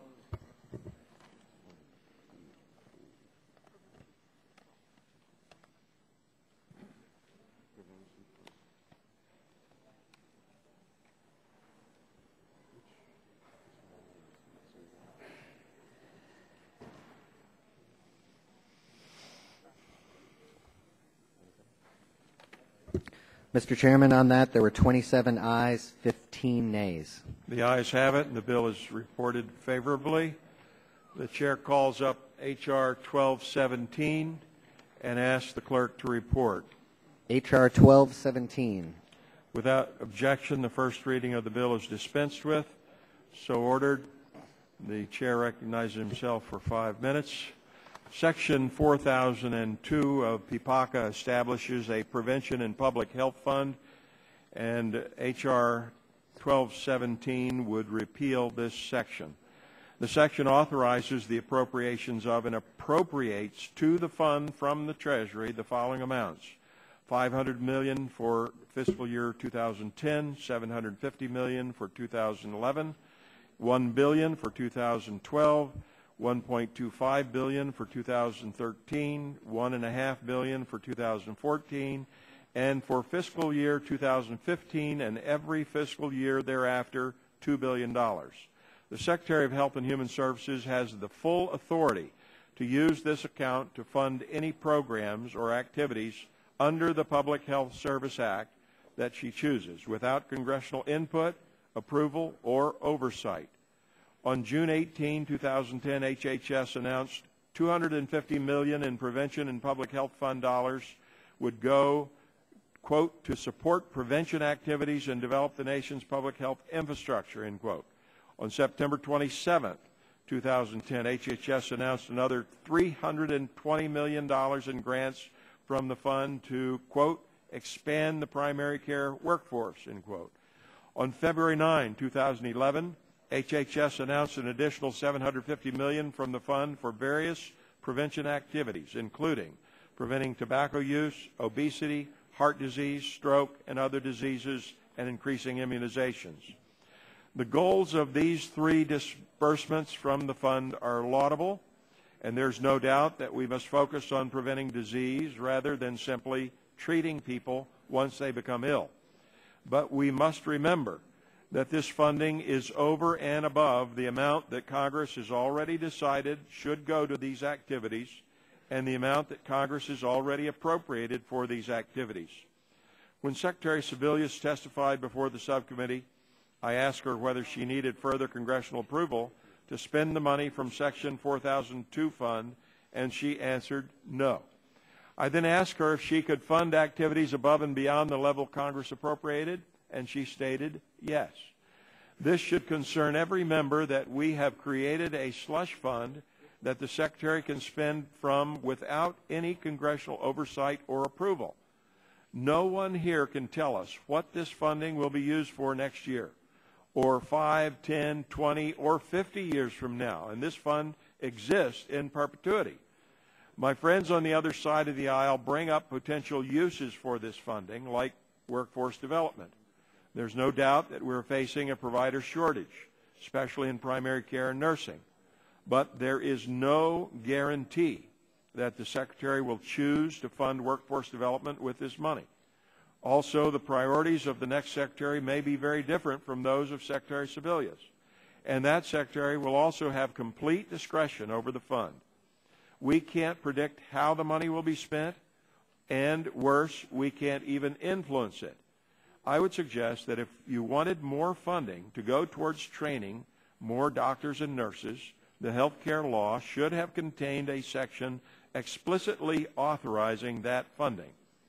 If you're hoping that the Secretary will use the fund to finance smoking prevention and cessation programs, or if you're hoping that money will be spent on obesity or disease prevention, and there's nothing wrong with any of these purposes, you must realize that you are not guaranteed a dime.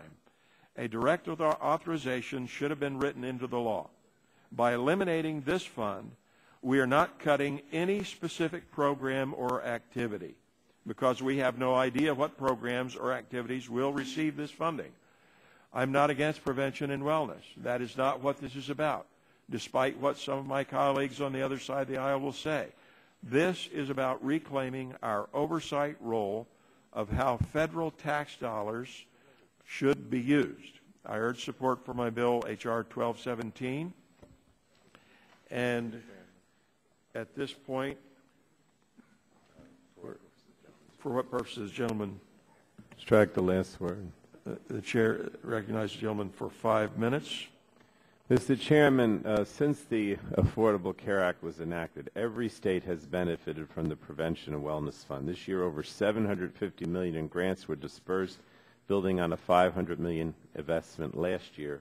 And repealing this program would mean putting the brakes on investments that are already beginning to make a difference.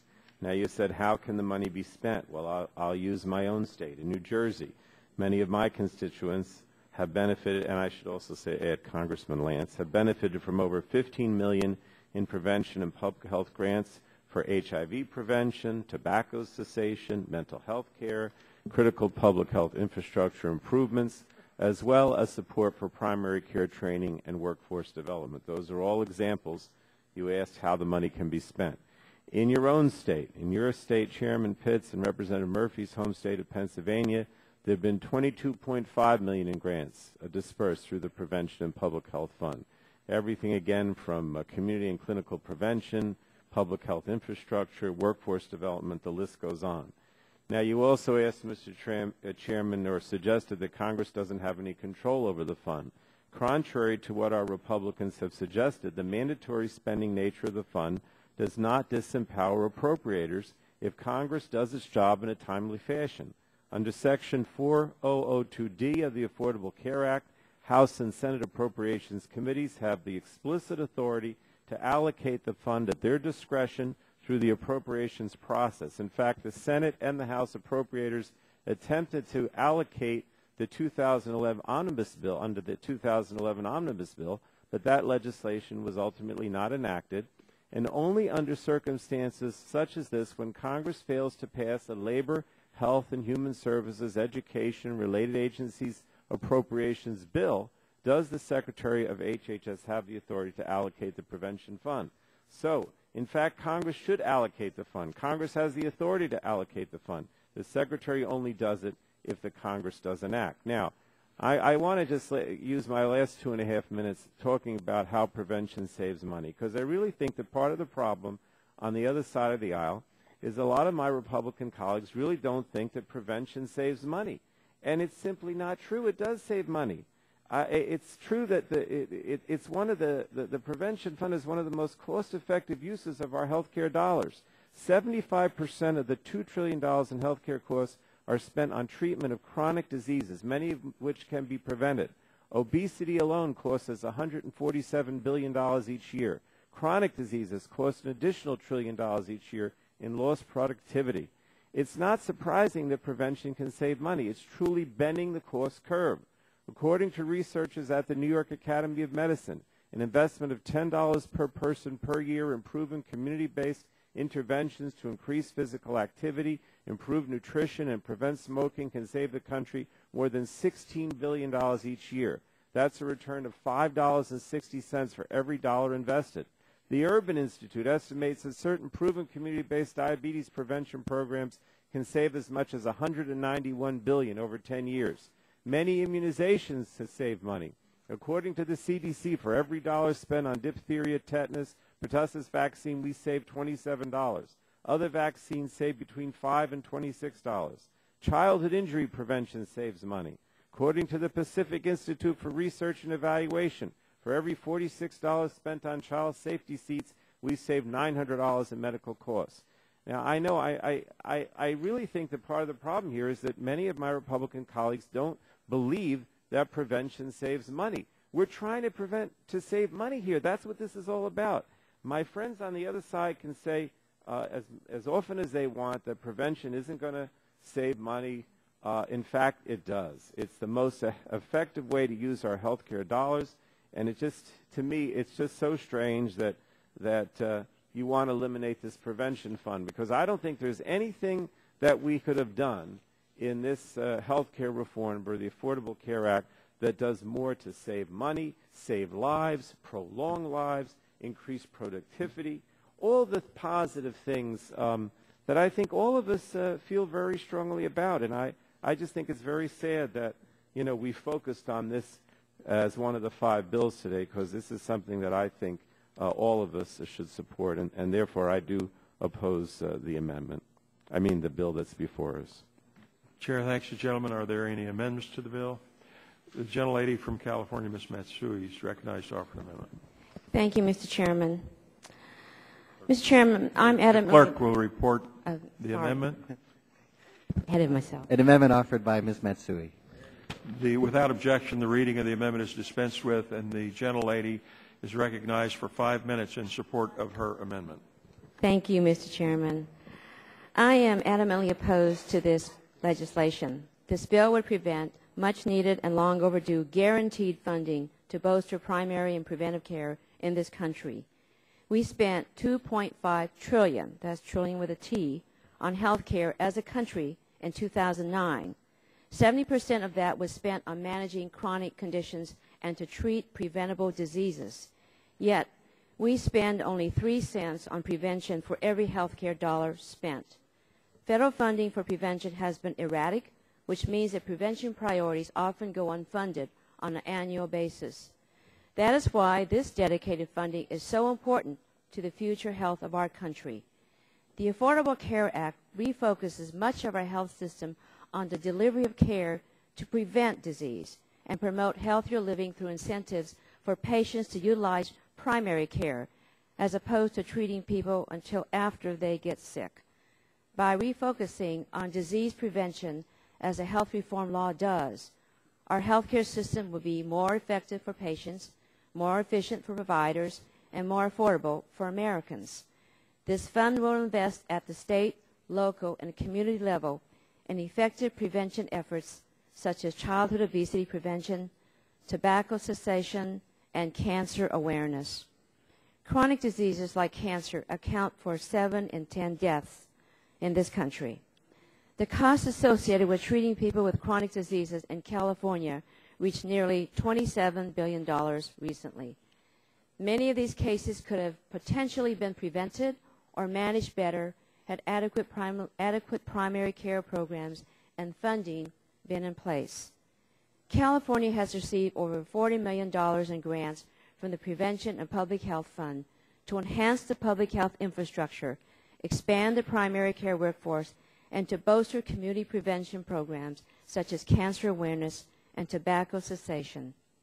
Without this funding, community cancer awareness programs may not be able to survive, given the budgetary crisis in California and difficult economic times throughout most of the states. This is troubling, as cancer rates amongst women have actually been declining in California, due in large part to increased awareness by women and increased efforts by public health officials. My amendment seeks to ensure that this decline continues.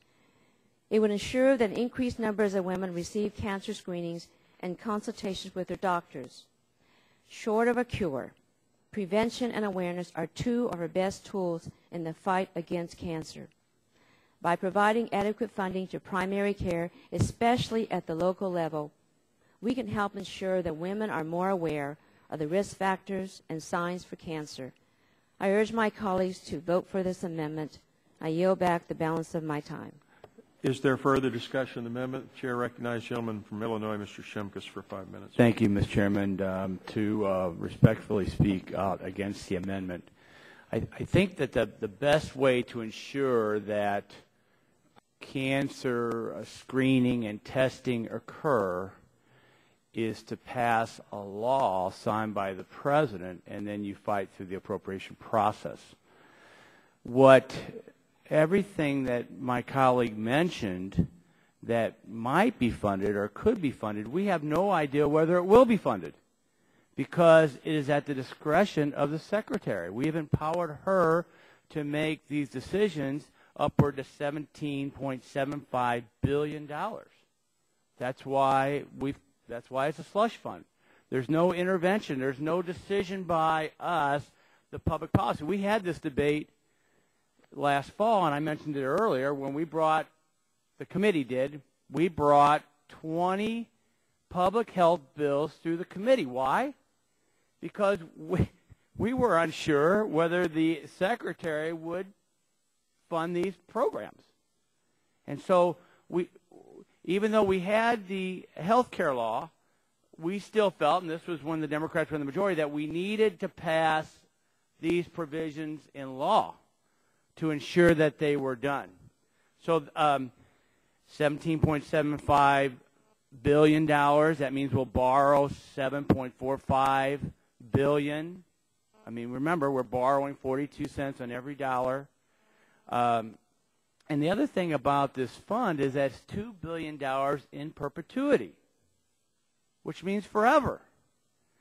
And if we don't change the fiscal position of this country, that means, and it'll probably get worse in this provision, we'll be borrowing $800 million a year approximately just to fund the Secretary's slush fund on this.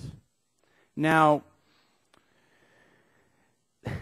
when H.R. 3200 was moved through the committee, which was your all bill, you addressed this issue. And in the House-passed version of the health care law, it clearly demonstrated on page 665 that the amounts in the fund would be authorized to be appropriated for carrying out various designated provisions in Division C, and would be in addition to any other amounts authorized to be appropriated for such purposes. So remember, as Dr. Burgess always says, this is the Senate bill that we had to accept on the floor that got passed and signed into law. It wasn't the House-passed version, and your House-passed version didn't have this. The House-passed version had that these things had to be authorized, which that's all we're saying. They should be authorized. We should go through the regular process. So that's why if we want to get control and not provide this, if we want to reclaim the authority of the committee, if we want to do what committees do, which is authorize, that we should not support a $17.75 billion slush fund. And I would like to yield to my colleague from Kentucky who would like to address it. Well, thank you very much. And the comment I would make is that I'm not aware of any criteria in providing this money to grantees, as a matter of fact, and we have concrete evidence of money being spent under this fund that would raise serious questions about what good is this really doing for health care immediately. For example, one community in California, the grantee used the money to pass a city ordinance to ban any fast food restaurant. Well, in one sense, that may be good. In another sense, that prevents the creation of jobs that people may have necessary to have insurance, to provide health insurance for their children. So there's no criteria. In addition to that, in the District of Columbia, they purchased $1 million worth of blackberries so that people on a smoking cessation program could call their counselor if they felt an urge to smoke. So what kind of guidelines do we have with this fund? And with that, I would yield back my 20 seconds. And and just reclaiming the final 17 seconds, I would say that the authorization process that we go through really helps us identify problems in the bills and change those bills, which we have done in the process. Allowing the Secretary her own discretion doesn't give us that opportunity. I yield back my time. The gentleman's time has expired. For what purpose does the lady, Ms. Christensen, seek recognition? Strike the last word, Mr. Chairman. Gentlelady is recognized for 5 minutes. Thank you. And I want to speak in support of the amendment. I'm not sure that any amendment could improve on this piece of legislation, but my colleague from California probably comes as close as you could get to improving upon it. So I support the amendment. But I really don't understand why my Republican colleagues are doing this. You have supported prevention efforts in the past, efforts that empower individuals and equip them with the tools necessary to take control of their health and to make the changes necessary to lead healthier lives, helping them to take personal responsibility. And as I understand it, you've always been in favor of that. Repealing the Prevention and Public Health Fund will hurt Americans across the spectrum and set the stage for an even more unhealthy nation than we are today. I do not like being behind all of the industrialized nations in most health indicators, including infant and maternal mortality. All of us should want to save the lives of mothers and children, and this fund would be a fund that would help us to do that. But beyond improving health, it's precisely this fund that would provide the greatest savings and have the biggest impact on lowering health care costs and help to reduce the deficit that all of us are concerned about. Just as an example, one study found that investing $10 per person in a proven community-based disease prevention program could yield savings of more than $2.8 billion annually, and by 10 years, almost $18 billion. This is the kind of health care, this is the core of the health care reform effort. It's needed not only for individuals and families, but it's needed for our nations. And I just would like to add that we can't predict what might happen in the next few years. We didn't predict SARS. Just a few years ago, we were worrying about an avian flu epidemic, and we could still have that epidemic. The Secretary needs the flexibility to decide where that funding needs to go. This bill helps to protect the health of all of our constituents. It helps our country to be a healthier nation, and I strongly oppose the bill, but I will support my colleague's amendment. Chair thanks the gentlelady and recognizes the gentleman from Georgia, Dr. Gingrey, for 5 minutes. Mr. Chairman, thank you. And I want to go back to council, and I ask counsel this same question last week, but I think it's appropriate to ask again since the gentleman from New Jersey touched on this subject. Counsel, I had previously asked whether the Congress has the power to appropriate funds absent Section 4002D of Patient Protection Affordable Care Act. You answered yes last week that Congress did, and I repeat that question. Does the Congress have the power to appropriate funds absent Section 4002D of Obamacare? Yes. Well, you know, some have criticized that eliminating this slush fund that's established by the Secretary of Health and Human Services, but by eliminating that, it eliminates funding for activities like prevention and obesity. And I think there's some misunderstanding of how the fund works. The fund can only be used for existing programs and is designed to be in addition to the level of funding that Congress provides.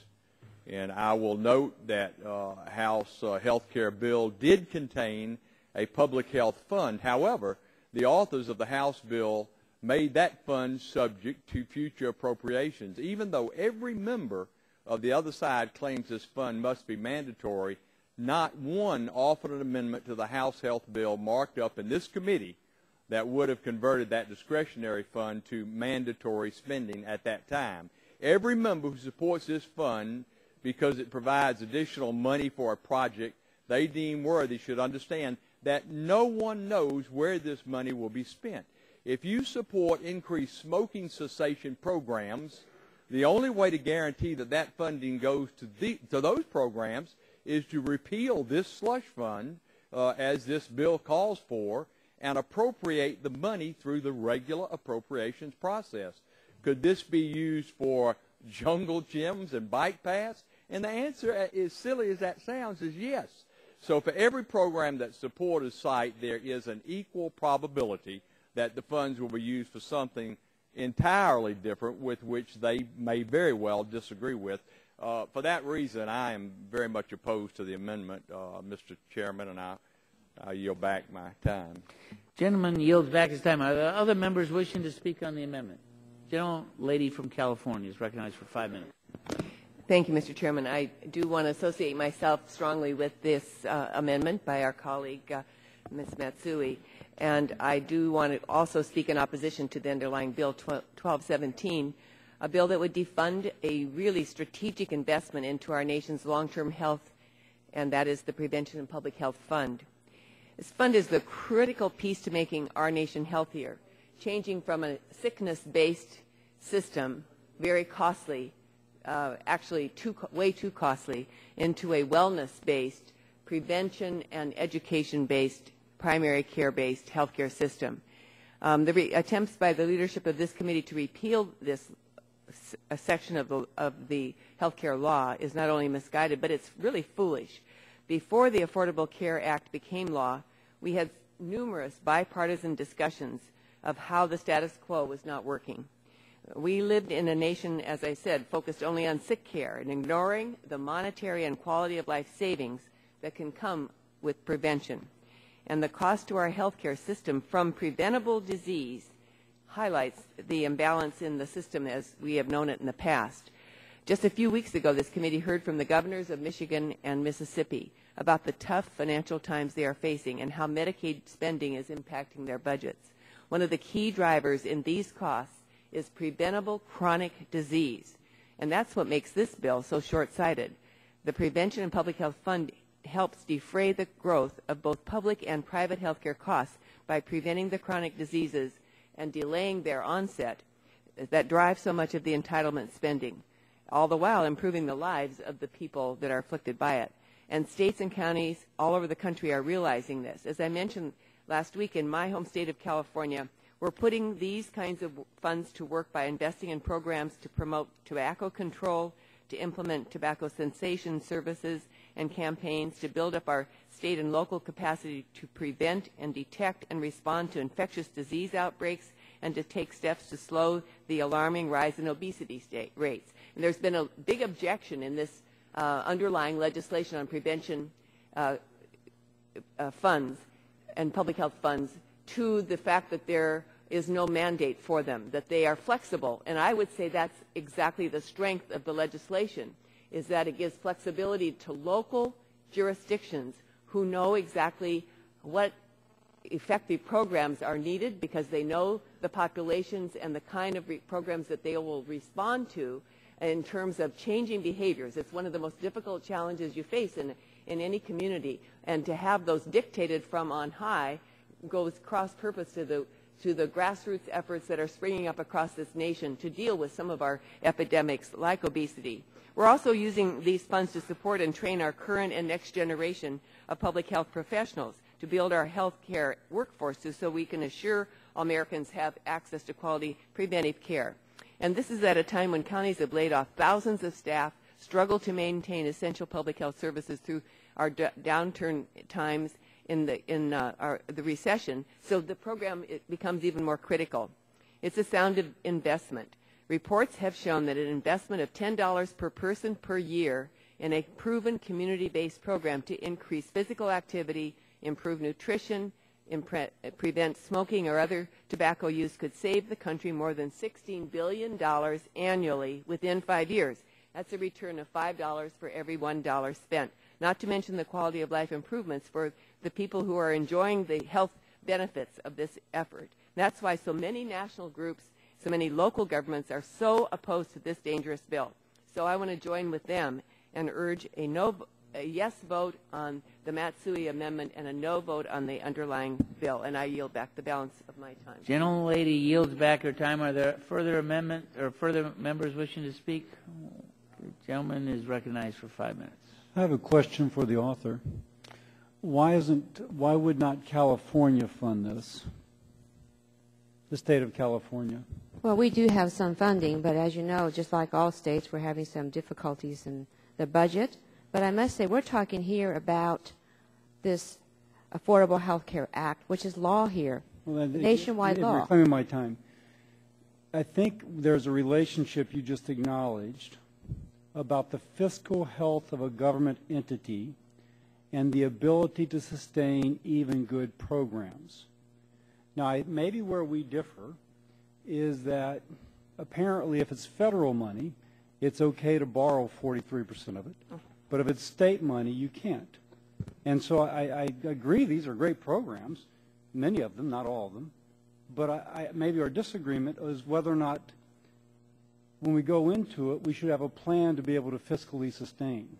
Would the gentleman yield? I will. We're talking here about health care, access to health care. We're talking about having healthier Americans.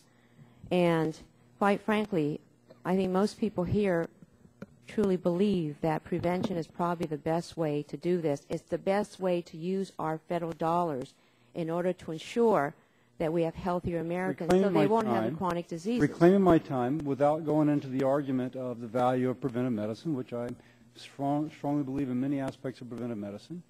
The fact is California doesn't do it because they're in a budget crisis. You said, like many other states, don't have the money. Now, we can print money and we can borrow money, and we're borrowing it from our future generations, but it's clear that we also have budgetary problems. I guess what I don't understand is why are the federal budgetary problems different from the state budgetary problems? Would the gentleman yield? I will. I appreciate your yielding to me, and perhaps because I'm also from California, I wanted to point out that, and speaking also on behalf of the local initiatives that these preventive funds are used for, in almost every case that I know of in California, it's a matching fund. And in fact, then it is a multiplying effect that the federal dollars have when they come into a community, when they're requested by the community for programs that have already been put in place. But reclaiming my time, it's still a fundamental question. Why doesn't the local or state government pay the whole freight? Now, the fact is, if it comes from the federal government, it's considered to be free money. But it turns out it's not free money. A federal taxpayer is paying for it, or it's being borrowed. And I guess I don't see why there's a distinction drawn between indebtedness on the part of states and local governments and that of the federal liability. Is there a distinction that is any more than, well, it's federal, so it's free, as opposed to no, we should have a different standard for local, state versus federal? Gentlemen, yield to me. I will. We do have federal programs because we recognize that every child in this country ought to have an opportunity for good health, and that's why we have a Medicaid program with certain standards that all children be covered. The states may not be able to choose to pay for that if they did it on their own. And we have such a strong involvement in as you put it often on your side of the aisle, government takeover. Well, government's not taking over health care, but we are certainly trying to make sure that we spend less money in health care, and one of the best ways to do that is prevention. So for the federal government, there's a clear reason to spend the money. Now, we can handle that a lot better than the states. When we have a time like now where reclaiming my time, I'm not quite sure why you can do it better than the states. Well, I was going to give you an answer. Reclaiming my time, if the only limiting factor for this program, as described in this amendment, is money, well, then those who are closest to the situation should know where to spend it, and that would be the local or state government. And California's got a lot of wealthy people. Gentlemen, yield. I will. It is harder for the people at the local level during a time of recession, particularly, to raise the money. And what we need... Reclaiming my time, then, my point being, there seems to be a perception that if it's federal, it's free money. That, sure, we don't have to raise it on a federal level. We just kind of, my gosh, borrow it. And there's no harm, no foul, because it's a future generation that pays it back. This is not, if the gentleman would yield further... I will. This is not money that's going to the... It's going to programs, not to the states to help them with their budget. These are programs. No, but I was told, reclaiming my time, that the reason that the state isn't funding it is because the state's out of money. But apparently the federal government is not. At least that's the perception of those who advocate for this deficit spending. I'm out of time, but I appreciate the conversation. I yield back. Gentleman's time has expired. There are further gentleman from California, Mr. Waxman, is recognized for 5 minutes. Thank you, Mr. Chairman. Look, these are all very good questions. And it also becomes a recipe if we follow them to their logical extreme, that the problems can be ignored by both the federal and the state level. The state and local level have a harder time raising money. L.A. County, for example, is the healthcare system of last resort, and yet they have that requirement under California law, and they are the least able to raise the money. State's a little better off, but when everybody's having a difficult time paying for things, it really does become the burden of the federal government, which has a much greater say over the economy. Well, the gentleman yield. No, I'm not going to yield to you because I'm in the middle of my sentence, but I don't have to yield in the middle of a sentence until I've completed my thought. The federal government has a much better say over the economy. For example, with this recession, one of the best things we can do would be to make investments that the local governments couldn't possibly undertake but can produce jobs. We ought to be doing a lot more infrastructure projects because those are things that are needed throughout this country. For business to succeed, we need the infrastructure to be rebuilt. And no better time could this happen than now when borrowing is low, the interest rates are low, and it would provide jobs.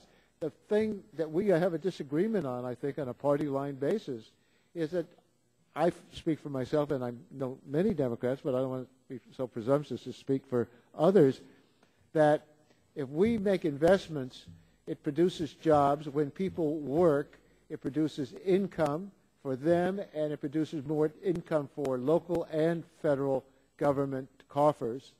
One of the reasons why I think some of the cuts that are being proposed are so damaging is that those are cuts of people's jobs. And when they are uninsured, when they are unemployed, then it's tough for them. It's tougher on the local government. It's also tough for the federal government. I've heard many people on the other side of the aisle say President Obama has seen in the last month a widening of the deficit. Well, of course, there's a widening of the deficit because he inherited a very deep recession, the biggest and most severe recession since the Great Depression. Well, you've got to deal with that problem, not act as if the dominant issue before us is how to cut people out of work because we're going to cut the expenditures for the jobs that they now have. We're talking about a very small amount of money to keep people healthier, and that should come from the federal government because we're better able to handle it. We can control the economy better. We can get people working faster. Hopefully we can do things that are fair and providing more just opportunities in the economic patterns of our country. That's why I think it's important that we do this at the federal level. The states and local governments will not have the ability to do it until times get better. And when times are better, states can do more things. But until we get people to work and do some of the things that are important for the future for people to get jobs and work, all these other cuts like the savaging of Medicare and Medicaid that's being proposed in the budget, I think will have a negative impact on the economy and certainly a negative impact on middle class and lower income people. Who's asking me to yield? Cassidy over here, I'm sorry. Yes, yield to you. Maybe the real difference between the two sides of the aisle is I see no difference from a taxpayer writing a check to L.A. County and that same taxpayer writing a check to California, the state of California, and to the federal government. I mean, the fact is the same taxpayer just spreading it 3 different places.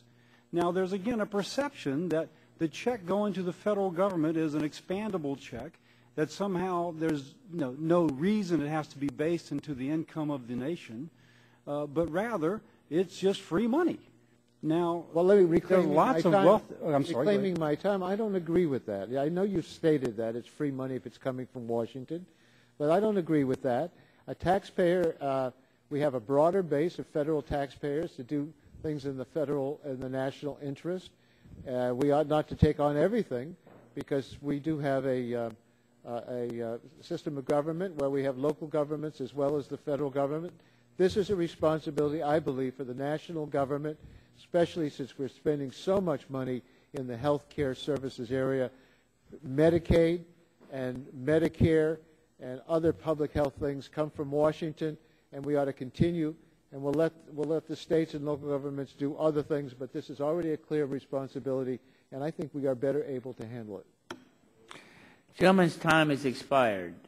If there are no further members seeking time, I think we can vote on this amendment. All those in favor of the amendment say aye. Aye. All those opposed say no. No.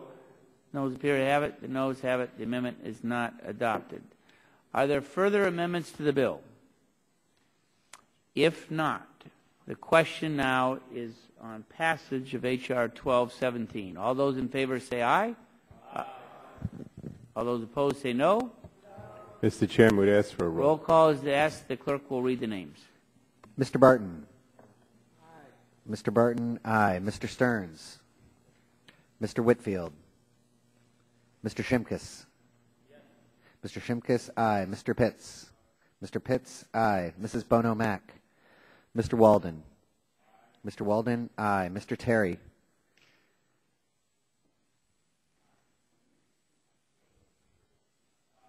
Mr. Terry, aye. Mr. Rogers.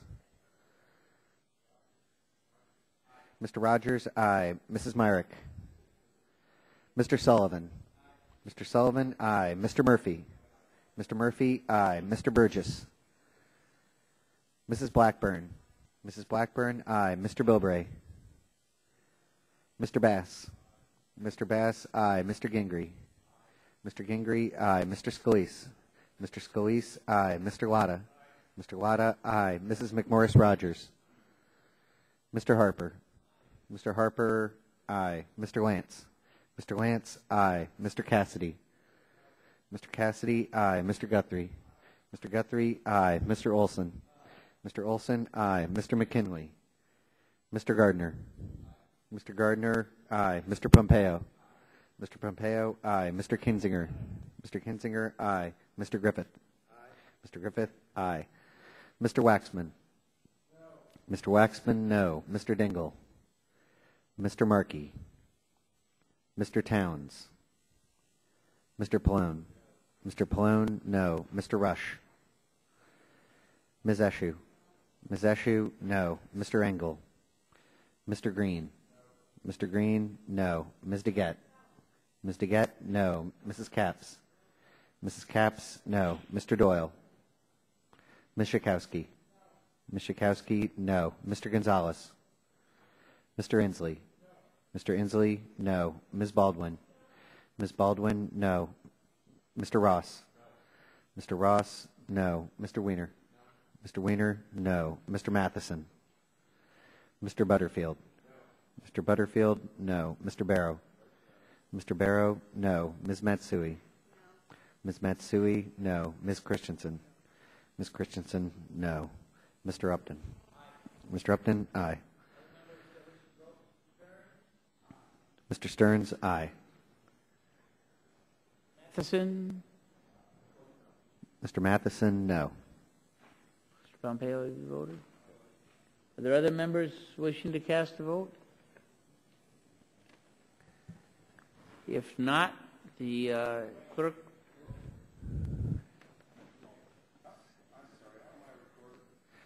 Mr. Walden is recorded as aye. Dr. Burgess? Dr. Burgess, aye. Are there further members? Seeing none, the clerk will count the tally.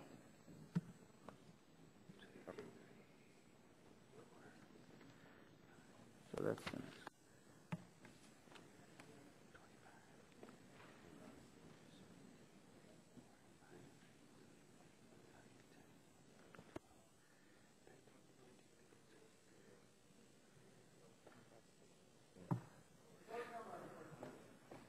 Gentleman is not recorded. Mr. Bilbray, aye.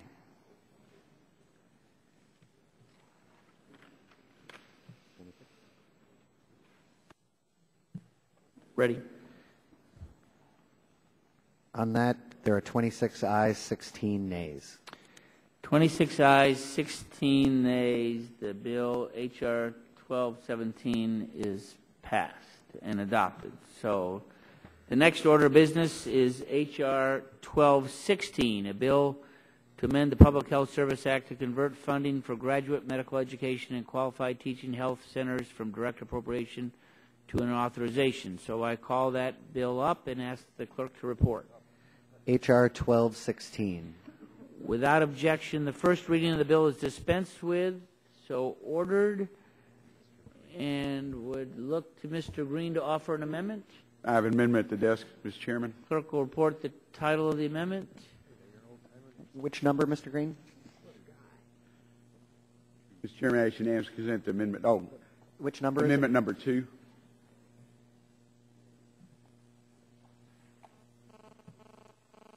An amendment offered by Mr. Green. The amendment is considered read, and the clerks will pass the amendment out. And the gentleman from Texas is recognized for 5 minutes in support of his amendment. Thank you, Mr. Chairman. The Affordable Care Act authorized and appropriated $230 million for a 5-year payment program to support accredited primary care residency training operated by community-based entities, including our community-based health centers, our FQHCs. The Teaching Health Center program supports the training of individuals who are practiced in family medicine, internal medicine, pediatrics, obstetrics, gynecology, psychiatry, general dentistry, pediatric dentistry, and geriatrics. These disciplines where we are experiencing significantly physician shortages. This training takes place in community-based settings such as our community-based health centers. Research shows that the CHC, Community Health Center trained physicians, for example, are more than twice as likely as their non-CHC trained counterparts to work in an underserved area. Ensuring that this kind of training takes place, which is what mandatory spending support for the program does. It will help strengthen the primary workforce in underserved areas, particularly rural and frontier areas that are struggle to recruit and retain a sufficient workforce. I know even before the Affordable Care Act, we worked across the party lines, both on support for community-based health centers, but also support for primary care training. It's ironic that this bill, H.R. 216, would want to take away this funding. I know we worked, again, Republicans and Democrats continue to argue that there are not enough physicians now, let alone when the Affordable Care Act is fully operational, to provide care to these people in need of primary care services. This program is designed to help address this problem, and they will keep trying to have it both ways in the debate. But whether we have health care reform or not, this program repeal, I think this program is something that ought to enjoy bipartisan support. There are already 11 community-based entities from states across the country that have committed to train 44 primary care residents, and will be supported by an estimated $7.6 million in funding for a full year in its first year of program. And why would we want to stop this? I suspect there's no other reason than to slow down or just disrupt the full impact of affordable care. But I think this section can stand alone. The Teaching Health Centers program should continue to receive mandatory funding. It's a terrific investment and will pay off handsomely. The program will increase the ranks of primary care physicians, resulting in improved patient access to primary care and fewer patients seeking care in costlier settings like emergency departments and hospitals. Turning the program into a discretionary one will make it challenging for these 11 programs that have already been made the decision to participate in consultation with key stakeholders like teaching hospitals or board based on an expectation they'll continued funding will be available. Converting this program to discretionary funding will also deter other entities from making those business decisions necessary to expand residency training, securing commitments from key stakeholders, and to agree to train new or additional residents. Applying for accreditation, if not already part of the eligible consortia, hiring new faculty, since funding over the next few years will be subject to the annual appropriations fight. That's why I'm offering this amendment. I think compared to the other bills that we have today, this is so important it should be considered under mandatory funding for the Teaching Health Center program under Secretary of HHS determines there is no longer any health professional shortage areas in the United States. Health professional shortage areas, HPSAs, are designated by HRSA as having shortages of primary medical care, dental, or mental health providers, and may be geographic, a county or service area, or demographic, a low-income population, or institutional, comprehensive health care, comprehensive health center, federally qualified health center, or other public entity. Medically underserved areas or populations or areas of population designated by HRSA that have too few primary care providers, or high infant mortality, high poverty, or high elderly percentage. HPSAs may be designated as having shortage of primary medical care, dental, and mental health providers. They may also provide for rural or urban or population groups that are medical. According to HRSA, there are 6,204 primary care health professional shortage areas with 65 million people living in them. It will take 16,643 practitioners to meet their needs in primary care. We need 4,230 dental health care service areas with 49 million people living in, and we have 3,291 mental health care professional service areas with 80 million living. I guess my point is that this should be separated because, again, I know we've enjoyed bipartisan support for community-based health centers, and we've also enjoyed bipartisan support for the need to continue medical training, particularly in the underserved areas, whether we have the current Affordable Care Act stays in existence or not. We need to ensure we have physicians so they no longer have health professional service areas. That is what the Teaching Health Center provisions intended to do. By stripping the program of mandatory funding, leave the discretion to appropriators. And again, this is a need that I think, no matter what happens with the Affordable Care Act, this is something I think we probably ought to do, and I may introduce it separately as legislation if this bill goes forward. And gentleman's time has expired. Thank Is you, there further discussion on the amendment? Mr. Chairman. Chair recognizes Mr. Guthrie for 5 minutes. Thank you, Mr. Chairman. I'd like to speak against the amendment. And I appreciate the opportunity that we've come together today to try to look at changing mandatory programs of the Health Care Act into appropriated programs. And I agree, and I think everyone here agrees, and I appreciate the bipartisan work that's been done before on the need for more primary care physicians in our health system, need for more health care providers in our health system. But what we're talking about is moving it from automatic mandatory funding to discretionary funding. And it's not just a set of priorities, because the nursing program, I think all of us realize that we need more nurses in our system. In the Health Care Act, there was a section for grants for nursing retention grant program. But that was discretionary and left. It was authorized and left up to the appropriators to decide. Secretary Sebelius said here in her testimony before the committee that the President's budget eliminates graduate medical education for children's hospitals, and what we're saying is that that'll go through the appropriations process, and we're asking just to go through the appropriations process as well. We're facing monumental budget constraints. For $230 million, we'll borrow $96 million at the 42 cents per dollar for this program to go forward. And I was traveling through my district just a couple of weeks ago and talking about people. Somebody mentioned earlier individuals that will be hurt by different bills that are moving forward. I talked to businesses, businessmen and women who are saying their businesses could be hurt if we don't change these not this particular program, but the bill overall.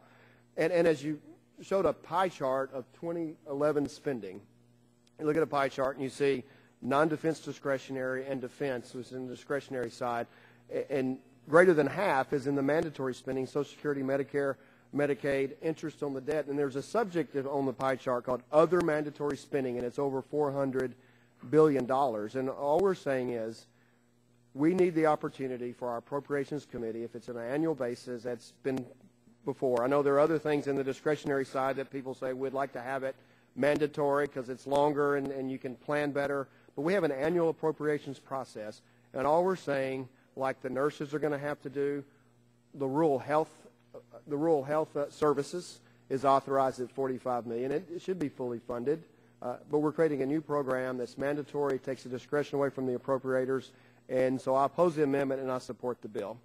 I yield back. Sure. Thanks, gentlemen. Recognize gentleman from New Jersey, Mr. Plone. I'm not going to use the whole time, but I just wanted to say, following up on Mr. Green, I know that Mr. Green has been a long-time supporter of community health centers and the authorization bill for the community health centers in previous Congress. But what he said, and I listened to it carefully, is that, you know, when you're trying to train residents, whether it be doctors, nurses, others for primary care, it takes a while for those people to be trained, and they need to have the certainty that the dollars are there to perform that function. And that's why when we train medical residents with the Medicare GME funding, since its inception in 1965, it's been funded using Medicare Trust Fund dollars, and it was mandatory spending because teaching health centers were had to have the stability, if you will, of the Medicare GME.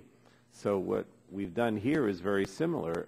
Residents aren't trained in a short period of time. It takes years. So in the same way that we use the Medicare GME, we're trying to do the same thing here with those who are trained in the community setting. And we know that if people are trained in a community setting, they're more likely to continue on when they graduate, and their physicians to stay in the community center situation. So I just think that for the Republicans to say they want to take away this funding, and make it discretionary, well, why is it any different from what we do under Medicare GME? I don't see any difference.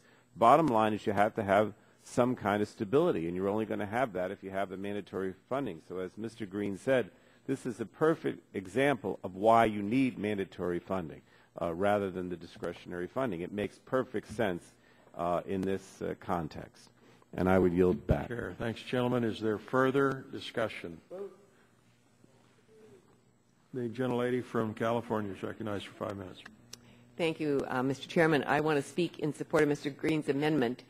And in opposition to H.R. 1216, the critical medical education program in our community, the Teaching Health Centers program, this is a classic example of cutting our nose to spite our face in this committee. In our all-out assault to repeal and defund, the program that would normally have bipartisan support fulfills the needs of each of our congressional districts is caught in a political crossfire. Can't count the number of times we've sat here talking about shortages in primary care workforce, underserved areas, and often working in a bipartisan way to think of ways to increase our primary care ranks. And that's one of the reasons that I'm can't help but speak now, even though we've been at this markup for a very long time today. I want to just mention that one of the big obstacles to delivering primary health care in this country is the expense of education and the reward of going into a specialty by becoming a resident, which entices people in medical school to continue on with their education because of their huge bills. And so much of the part of our health care new law is allowing scholarships and loan forgiveness programs so that people can go into primary care and underserved communities. Having the community-based health centers provides an opportunity for culturally appropriate centers to train and educate people in those things that they're skilled to do.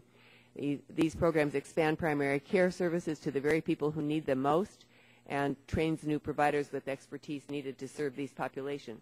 Here we're going to defund these programs. There are already 11 community-based entities from states across the country already committed to training primary care residents and expanding their programs to do so. They're ready to go.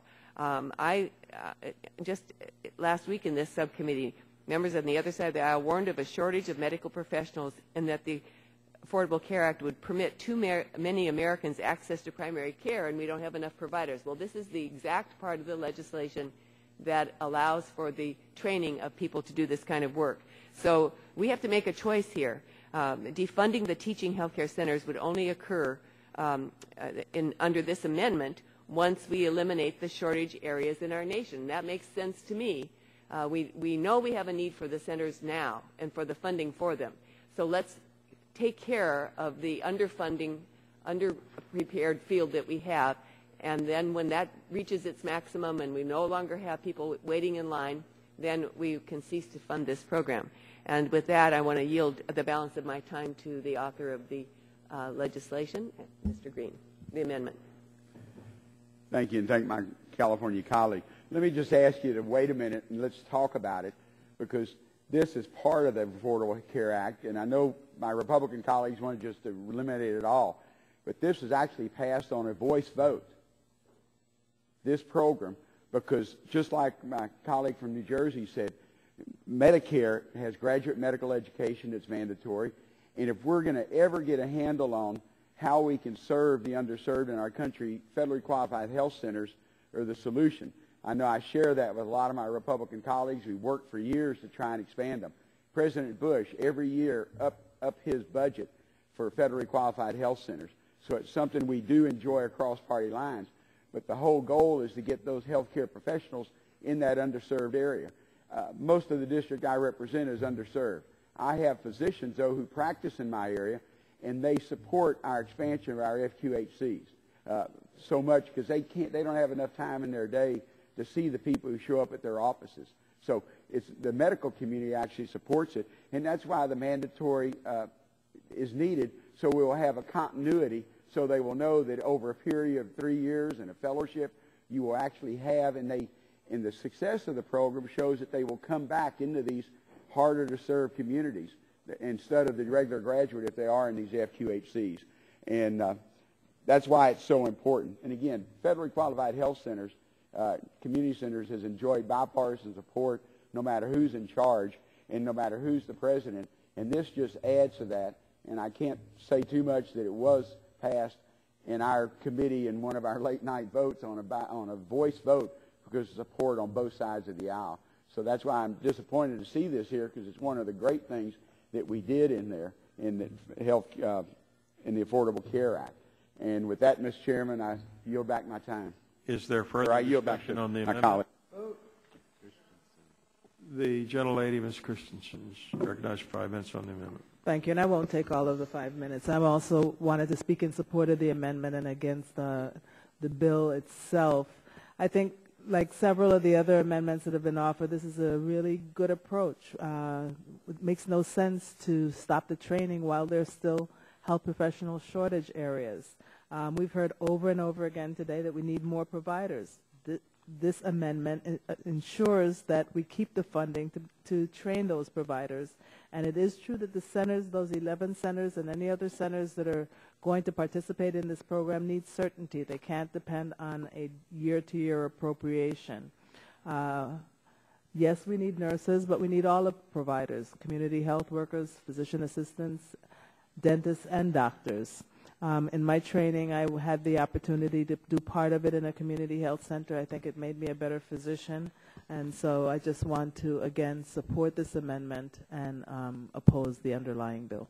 Chair, thanks. Yes, I'll yield to my colleague from New York. I appreciate the gentlelady yielding, and I see that that Chairman Emeritus Barton is here, and perhaps he or the chair can address this issue. You know, all of the portraits that are around this room, including Mr. Barton's, represent an ethos in the Energy and Commerce Committee that maybe transcends all political lines. And that is the idea that we wanted to always claim as much jurisdiction for ourselves as we could. You know, it's kind of like, you know, you guys are our opponents, the Senate is our enemy, the other committees, I don't know how to extend the metaphor further than that. And here we are, we pass a bill, and like it or dislike it, it gives us the authority over this bill. Now, there's a series of bills that I'm seeing today, Mr. Barton, which say, let's give the appropriators more authority over legislation that we wrote in this committee. It seems wildly counterintuitive. We used to be a committee that we would proudly join shoulder to shoulder to fight for the jurisdiction you have. It says, you know what, we really can't be trusted with this. Let's give it to the Appropriation Committee. I want to tell you something. That's not a, you know, it's not exactly the Nobel Committee over there in that panel. I mean, I'm not sure that they can do that much of a better job than we could. We wrote the bill here. It's in our jurisdiction. Let's keep it in our jurisdiction. Why are we suddenly issuing a series of bills saying, oh, we don't trust ourselves to do this. Let's give it to the annual appropriation process. I just don't think that that should be where we go. And whether it's a Democrat in that chair or a Republican in that chair, I would hope that one of the things that we join together to do is make sure the jurisdiction of this committee is as big and powerful as possible. And here we are this afternoon. It's been a pretty bad day. A lot of these guys who are up on these walls, and some of them that I have the good fortune to know, and a couple of them that still work here, every single day we get together and huddle in a bipartisan way to fend off efforts by other committees to take our jurisdiction, and now we're willingly giving it away. This is a pretty dark day in this committee, and I hope that it doesn't reflect a new kind of roll over and rub our belly mentality here in the Energy and Commerce Committee. This used to be the fighting Energy and Commerce Committee when Mr. Barton was the chair. Would the gentleman yield? I certainly will. You wondered how long you'd egg me on before I took the bait. You lasted longer than I thought, Mr. Barton. It's almost 5 o'clock. You know, it's 5 o'clock somewhere. Let's. Actually, the Republican portraits up here believe that this is an authorizing committee, and we would authorize programs and then send them to the appropriators to fund at the authorized levels. And that's what this bill is doing. It's converting a mandatory spending program to an authorized program. So with no disrespect to my friend from New York's metaphor, we never claimed to be an appropriation committee. Now, I will say in the last Congress, or perhaps the Congress before that, I think it was when Mr. Dingell was chairman, we did try to become the Ways and Means Committee, too, in one of the health care bills. If we're reclaiming my time, Mr. Barton, where have you gone, Joe DiMaggio? Look at us now. We're a mere authorizing committee. We are not. We are the Energy and... I didn't say mere. We are the Energy and Commerce... We are the authorizing committee. Somewhere next door there's a picture of the Earth photographed from the moon. That's our jurisdiction, Mr. Chairman. Which is only half of the Earth. That's this committee. There is nothing that's not in our jurisdiction, and we may give up jurisdiction from time to time, but we do so fighting. We don't do so willingly. We are no mere authorizing committee. We are like no other committee in this body. And I have to tell you something. You built that proud tradition. This is not a proud day when we start characterizing it. So we're just an authorization. We're just a little old authorization. No, we are not. We are the Energy and Commerce Committee. I didn't use the term little. We are not going to yield jurisdiction to anyone. We may lose this vote, but we're not going to stop fighting. I want to tell you that right now. Mr. Chairman, gentleman yields. Gentleman's time has expired. Anthony, is there further discussion of the amendment? If there's no further discussion, the vote occurs on the amendment. All those in favor shall signify by saying aye. Aye. All those opposed, no. No. The nays have it. The amendment's not agreed to. The ranking member requests a recorded vote. The clerk will call a roll. Mr. Barton. No. Mr. Barton, no. Mr. Stearns. No. Mr. Stearns, no. Mr. Whitfield. No. Mr. Whitfield, no. Mr. Shimkus. Mr. Pitts. No. Mr. Pitts, no. Mrs. Bono Mack. Mr. Walden. No. Mr. Walden, no. Mr. Terry. Mr. Terry, no. Mr. Rogers. No. Mr. Rogers, no. Mrs. Myrick. Mr. Sullivan. Nope. Mr. Murphy, Mr. Burgess, Mrs. Blackburn, Mr. Bilbray, Mr. Bilbray, no. Mr. Bass, Mr. Bass, no. Mr. Gingrey, Mr. Gingrey, no. Mr. Scalise, Mr. Latta, Mr. Latta, no. Mrs. McMorris Rogers, Mr. Harper, Mr. Harper, no. Mr. Lance, Mr. Lance, no. Mr. Cassidy, Mr. Cassidy, no. Mr. Guthrie, Mr. Guthrie, no. Mr. Olson, Mr. Olson, no. Mr. McKinley, Mr. Gardner, Mr. Gardner, no. Mr. Pompeo, Mr. Kinzinger, Mr. Kinzinger, no. Mr. Griffith, Mr. Griffith, no. Mr. Waxman, Mr. Dingle, Mr. Markey, Mr. Towns, Mr. Pallone, Mr. Pallone, aye. Mr. Rush, Ms. Eshoo, Ms. Eshoo, aye. Mr. Engel, Mr. Green, Mr. Green, aye. Ms. DeGette, Ms. DeGette, aye. Mrs. Capps, Mrs. Capps, aye. Mr. Doyle, Ms. Schakowsky, Mr. Gonzalez, Mr. Inslee, Mr. Inslee, aye. Ms. Baldwin, Ms. Baldwin, aye. Mr. Ross, Mr. Ross, aye. Mr. Weiner, Mr. Weiner, aye. Mr. Matheson, Mr. Matheson, aye. Mr. Butterfield, Mr. Butterfield, aye. Mr. Barrow, Mr. Barrow, aye. Ms. Matsui, Ms. Matsui, aye. Ms. Christensen, Ms. Christensen, aye. Mr. Upton, Mr. Upton, no. Ms. Kathy McMorris Rogers. Oh, Ms. McMorris Rogers, no. Dr. Burgess. Dr. Burgess, no. Ms. Blackburn. Ms. Blackburn, no. Any other members wishing to be recorded? Mr. Scalise? No. Mr. Scalise, no.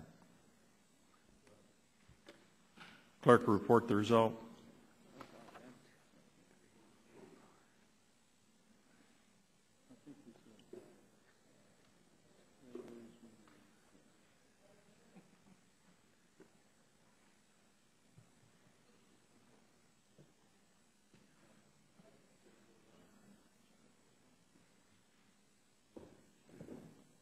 You know, I didn't count, but sorry, I read it.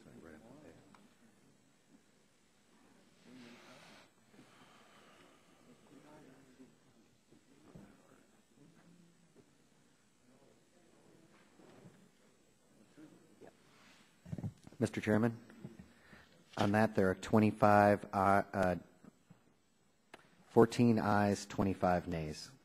The amendment is not agreed to. Are there any further amendments? Gentlelady, Ms. Matsui has an amendment. The clerk. An amendment offered by Ms. Matsui. The gentlelady is recognized for 5 minutes. Thank you, Mr. Chairman. H.R. 1216 will put the future of the primary care workforce into question. The Affordable Care Act, or current law, provides a historic investment in primary care. As we have heard already today, primary care has long been neglected in this country. However, refocusing on the importance of primary care is critical. It will turn our delivery system from one of sick care to one that focuses on keeping people healthy. One of the barriers to providing better primary care is a lack of primary care providers. The law which this bill tries to chip away at would help train, develop, and place 16,000 new primary care providers. That means 16,000 more primary care doctors to children, teenagers, young adults, and seniors. That, coupled with the important insurance market reforms in the Affordable Care Act, will mean that primary care is a focal point rather than an afterthought for patients of all ages. This means that Americans will have better access to ongoing care. Studies strongly associate healthier outcomes with regular access to care. Ensuring that regular source of care is a primary care provider and not the emergency room is critical to not only providing quality and coordinated care, but also helping to keep costs down for patients and the system in general. Having a primary care provider as a usual source of care will increase the likelihood of appropriate care and act as a trusted health council that will help better coordinate care to ensure that complications do not arise, something that is sadly lacking in far too many seniors' lives. And that is what my amendment works to ensure, that all Americans have a source of ongoing care, especially those over the age of 65. However, without this funding, without this investment, we will likely continue to see a decrease in the number of medical students interested in primary care. This will further exacerbate the growing shortage of primary care providers in our country.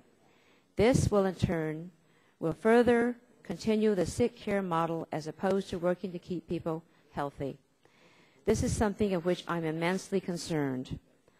I recently held a roundtable discussion with a group of University of California at Davis medical students who are seeking careers in primary care.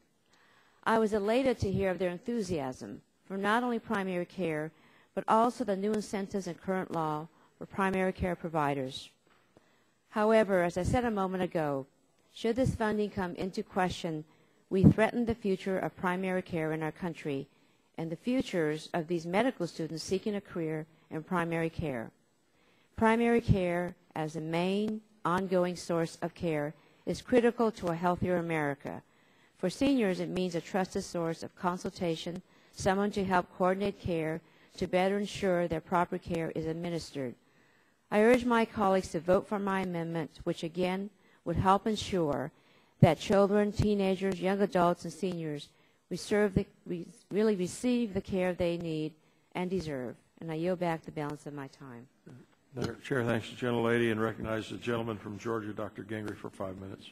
Mr. Chairman, thank you. And with all due respect to my good friend from California, I am in opposition to her amendment and want to speak favorably for the bill, H.R. 1216, that my colleague from Kentucky, Mr. Guthrie, has brought forward.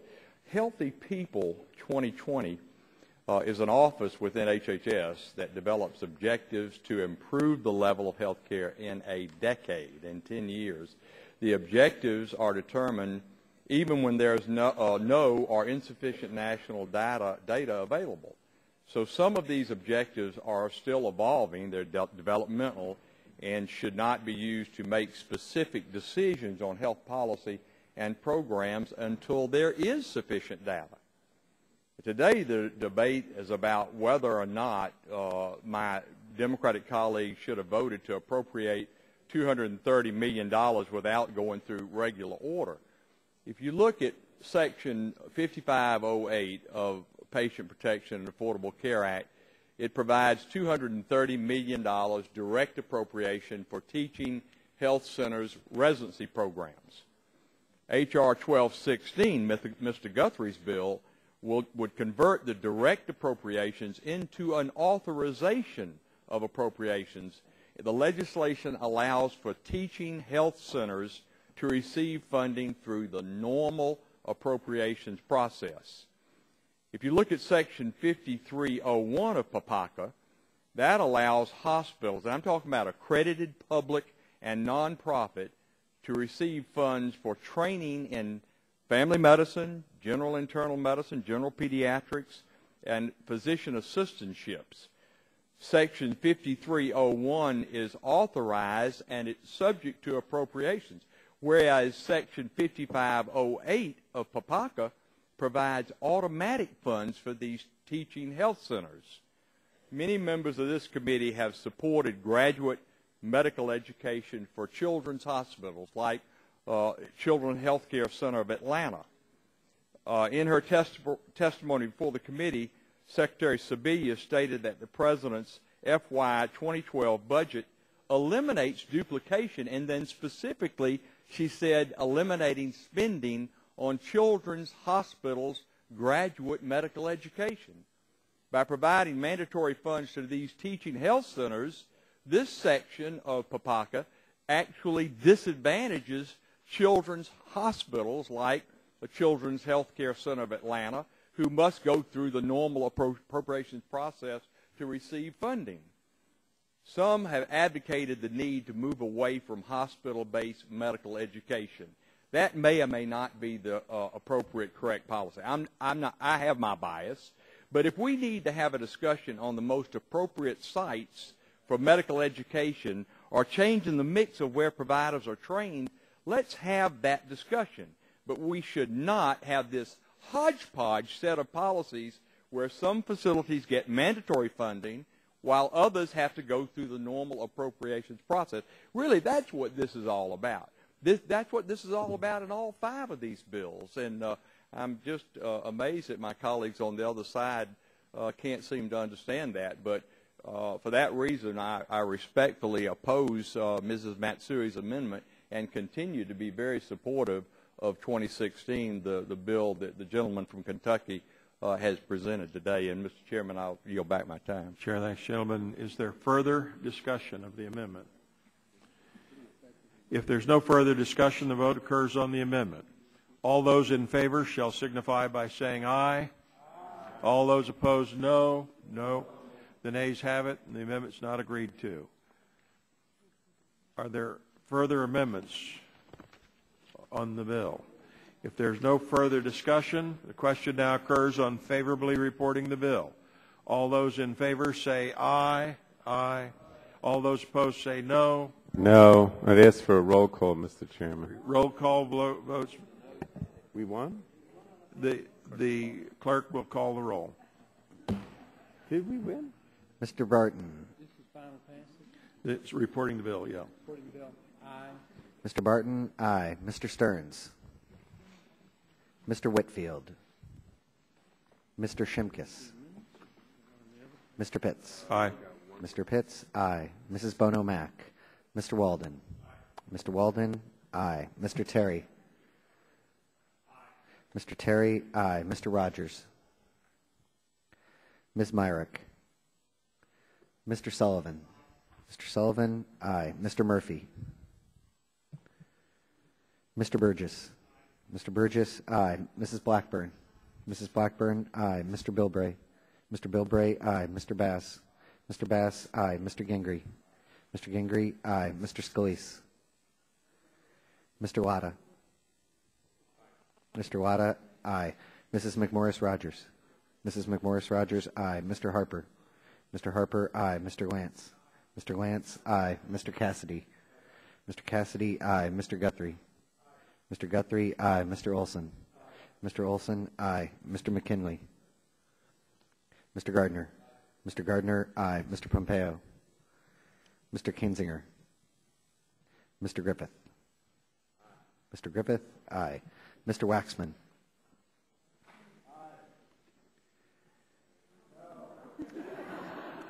Mr. Waxman, no. Mr. Dingle. Mr. Markey. Mr. Towns. Mr. Pallone. Mr. Pallone, no. Mr. Rush. Ms. Eshoo.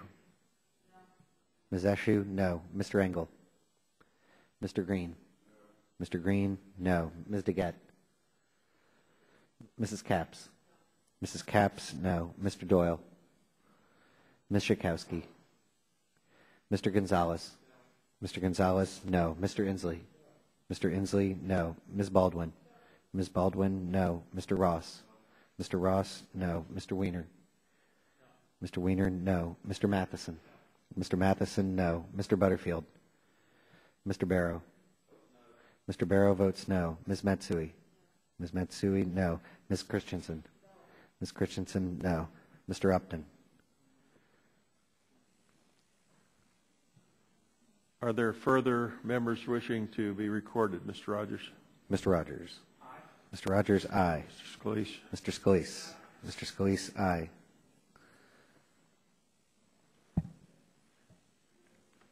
The clerk will report the result.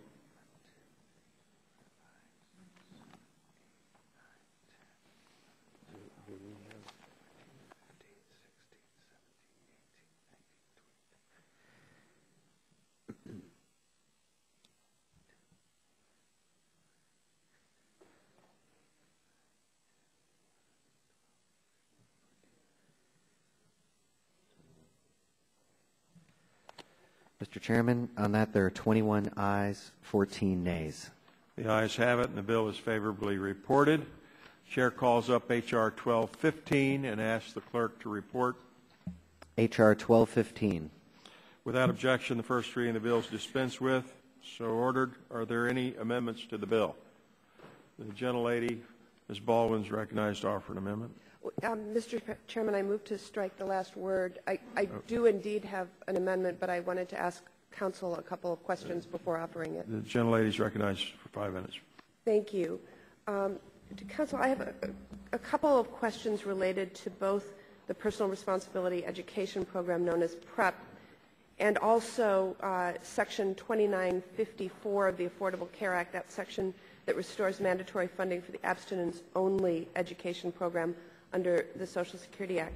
I would start by asking, is the abstinence-only program that is authorized under Section 510 of the Social Security Act supported by mandatory spending? Yes. And is the amount of this mandatory spending $50 million per year? That's correct. Are you aware of any statutory requirement or directive in Section 510 that abstinence-only education programs funded under this authority be based on any kind of evidence that the program actually works? Is there an evidence-based aspect to this?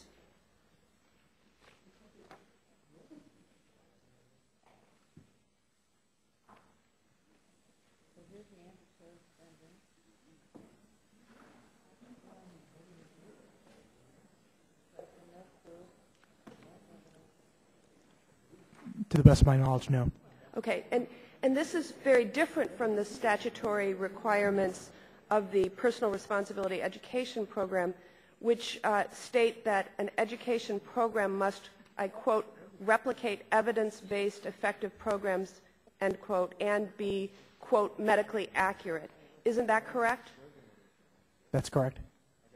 So the abstinence-only program has no similar standards, this replicate evidence-based effective programs or be medically accurate as far as you know?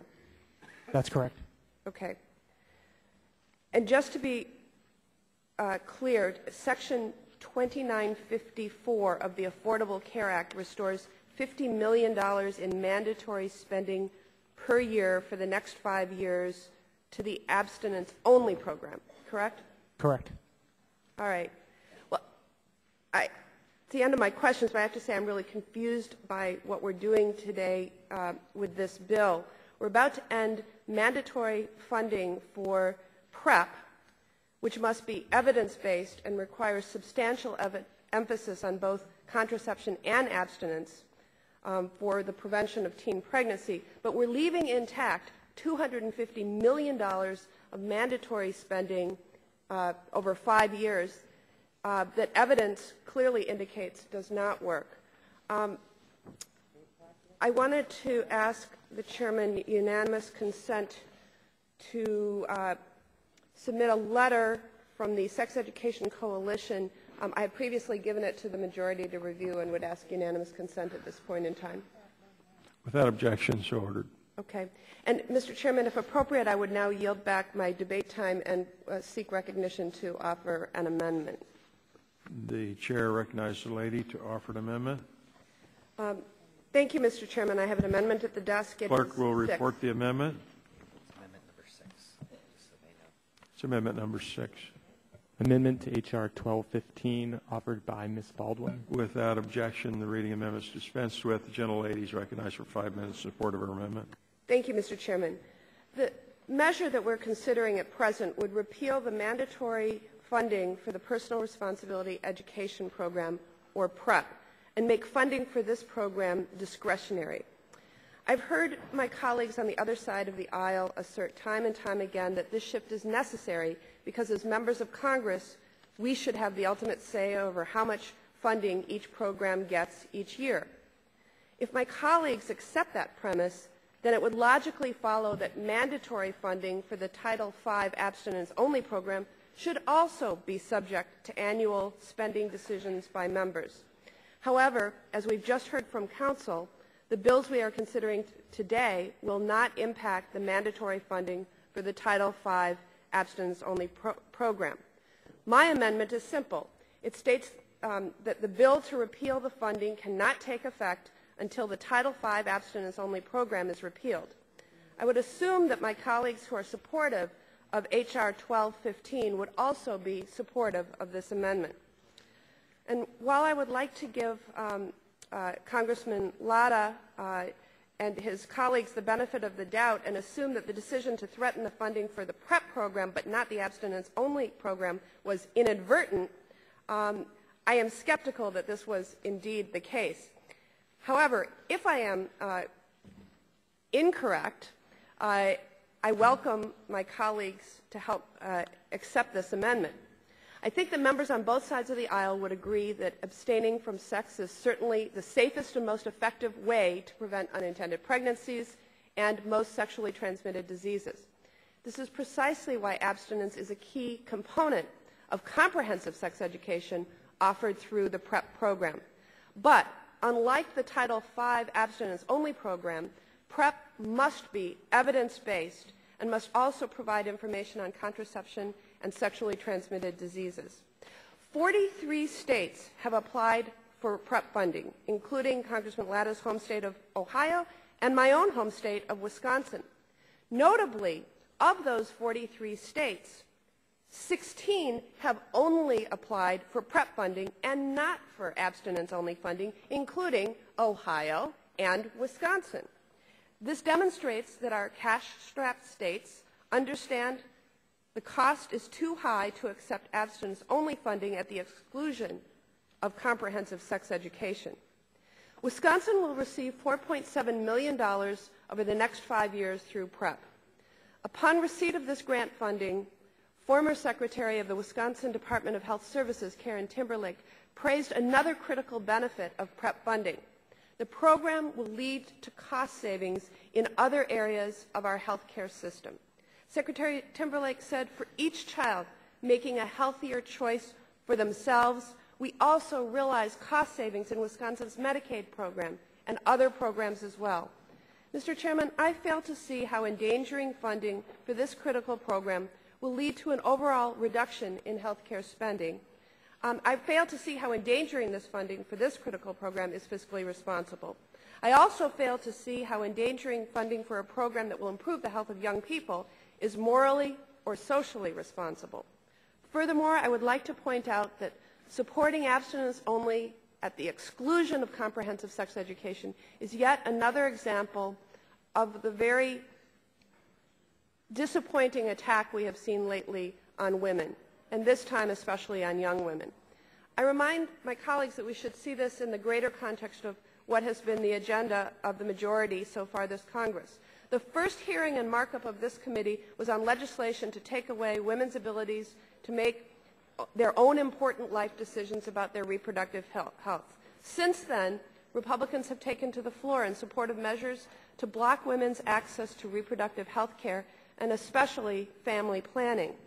And now today, they're offering yet another measure that will impact young women, this time putting a critical program at risk that provides these women, and young men too, with evidence-based information about their health and their choices. I urge my colleagues to support this amendment and to vote against the underlying bill, and I yield back my remaining 20 seconds. Chair, thanks, gentlelady. Is there further discussion on the amendment? The gentleman from Illinois, Mr. Shemkus, is recognized. Thank you, Mr. Chairman. Just to ask a question of counsel, because I ran in and out. Does H.R., I mean, we're on H.R. 1215, does it repeal Section 2953? It does not. It does not. So that's all the question I have. Thank you very much. Yield back. Is there further discussion?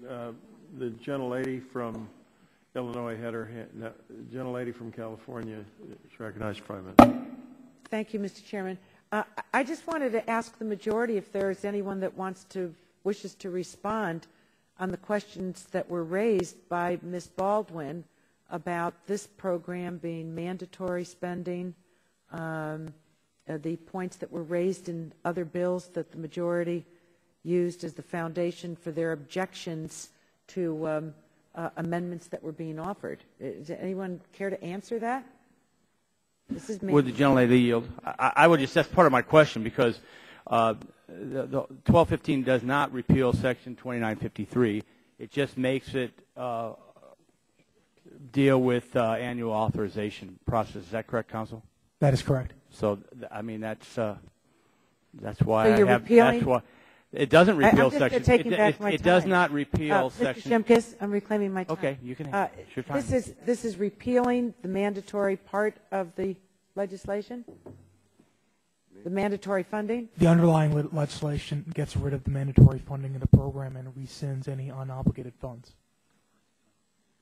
So that's how it's justified. Would the gentlelady yield? I'd be glad to. Well, I just said it doesn't repeal the section. It repeals the mandatory funding. You could still do annual authorizations. That's really part of that whole debate we've had all day. But do we want to authorize and do we want to appropriate? Wait a minute. Reclaiming my time, you still keep the mandatory funding, though.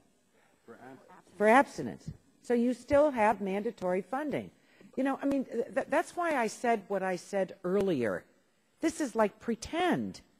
You know, I mean, you build a whole foundation for opposing amendments saying that this is wrong, the Chinese are funding everything or we're, our debt and we simply can't and we can't afford it, we can't do it, and if you build it they'll come and then there won't be people there or it'll cost too much and it's mandatory since 10 o'clock this morning, and now here comes along one of your favorite things and you abandon what your principles were today. So that's just the point that I wanted to make. I think it's you know, it took until 25 to 6 to pull the veil off the face of the whole effort, but so will the gentlelady we finally have gotten to it. Yes, I'd be glad to. But what the gentlelady is saying is it repeals the mandatory, the underlying bill repeals the mandatory funding for the science-based sex education that includes abstinence education, but it keeps in place the mandatory funding for the abstinence-only sex education, which has been proven by study after study to not work. So what the gentlelady from California is saying is if you're going to be consistent about getting rid of mandatory funding programs, you should do it, especially when the programs don't work. And I yield back. I'll yield back to the balance of my time, unless there's anyone else that wants to use my time. But gentlelady yields back. Could I? Is there further discussion on the amendment? The gentleman from Ohio, Mr. Ladd, is recognized. Prime Minister. Well, thank you very much, Mr. Chairman. And again, what this amendment does, as the gentleman from Illinois pointed out, is making this from mandatory to a yearly authorization.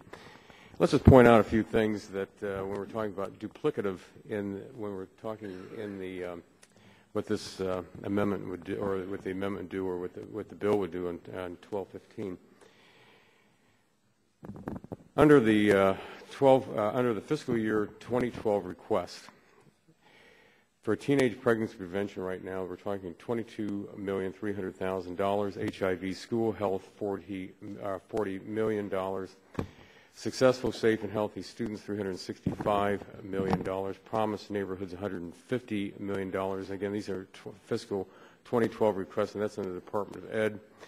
Substance Abuse and Mental Health Services Administration, it's $41,400,000. Minority AIDS Initiative. Health Resources Services Administration, Maternal and Child Health Block Grant, $654,489,000. Title 10, $327,356,000. Office of Assistant Secretary for Health Administration for Children and Families. Office of Minority Health, that's $57,980,000. Promoting safe and stable families, $443,311. And again, what this bill also does is make sure that we're not duplicating programs that are out there right now. It also would, as I said, take it from the direct appropriation down to just an authorization. Over the 5 years, you're looking at about a $375 million saving if you don't have these duplicate programs out there. Also, as the gentleman from Illinois pointed out a little earlier, that we're looking at between 42 to 43% of every dollar out there. So you're looking at, we'd be borrowing about $157.5 million on what potentially could be then a duplicative program, especially when you're looking at this year at a $1.65 trillion deficit.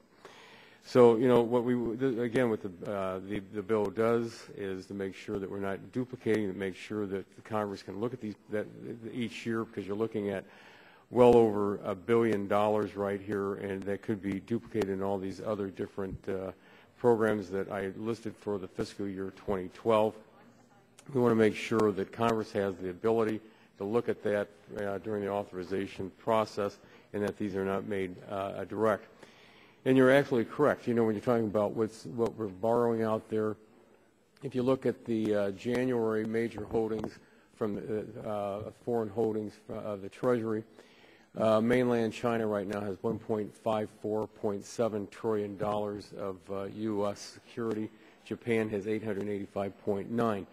Interesting enough, when you get down into the category of oil exporters, some of the countries out there that also hold our debt are Iran and Libya, and when you're also looking at Venezuela.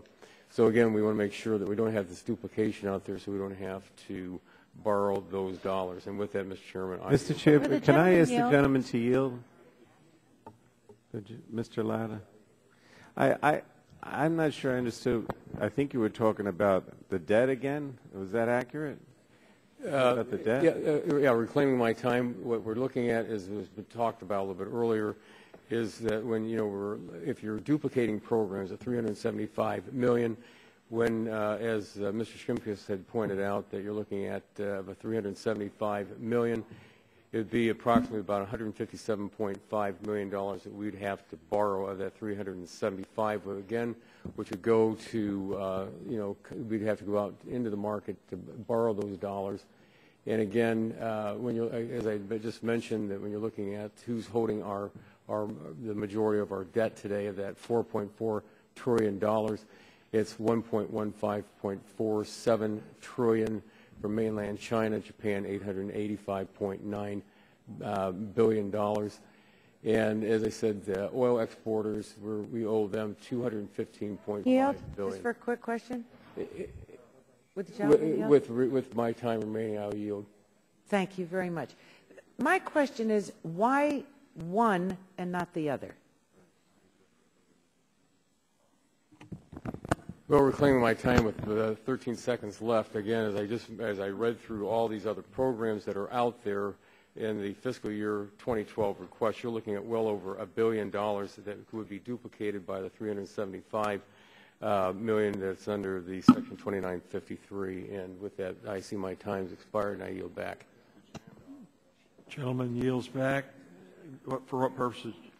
Strike the last word, and I'm not going to recognize you 5 minutes. Thank you, Mr. Chairman. I mean, I'm not going to use all my time. I'll yield some of it to others if they want it. But the point is that this abstinence program, I guess it's about $50 million per year, the abstinence only, that's mandatory.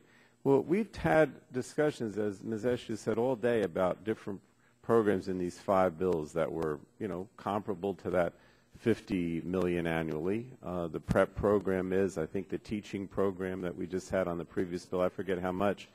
And all we kept hearing over and over again was how we were creating debt. You know, debt to China, debt to I don't even know how many other countries. And I think Mr. Latta was going into that debt situation again.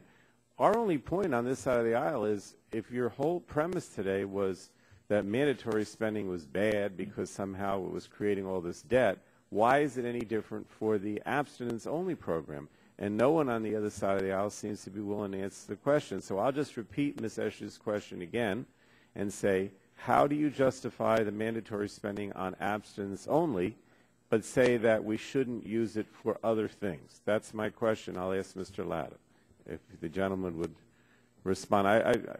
To talk about debt and more debt, we've been talking about debt all day. Chairman yielding. Again, I would yield. As I read off, we have all these other programs that were duplicative.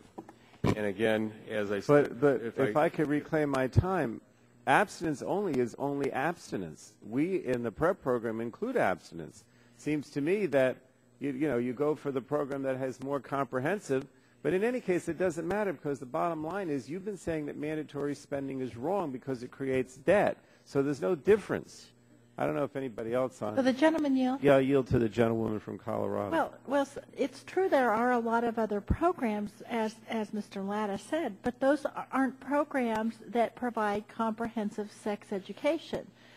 And the one they're keeping that provides some kind of, that covers this field is the abstinence only. That's the one mandatory spending program they're keeping that would cover sex education, and it doesn't work. There's study after study after study shows that it doesn't work. So why would you keep this mandatory spending program and cut the one that works?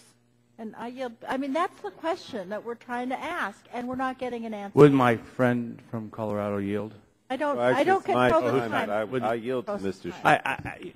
I would think that this is just the first of many bites at the apple on the health care law where we will continue to look at provisions. And I would suggest that if you're so focused on this, that you submit a bill to defund the mandatory aspects of that and have it go through the process. Well, reclaiming my time, I yield to the gentlewoman from Wisconsin. We don't need to submit a bill because I've just submitted an amendment that does precisely that, and if you support it, well, then let's have a vote. Absolutely.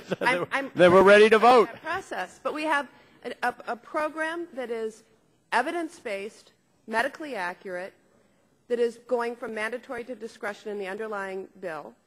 We have another program that, as my colleague from Colorado emphasizes appropriately, is not evidence-based, is not scientifically based, and has proven to be ineffective. Look, if we can all agree in this committee on something, it's that we want to reduce the number of unintended pregnancies, that we want to reduce the incidence of sexually transmitted disease, that we want to make sure that our youth make healthy choices.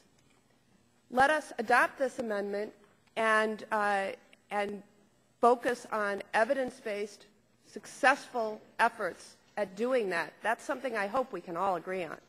I yield back to the gentleman from New Jersey. Unless someone else wants the time, I'll yield back, Mr. Chairman. Chair, thanks, gentlemen. Is there any further discussion on the amendment? If there's no further discussion, the vote occurs on the amendment. All those in favor shall signify by saying aye. Aye. All those opposed, no. No. Chairman, I ask for a roll call. Roll call. The rank members request a roll call vote. The clerk will call the roll. Mr. Barton. Mr. Stearns. Mr. Whitfield. Mr. Shimkus. Mr. Shimkus, no. Mr. Pitts. No. Mr. Pitts, no. Mrs. Bono Mack. Mr. Walden. Mr. Walden, no. Mr. Terry. Mr. Terry, no. Mr. Rogers. Mrs. Myrick. Mrs. Myrick, no. Mr. Sullivan. Mr. Sullivan, no. Mr. Murphy. Mr. Burgess. Mrs. Blackburn. Mr. Bilbray. Mr. Bass. Mr. Bass, aye. Mr. Gingrey. Mr. Gingrey, no. Mr. Scalise. Mr. Latta. Mr. Latta, no. Mrs. McMorris-Rogers. Mrs. McMorris-Rogers, no. Mr. Harper. Mr. Harper. Mr. Harper, no. Mr. Lance. Mr. Lance, no. Mr. Cassidy. Mr. Guthrie. Mr. Guthrie, no. Mr. Olson. Mr. Olson, no. Mr. McKinley. Mr. Gardner. Mr. Gardner, no. Mr. Pompeo. Mr. Kinzinger. Mr. Griffith. Mr. Griffith, no. Mr. Waxman. Mr. Waxman, aye. Mr. Dingle. Mr. Markey. Mr. Towns. Mr. Pallone. Mr. Pallone, aye. Mr. Rush. Ms. Eshu. Ms. Eshu, aye. Mr. Engel. Mr. Green. Ms. DeGette. Ms. DeGette, aye. Mrs. Capps. Mrs. Capps, aye. Mr. Doyle. Ms. Schakowsky. Ms. Schakowsky, aye. Mr. Gonzalez. Mr. Gonzalez, aye. Mr. Inslee. Mr. Inslee, aye. Ms. Baldwin. Ms. Baldwin, aye. Mr. Ross. Mr. Ross, aye. Mr. Weiner. Mr. Weiner, aye. Mr. Matheson. Mr. Matheson, aye. Mr. Butterfield.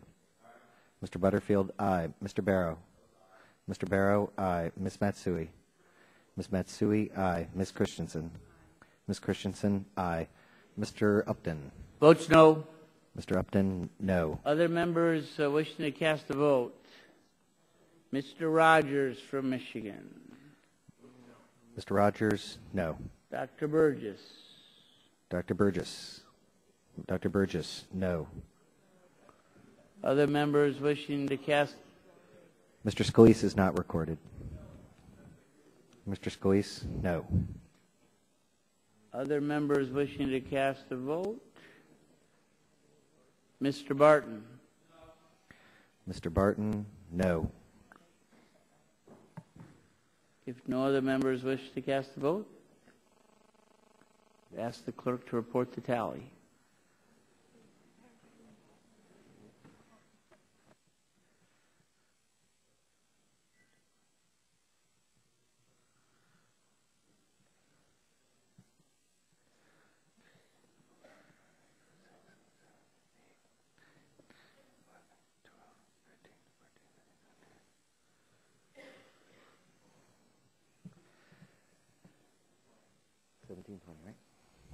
Mr. Chairman, on that, there were 17 ayes, 20 nays. 20 nays. The amendment is not agreed to. Are there further amendments to the bill? Mr. Chairman. Chair recognizes the gentlelady from Colorado. Thank you very much, Mr. Chairman. I have an amendment at the desk. Clerk will report the title. Number 1, Ms. Degat. Yes, number 1. An amendment offered by Ms. Degat. It is the chair's understanding this may be the last amendment to the bill. Yeah. So the clerk will dispense or will disperse the amendment, and the gentlelady is recognized for 5 minutes in support of her amendment. Thank you very much, Mr. Chairman.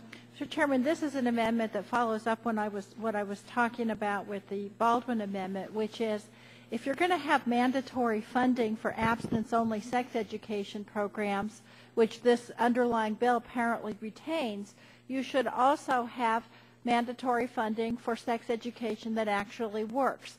And so what the amendment does is it makes the effective date of the bill the date of the last fiscal years for which the abstinence-only program receives funding, which is October 1, 2014. You know, I agree with Ms. Baldwin and everybody else in this room that we need to teach teens that abstaining from sex is certainly the safest thing they can do in terms of preventing unwanted pregnancies and sexually transmitted diseases and many, many other issues. But in fact, the United States has one of the highest rates of teen pregnancy in the industrialized world. U.S. rates are up to 9 times higher than in other developed countries, and more than 400,000 teen girls ages 15 to 19 give birth each year in the United States. Most of those are unintended, and 1 out of every 4 women in that age group has a sexually transmitted disease. So here's the thing, is this committee, by defeating the Baldwin Amendment, said, well, we're going to make abstinence-only sex education a mandatory program. Now, look, as a mother of at least one young lady in that age group right now and someone who represents many more, I want to make sure that they can get the information they need to prevent sexually transmitted diseases and unwanted pregnancies. And the only way to do that is to have this PrEP program, which gives all of the information. Now, if you really want to improve health care reform, if you really want to reduce the deficit, then you should eliminate the $250 million abstinence-only program, but we don't do that. So let me just give you a couple of statistics. Let me just, I want to give a couple of statistics so I can have them in the record, because we haven't done that yet in this Congress. In 2007, the Mathematica Policy Research completed a 9-year study, and in that study what they found was, quote, findings indicate that youth in the program group were no more likely than the control group youth to have abstained from sex. Federally funded abstinence programs don't stop teen sex, and they're a poor use of all of the federal money that's been spent against them. One of my favorite statistics that I've talked about in this committee before was the Texas A&M evaluation of 5 abstinence-only programs being taught in Texas schools, and what they found, what this study found, is that at virtually every level, high school, all high school grades, the kids were more sexually active after they took the abstinence-only course. I don't know. It's Texas, so I don't know. But my point is that you have to have science-based policy. Otherwise, you're just wasting money. And if we don't want to waste money, then we should give people science-based sex education just like everything else. And so I really think if you're going to keep mandatory spending for abstinence only, you should at least keep spending for something that works. And with that, I'll yield to the ranking member, Mr. Waxman. It seems to me the essential point is that if they're going to insist that the abstinence-only program, which doesn't seem to do anybody any good, is going to be mandatory funding, then this one should not be anything other than the same. And so I think it's an issue we've already debated very clearly. If you're against mandatory spending, you should be against both programs being mandatory in terms of spending, and if you're for mandatory spending, let's make them both the same. Reclaiming my time, and let's do something that works. Yes. And I'll yield back. Gentlelady yields back. Are there other members wishing to speak on the amendment? Let's go. I hear let's go. Would the gentleman yield?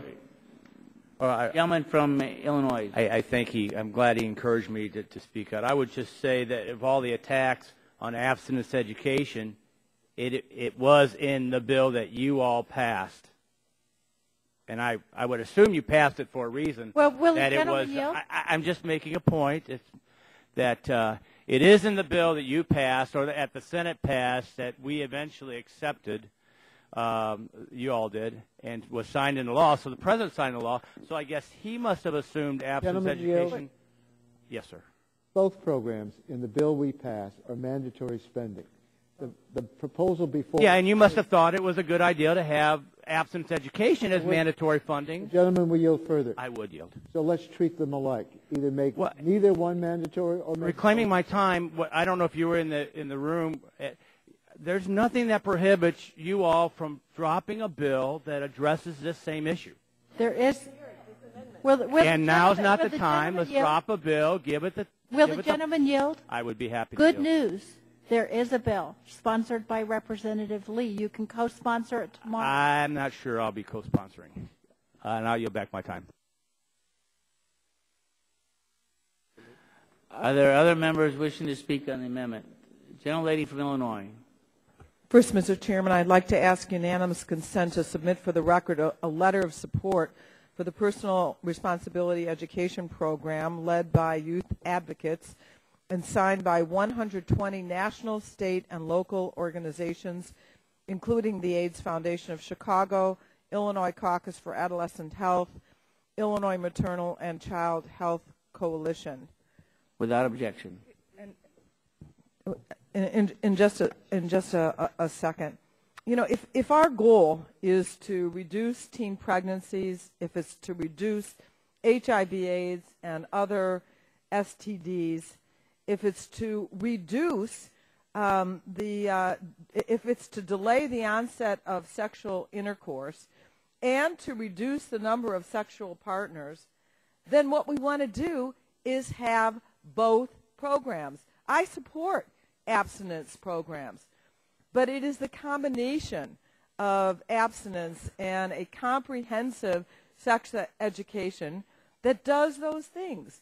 Without having all of that combined, we don't have the results that we want. So the idea of doing these all day, these counterproductive kinds of measures that actually reduce the goals that we all agree that we want to achieve is just utterly baffling, and I would be happy to yield to the gentlewoman from California.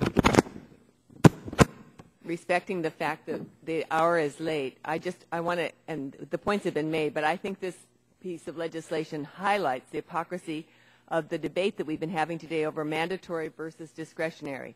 The program that works is on the chopping block. The program that has been demonstrated not to work, which is mandatory, is kept sacrosanct. All the years I worked in the schools, I worked with teen parents and watched them struggle to do their best for themselves and their children. As a public health nurse, I have seen the economic and community impacts of the spread of sexually transmitted diseases. As a mother and a grandmother, I know, as we all share, the trepidation and anxiety, but the role knowing the importance of teaching our children about healthy relationships so that they can set themselves up for success in their personal family life. These are the critical components that the PrEP program teaches. And any attempt to play politics with this program, I think, is a very dangerous game, especially when we are wasting taxpayer dollars on programs that have been discredited. So I believe it's fair, as the underlying health law demonstrates, that we can take both of them and allow them to be at work and alive in our communities. And that's why I strongly urge support for this amendment. I yield back to my colleague from Chicago. I'll yield back. Okay, I think, are there other members wishing to speak on the amendment? Oh, and I yield back. Gentlelady yields back. Are there other members wishing to speak on the amendment? Seeing none, I think we can, we'll ask for a recorded vote on the amendment. So the clerk will call the roll. Mr. Barton. Mr. Barton, no. Mr. Stearns. Mr. Whitfield. Mr. Shimkus. Mr. Shimkus, no. Mr. Pitts. Mr. Pitts, no. Mrs. Bono-Mack. Mr. Walden. Mr. Walden, no. Mr. Terry. Mr. Rogers. Mr. Rogers, no. Mrs. Myrick. Mrs. Myrick, no. Mr. Sullivan. Mr. Murphy. Mr. Burgess. Is he back there? No. Mr. Burgess, no. Mrs. Blackburn. Mrs. Blackburn, no. Mr. Bilbray. Mr. Bass. Mr. Bass, no. Mr. Gingrey. Mr. Gingrey, no. Mr. Scalise. Mr. Scalise, no. Mr. Wada. Mr. Wada, no. Mrs. McMorris Rogers. Mrs. McMorris Rogers, no. Mr. Harper. Mr. Harper, no. Mr. Lance. Mr. Lance, no. Mr. Cassidy. Mr. Guthrie. Mr. Guthrie, no. Mr. Olson. Mr. Olson, no. Mr. McKinley. Mr. Gardner. Mr. Gardner, no. Mr. Pompeo. Mr. Kinzinger. Mr. Kinzinger, no. Mr. Griffith. Mr. Griffith, no. Mr. Waxman. Mr. Waxman, aye. Mr. Dingle. Mr. Markey. Mr. Towns. Mr. Pallone.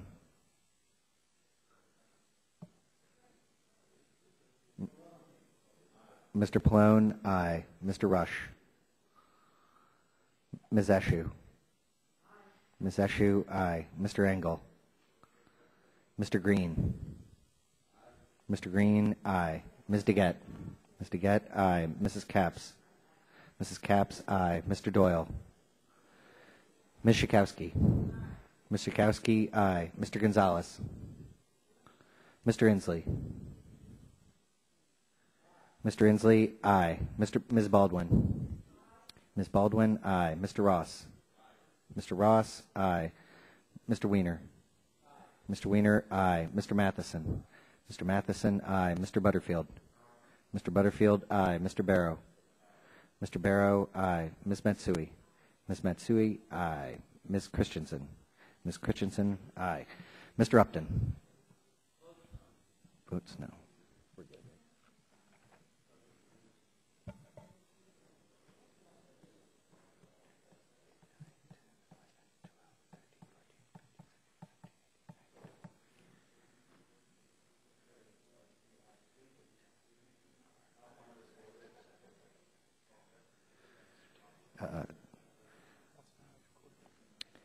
the hearing. The gentleman is not recorded.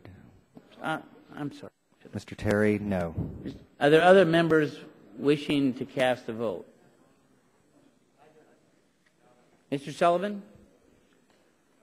Mr. Sullivan, no. Are there other members wishing to cast a vote? If not, the clerk will report the tally.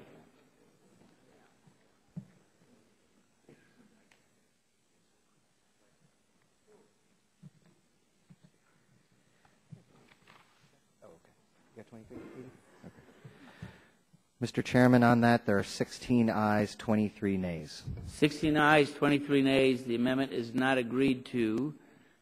It's my understanding that there are no other amendments for this.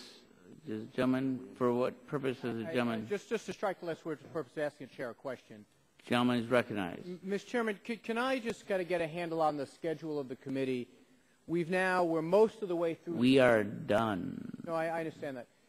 We're most of the way through. Get one more vote. The repeal part of the repeal and replace. Should we as a committee be expecting to get the replacement legislation to provide insurance for the uninsured, reduce deficits by $1.2 trillion over 20 years? Is that coming soon? I've been monitoring the congressional record. That's how I spend my idle hours. I've been monitoring the congressional record, waiting for that legislation. Should we be expecting that next week to be before the committee, the week after? When should we reasonably be expecting that legislation? And I yield to the gentleman. You'll be seeing a number of pieces of legislation as it relates to the replacement part in the coming weeks. So we look, and we'll make sure that they're all in line with the Constitution. Yeah, we've learned that lesson. And just if I could reclaim my time, will it be living up to the objectives that we share? Covering the uninsured, reducing the deficit, improving competition so that costs are kept down. Because you've got repeal and replace. There should be something to replace everything you repealed. I think the gentleman would acknowledge. Should we be reasonably expecting something that accomplishes the same goals of what we? You'll be excited. You'll be excited about what we're doing. Well, as the chairman knows, getting me too excited is not a very high bar. Exactly.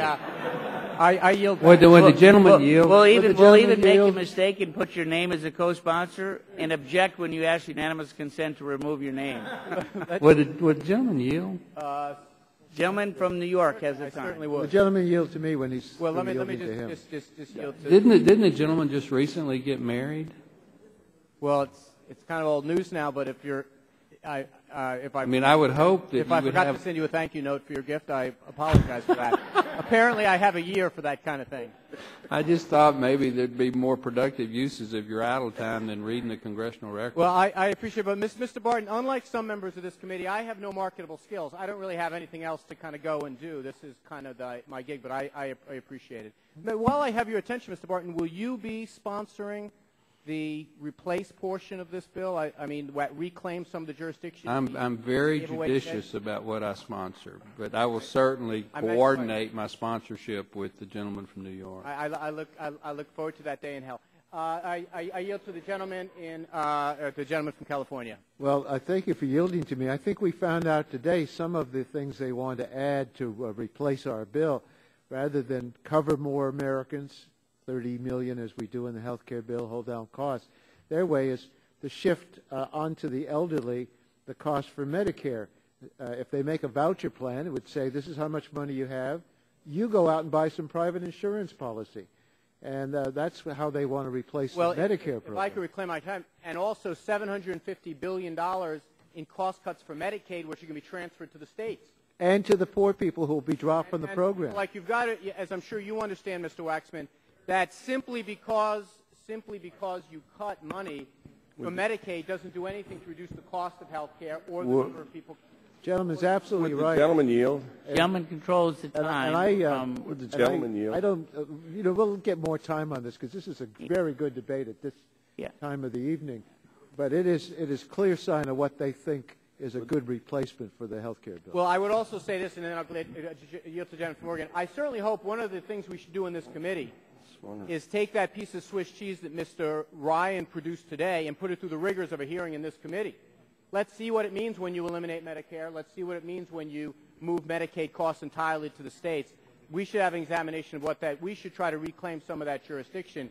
Because certainly having a head in the sand ostrich approach isn't going to work. Would the gentleman? I certainly will. Would the gentleman, the future mayor of New York, yield? Because I'm told you're talking about a plan that would do something like that, merge Medicare and Medicaid in New York City and deal with all your issues and get a waiver to do that. So I just want to make sure that that you get a chance. Let me return the time. It's a common misconception that someone educating themselves by watching Fox News might be under that impression. I'm actually reading from Politico. There's a difference between the waivers, which are a debate we've had here, and something that Mr. Wyden and Mr. Brown proposed that the president adopted, an opt-out in 2017 for states or localities that think they could administer the program themselves. That's something I would hope all states, Oregon included, would endeavor to follow itself. But in fact, the waivers that are offered as a sign of flexibility by HHS is not something that New York is going to need. However, we are going to need this committee to do true oversight of the Hawaiian Swiss Cheese Act of 2011. Gentlemen's time has expired. It's my understanding that this may be the last roll call vote of the night. We've got one bill after this, but it's likely to go by voice. Are there further amendments to the bill? Seeing none, we are ready for final passage. I'll ask the clerk to report or to call the roll. Mr. Barton. Final. Mr. Barton, aye. Mr. Stearns. Mr. Whitfield. Mr. Shimkus. Mr. Shimkus, aye. Mr. Pitts. Mr. Pitts, aye. Mrs. Bono Mack. Mr. Walden. Mr. Walden, aye. Mr. Terry. Mr. Terry, aye. Mr. Rogers. Mr. Rogers, aye. Mrs. Myrick. Mrs. Myrick, aye. Mr. Sullivan. Mr. Sullivan, aye. Mr. Murphy. Mr. Burgess. Mr. Burgess, aye. Mrs. Blackburn. Mr. Bilbray. Mr. Bilbray, aye. Mr. Bass. Mr. Bass, aye. Mr. Gingrey. Mr. Gingrey, aye. Mr. Scalise. Mr. Scalise, aye. Mr. Latta. Mr. Latta, aye. Mrs. McMorris-Rogers. Mrs. McMorris-Rogers, aye. Mr. Harper. Mr. Harper. Mr. Harper. Mr. Harper, aye. Mr. Lance. Mr. Lance, aye. Mr. Cassidy. Mr. Cassidy, aye. Mr. Guthrie. Mr. Guthrie, aye. Mr. Olson. Mr. Olson, aye. Mr. McKinley. Mr. Gardner. Mr. Gardner, aye. Mr. Pompeo. Mr. Kinzinger. Mr. Kinzinger, aye. Mr. Griffith. Mr. Griffith, aye. Mr. Waxman. Mr. Waxman, no. Mr. Dingle. Mr. Markey. Mr. Towns. Mr. Pallone. Mr. Pallone, no. Mr. Rush. Ms. Eshu.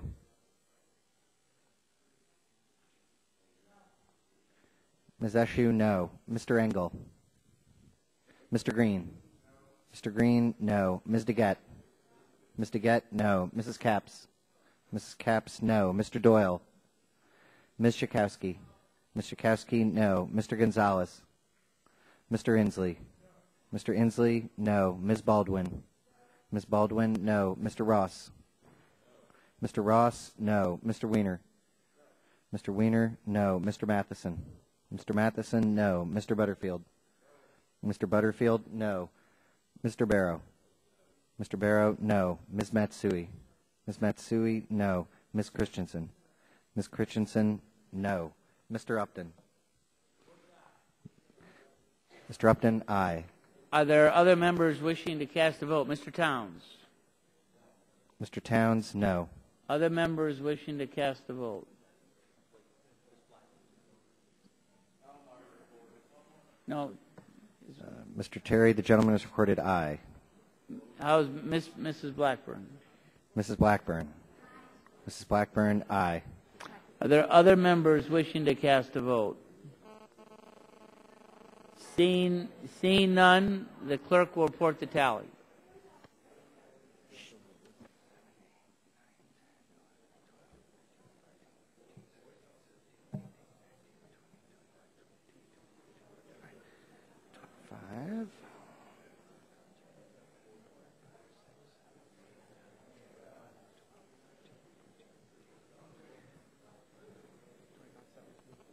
17. Mr. Chairman, on that there are 25 ayes, 17 nays. 25 ayes, 17 nays. Oh, Mr. Is it done? Can I finish this? Finish it. The bill is passed, adopted. I just want to serve notice that the minority wants its appropriate time on every bill that's been passed today. Without objection. Other views. Without objection. So be it. So be it. In particular. All right. At this point, the chair would ask UC that the committee call up H.R. 1343, a bill identical to the discussion draft reported by the subcommittee, and treat it as original text for the purpose of amendment at full committee without objection. The chair asks the clerk to report. H.R. 1343. Without objection, the first reading of the bill is dispensed with, and the discussion draft will be open for amendment at any point. Mr. Chairman? So ordered. The gentleman, for what purpose is the gentleman from Oregon? Mr. Chairman, I have an amendment at the desk.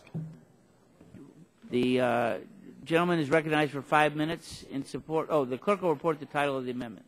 An amendment to H.R. 1343 offered by Mr. Walden.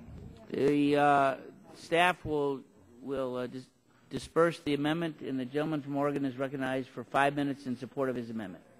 Thank you, Mr. Chairman. I thank the committee for bringing this legislation before us.